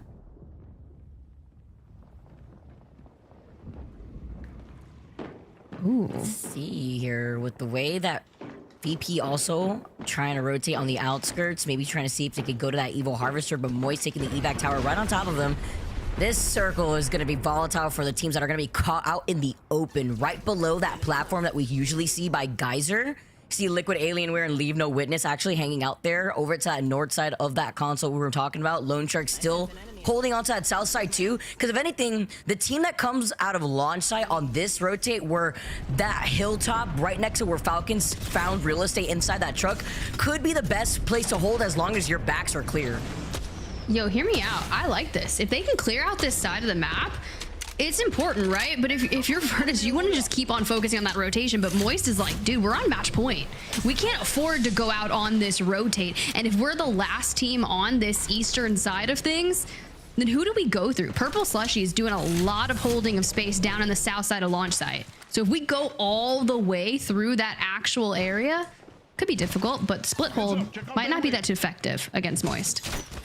Yeah, Moist did really well to stop Virtus.pro from pushing up and take advantage of them being slightly out of position and in the open. Again, another benefit of this meta, having the bubble to be able to throw down just to save you in those environments. Like, there was a time where if you were caught out in the open like that, you may have just had to hope and pray of like a dark veil to save you or something, but the bubble just gives you that instant ability to stop any of that fire from a distance. The constant resetting, the constant bubble parties that we get to see. FURIA is trying to see if they can get information on the team that is on top of them on that platform. Perhaps, unless they may have space to try to rotate there instead. If it is free for them to hang out or maybe get right behind a team that has already given up that space to move up by the trucks that we saw Falcons sitting in. Again, a lot of calm before the storm here for the teams that are going to be able to coexist in launch site, which is what we usually see before these circles end up collapsing or where these teams are forced to rotate. There's a mythic bin though right there. Purple Slushee could get it. It's all in their vicinity, and I think one is finally starting to rotate on over to unlock it. Do TSM take this fight? It's Virtue that are going to be above them. Or of course, you're so reluctant to take some of these fights when you are on match point because you just think placement, placement, placement. We want to get into the zone. We want to give ourselves the best chance to win, but sometimes you have to take these fights. Looks like TSM are either going to take the fight or just trying to force Virtue away. Yeah, they're running. That is actually crazy. But I mean, if you think about that fight breaking out, like you said, then it's getting immediately third party, and teams need to focus on that rotation into the next circle. And Timothy, 100 Thieves is dead. Yo, he was trying to dance out of there. All I heard and saw was a bunch of different bullet trajectories with the triple take just ringing in Timmy's ears. Very unfortunate with 100 Thieves falling down, and this is that platform that I was talking about. This circle is pulling away from a lot of teams that were banking on hanging out closer to tree on that west side of zone. Ooh, I just saw Liquid Alienware dead center. Dead center. Yeah, of course, Falcons, they moved early, didn't they? And they were in that RV, but they're going to have to move further east. Also, Lone Sharks giving up that building in launch site has allowed LeaveNoWitness to take one of the prime positions, so they will probably have to fight LeaveNoWitness if they want to be able to win this game. So at the moment, we're just checking in with Godz Among Men, who are also on that western side over by Tree. Oblivion ahead of them, Tripods, Falcons. Like, I mean, Godz Among Men, they're going to have to turn into Godz Among Men if they want to survive this. It is going to be tough. I mean, LG's still trying to rotate in from this side of things as well, and you've got Cloud9 on the low ground, plus Falcons. Shoob down, fight against Tripods. Can we make this happen? I mean, look, Arc Stars to arc off that entirety of the stairway. The fact that Naughty has to throw down the Dark Veil here is wild, but we do get Shooby back up on his feet with a full reset. Should be okay here. I do like the fact he was able to block off that sight line from the stairwell, but there's another team on the other side of C9. We knew that there were some teams that were trying to coexist in this area. At least they are in that next zone, so it's not like they would need that wall to come up from the catalyst exiting out of that building, but C9 have just found themselves a bunker down here. Okay. And a lot of these teams won't even know that the zone is shifting east right now. It's only those with ring console information, so like they'll still be thinking they could be in Prime's position. That's why the likes of Falcons, etc. haven't moved. So they'll be fighting tooth and nail to hold on to that spot, but it won't be for another 5 seconds that they realize, oh, damn. Yeah, but this is okay. Diggs on Valk. We've got the ult available to us. We have to deal with Oblivion, though, and no, stay alive. If we lose you here, it's unfortunate. The bubble, the Newcastle res coming on through, but when you've got Tripods, you have Falcons all hitting the run straight towards you. That is horrifying. Oh, I like this play. The catwalk to the left, just in case there's teams that could try to approach from there. The Grand Slam right on top of the Newcastle ult, as well as using that bubble over to their right side to block the other direction from any straying teams. Nice space here. Tripods, though, swoop in, and they take control, forcing Falcons back.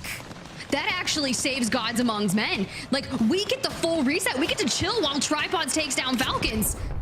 Zero, last alive, forced to throw the bubble, throw the bombardment, and just back away and run it out. We need 4 points here. And with 16 squads remaining, there's really not much we can do. We have to wait for a ton of teams to fall, just at least get 4 placement points.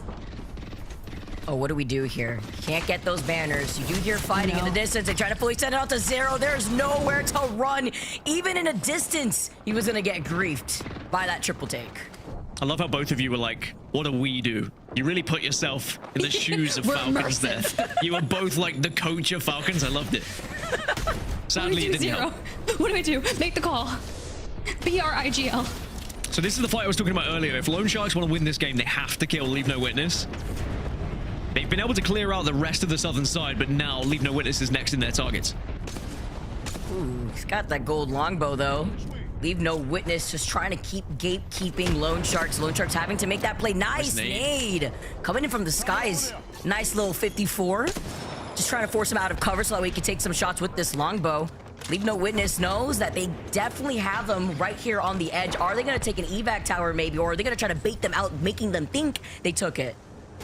Ooh, Godz Among Men have just arrived, by the way. You mentioned the Valkyrie. They were able to escape, and that's them right in front of Lone Sharks. Godz Among Men. Now, Lone Sharks going to have to back away, but maybe Lone Sharks can, just by with those shots, encourage Godz Among Men to push in on LeaveNoWitness. Oh, Lone Sharks better have my money when I come to collect. Pay up. They're here. Sliding in with the massive, beautiful shots from Drop.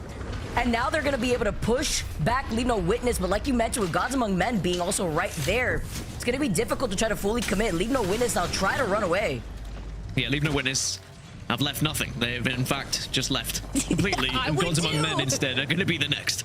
Goodbye, King. Sorry. There's nothing we can do. We just have to leave. But if Lone Sharks and Godz Among Men, that is such a powerful fight for them. I know I read that article with Dig, and yes, you got the triple takes coming across map. Yeah, that sucks. He was talking about how him and Artsy have played together for a substantial long time and have kind of been grinding throughout their journey, just missing out on qualifying for Pro League by 1 point. But like BLGS has really brought them to the forefront. And to be like one of 2 challenger circuit teams to qualify into this was just a real boon for them. Man, I love hearing a lot of these comeback stories and the opportunity that we've gotten to hear from Jumba on how competing in the BLGS has gone for a lot of these players that had the opportunity to compete. It's always really nice because it's a completely different experience than ranked. Like, I always have to explain this to everybody who's always been interested in competing in a tournament, and it's just very different. You won't have like 10 teams by like circle 3, you know? Like, everyone is literally trying to stay alive, trying to respect space out here, played very differently when it comes to trying to pressure out teams. You can't let a lot of these teams harass you. As Lone Sharks, looking down on Liquid too, by the way. You could also see those pings right in front of them. 2 domes have already been used up, and now they know that this could be the green light for them to wrap up behind them because they have the utility. Well, TSM, Liquid Alienware, Lone Sharks, and Moist all still alive as we get towards one of these latter circles now. Lone Sharks are just going to be able to force their way in. Liquid Alienware are going to be dead center in that RV that we saw earlier, and Moist are going to be approaching from the east. TSM have found themselves on the north, so like every match point team has found themselves on each edge of this circle right now, and then of course Liquid Anywhere in the middle. Ooh, this is actually nice the way we're holding it down. You get the mobile shield with the perfect time so Noct can focus on that healing. Cloud9 though goes down to Virtus.pro, and we're just waiting for that bubble to fall, and Yanya lets it eat. Yeah, you bring the mobile shield up, but dang, they've done enough. Yanya on 5. Doesn't have to do it in style, but we can just take half the lobby with us. No, 5 is not half the lobbies, but it feels like it right now. When everybody's resetting the way that they have been, it basically feels like that TSM still alive inside this building, sharing this with like 3 other teams. No, not even. Oh my goodness, there's 4 or 5 different teams. You have Virtue, FURIA, TSM, Godz Among Men, NRG, all here inside this building. Eventually will have to funnel themselves outside by that fence line where Moist are also looking at them.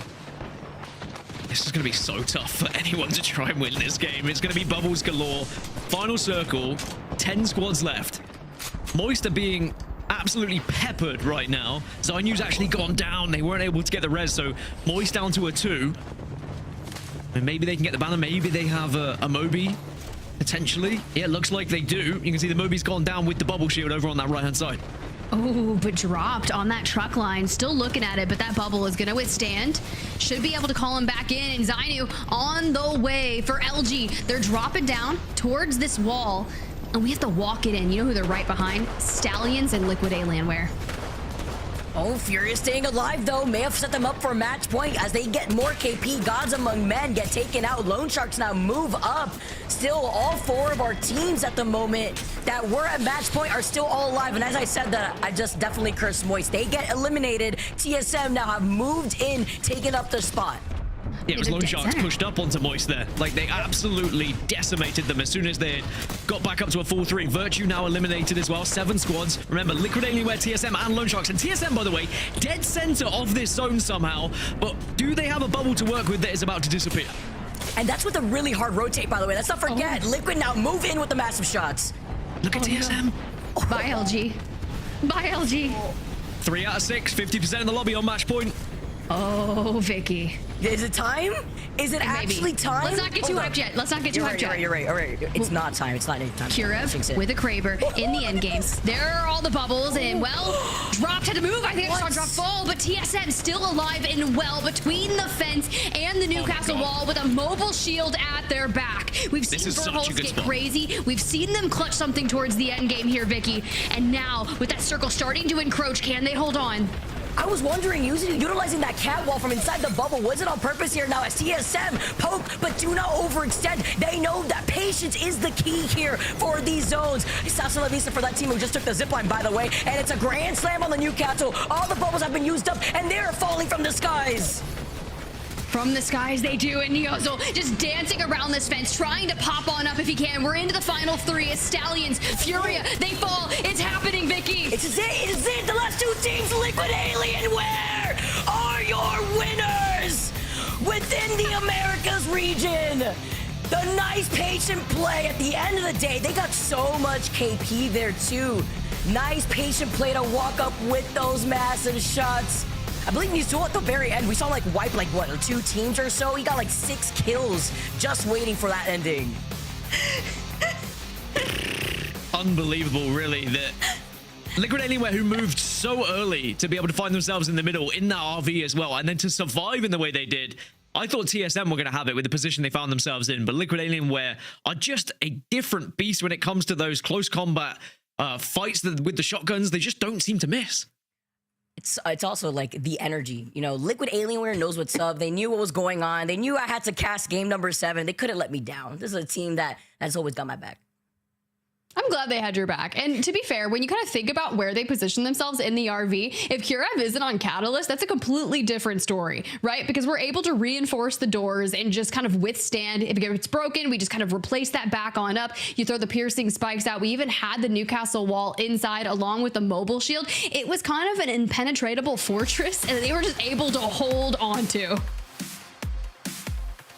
Sheesh. Oh my goodness, Lone Sharks too were just so close. Look at this, 10 KP for Liquid, 10 KP for Lone Sharks. FURIA, this game allowed them to hit match point. Unfortunately, there is no other games because Liquid had to put the conclusion to this entire region.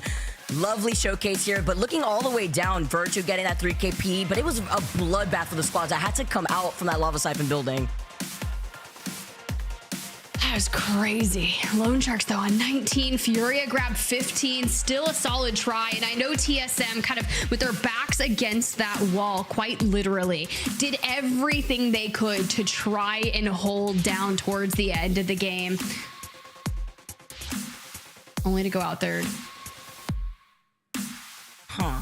No, thinking back about that game too, didn't Team Liquid land by like overlook? So they also were able to get into a really good spot very early game. Dan had actually made note of it, where they were already north of launch site from like the very first circle. So they had found themselves pretty settled in there and were still able to boost up those evil shields from afar. God, it must feel so good as well for them. Obviously, the changes of the roster and how it was going to go, you know, with Yanya leaving, were they still going to find success? Well, boy, did they. The champions of the Americas region in the BLGS. The perfect way to set yourselves up going into champs. Lone Sharks, they came close, 69 points, nice. But they are able to find themselves in second place. TSM, they'll take a nice and healthy third. It's still not bad. A bit of a fall from grace when you look towards where Falcons were after they started off in first place after match number 1, ending in 7th. FURIA and Moist rounding out that top 5, and an impressive victory in an earlier match from LeaveNoWitness really shot themselves up the leaderboard. Sure, they didn't eclipse that 50 and get a chance to battle it out on match point finals, but since this was the Americas, and when you throw in the Brazilian team to compete alongside of it, to get 6th place overall on the day for the BLGS Americas Regional Final, that's stellar.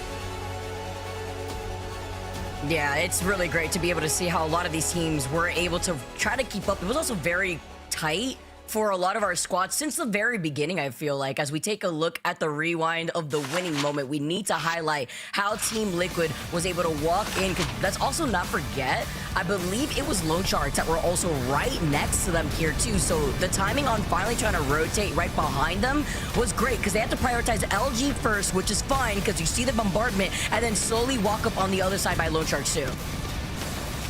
Yeah, I love this end circle, and I'm glad we get to look at it once more, because you would have thought TSM in the position they were, there was a fantastic opportunity of them being able to just kind of like fight with their backs to each wall, but actually, because so many teams surrounded them at exactly the same moment, it was so difficult for them to try and navigate it, and in the end, they just got overwhelmed by the amount of bodies.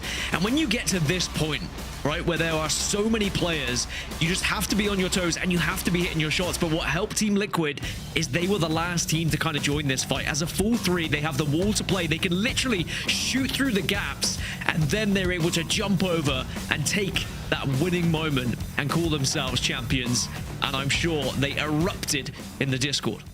That is so impressive. Like, as I'm looking through it, I'm like pushing my headphones in, trying to like hear the audio cues and such. But like, did you see Verholz try to reenact what he did on E-District? But a lot of it was because of the electrified Newcastle while he was stunned up trying to get out of the ring. He's on 1 actual HP of white health and with a full shield, just trying to play around his teammates' knockdowns. And then you've got the final bosses of Team Liquid just popping over the fence and just gets eviscerated. Team Liquid's like, oh, you thought you'd survive, boy. Not this time, buddy. No, I think that all day Team Liquid Anywhere have been so impressive. I mean, going back to the previous game in match 6 when they had a chance to win, where they took the brave zip line to get into the house buildings as well. I thought maybe it was going to be converted there, but they've been able to convert it in 7. It's not going to be the 14 games that I maybe thought. But, you know, America's, even though it's so close, all it takes is one team to have that pop-off moment, and Team Liquid are able to steal it away from everyone else. A team like Team Liquid too are one of those, oh wow, how did that happen so quick? I mean, I wasn't ready for that. Like, you see that? It's like it's calling out to me. Yeah. There it is. Thinking, there it is. There. Wow, impressive. Live editing. Vicky. Wait. This is your next job, producer. Having way too much fun. They cannot let us do this. Like, actually, I mean, I'll be down if you guys let us do this again, but I had way too much fun. I was going to say, though, wrapping up my thought, that Team Liquid is definitely one of those squads where when it comes to planning out, staying in that end zone, we saw them twice almost win that previous game on World's Edge. We heard it from Jumba. Usually teams that hold those buildings end up coming out on top depending on their positioning and the other teams. But in a meta like this, it's very difficult. They were forced to use their bubble early on. In this case, finding themselves still in the end game in another World's Edge game and then finally clutching it out. I can't believe it's over. Like, it's crazy, right? Like, this is what we had. Like, Wig and Greek just absolutely slayed this entire format with all the qualifiers, all the scrims, all of the watch parties leading up to this. And for us to just kind of be done now is sad. Yeah, imagine how those guys feel. You know, it's been an absolute grind. And we've just come on in and we're just like, hey, we'll just do the last one. But they've been doing it every week in, week out, countless hours. Wig was up till God knows what time last night doing APAC as well. So, you know, they probably won't even hear this or see this, but hats off to them. They're two incredible human beings and amazing at what they do. And it's nice to be a part of it. Honestly, I didn't think we would be part of the BLGS, so it's really cool. So yeah, thanks for having us involved. Thanks, homies. You guys are legends. And honestly, didn't they just win Best Battle Royale Streamer as well? At an award show recently? Yeah, that's what I'm saying. The work they put in for competitive Apex to really highlight and showcase all regions, and then it manifests all of that into an award and a full-on tournament series where each region has a 100K regional finals prize pool. That's huge. Yeah, it's really nice to be able to see that. They've been working so hard for this. Now we finally get to put a pin into it, but it also must feel almost bittersweet that it's finally over. But now looking back at what we've been able to see in all the action, we have to give credit. I want to hear from one person specifically. Let's bring in Kiriv to take a look and really talk to him about his outcome and his thoughts over this. Hi, Kiriv. Welcome. Nice to meet you. Nice to meet you. Good. Nice to meet you. Yeah, you as well. Congratulations on your America's BLGS Regional Finals win. Hey, thank you so much. Now, like, the session for the boys has been great. Like, the confidence off the roof. And yeah, it's crazy. You know, like, we coming here to this region and we're on one of these tournaments on this region is like the hardest one. And like, I'm feeling really good about it, about the team and about everything right now. I love that, because I was going to say, you're from Argentina, you're kind of the newest member of Team Liquid Alienware, so to get your first big win under the belt for the BLGS Regional Finals, kind of what do you have to look forward to over the next couple of months? Like, now you have this win, you just want to go forward and keep that momentum moving? Yeah, for sure. I mean, for us, BLGS is just the first step. Of course, our main objective is like to make history in Latin America and be the first team that wins basically an official tournament from Apex Legends, you know. For now, like, this is the best team I've been on. Apart from the players, of course, that my teammates are one of the best on the world playing right now. I wanted to thank Team Liquid Alienware. Like, if it wasn't for them, I would literally not be able to travel and do all these things that we're doing now, you know. Apart from filming content, practicing, having all the best stuff ready for us, it's like just a dream come true, basically, you know? Yeah, your journey has actually been very interesting to see. We saw you on eCholos. You really made a name for yourself. Now being slotted in with Team Liquid Alienware, you say that this is the best team that you've been able to work with. You guys have been able to find these achievements already. I mean, this is good momentum pushing this into champs. I haven't been able to talk to you very long, actually. So now being able to hear your thoughts and how positive you are, it's very nice and refreshing to hear, especially since, like you said, repping a region that you really want to put on the board, put some respect on that name. And it's really nice to see, too, for the players that want to be able to achieve the same goal as you. As we'll be looking at your winning moment, I do want to pinpoint the last 2 games that you guys already hit match point. You guys started playing slower. You guys were playing for the end zone. I mean, who contributes to a lot of those calls on making sure to play as patiently as possible, especially in a meta like this where there's constant resets? I mean, from the first time I came into the team, like, I was IGLing, but I felt like it was like everything was moving like way too fast, and I shouldn't have made a lot of the changes that we did. So we tried Nizzle then as an IGL, and Nizzle really didn't feel really confident, but so he made the call so Cowards can try an IGL, you know? I mean, I wasn't that confident at first, but we played like 2 scrims, and it shows really like how experienced players are. Like, Cowards was every single time getting us into Godz spot, and Nizzle and I just were focusing on the kills, you know, like getting that damage in and things like that. One thing is like really good about the calls that Jaguars makes is like we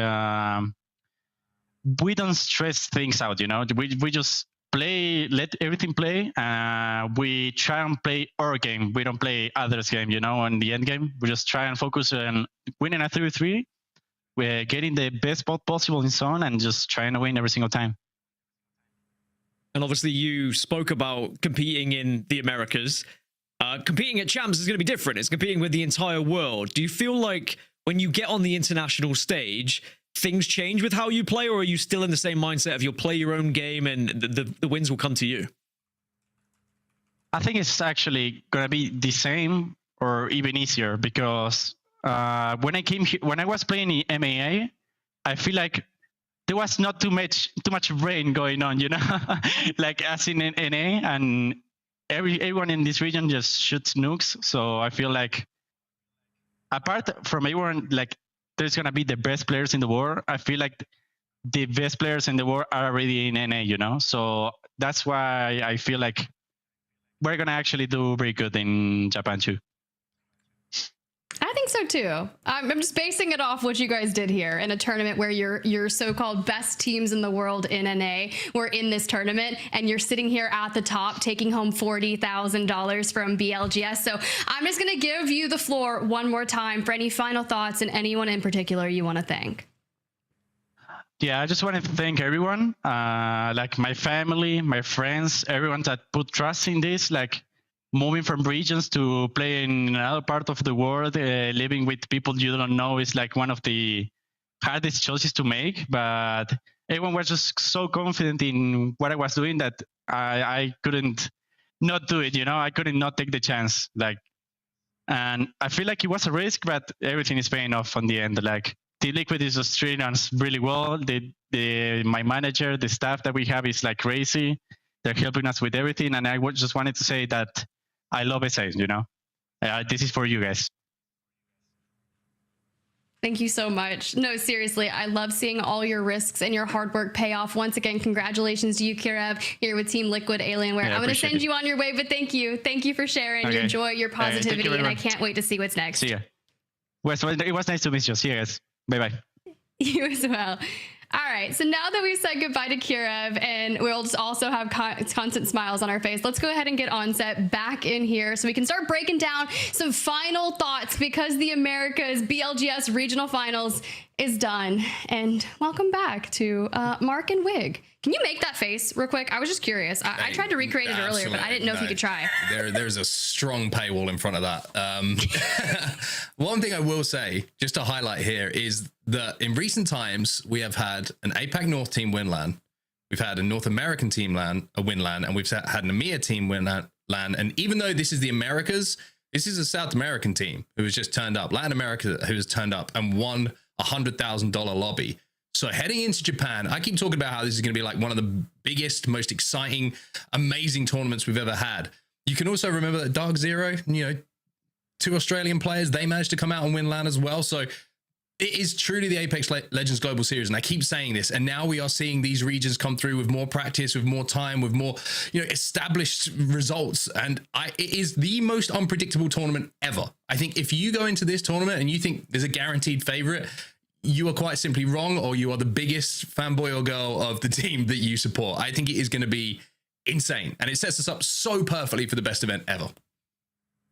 I think what's crazy, like, how many times have we said, like, Team Liquid, one of the most consistent teams, like, they're always making finals lobbies, they were always making top 5, but they weren't really the team on the tip of our tongues for winning things as much. But now this new look, suddenly they do that, and going into Japan, they do become one of the favorites. Naturally, I know that the meta probably does change before Japan, which maybe is a shame for them, but at the same time, with the practice they've put in, with how impressive they have been, I wouldn't count them out to find success in the next meta too. Yeah, really keeping that consistency. The thing is that when it comes to a squad like Team Liquid, like you mentioned, they always make it to the end, but they never were really able to clutch it out. This is a really good example to showcase the cohesiveness of your squad and how your comms are looking. Even acknowledging what Kirev said in the interview, saying something like, I realized there was too many changes happening too fast. I wasn't fit to do the IGL role because I felt like everything was moving too fast. So even switching it over to someone who may not even feel as confident, Nuzul, taking that on and kind of sharing that load for the squad, that's a quick adjustment that these teams need to be quick and being aware of. Having to put pride aside for a lot of players too sometimes individually, and recognizing what you have to do differently. Now before the big stage where you're playing against the best in the world, that's a different level of competition to expect. And it's a great way to expect the best going into champs here. All right, well, now I'm hyped up, guys, because Sapporo, Japan is what is next. For the majority of people that have already gotten their tickets that absolutely flew off the shelves, they sold out so incredibly fast. I just want to say you guys absolutely slayed it. I had a ton of fun commentating with you guys, but championships are near. End of January. You can see it there. Fate is calling. Who will be the next team to hoist that trophy on the international stage in one of the, I believe it is the largest dome that Apex Legends has ever been a part of, with the most tickets that have ever been sold. And if you are going to the Daiwa House Primus Dome in Sapporo, Japan, please make sure you check out that winter festival, all of the cool things that are happening, the Nessie bucket hat, the limited edition merch that's going to be going down. I cannot wait to see what happens in Sapporo, Japan, y'all. But it has been an absolute pleasure to be here at the BLGS Americas Regional Finals alongside you guys. Thank you so much for your hard work. Your commentating skills are so amazing. Vicky got a final call. Everything is right in the world. So I'm going to send you guys on a well-needed break for the next month and a half, because that's all from us, guys. Until Sapporo, Japan, we're signing off. I'll miss you. Who wants that smoke? You want the smoke? Look, I ain't playing, I'm saying this ain't a joke. There ain't no bluffing, I'm calling you out for show. It's either all in or nothing, I go for broke. Who wants that smoke? You want that smoke? Look, I ain't playing, I'm saying this ain't a joke. There ain't no bluffing, I'm calling you out for show. It's either all in or nothing, I go for broke. Who wants that smoke? Fire in their veins. I got that smoke if you want it. I stay fucking hungry, I am the best, so I suggest you go and focus on running. If you know that I'm coming, I'm gonna hold you to something. Here's a word to the wise, you better run and hide. But when I see you, I'ma show you how I go and get it poppin'. Think before you act, don't think I won't attack, cause I can go and get it rockin'. Plug a problem like a socket, you know I run it like a faucet. I'm a boss and I'm bossing. I'm bossing. Say what you wanna, but do what you gotta. If we got a problem, just give me a holler. You know I ain't stressing, I'm keeping them guessing. But before we get to it, I got me a question. Who wants that smoke? You want that smoke? Look, I ain't playing, I'm saying this ain't a joke. There ain't no bluffing, I'm calling you out for show. It's either all in or nothing, I go for broke. Who wants that smoke? You want that smoke? Look, I ain't playing, I'm saying this ain't a joke. There ain't no bluffing, I'm calling you out for show. It's either all in or nothing, I go for broke. Who wants that smoke?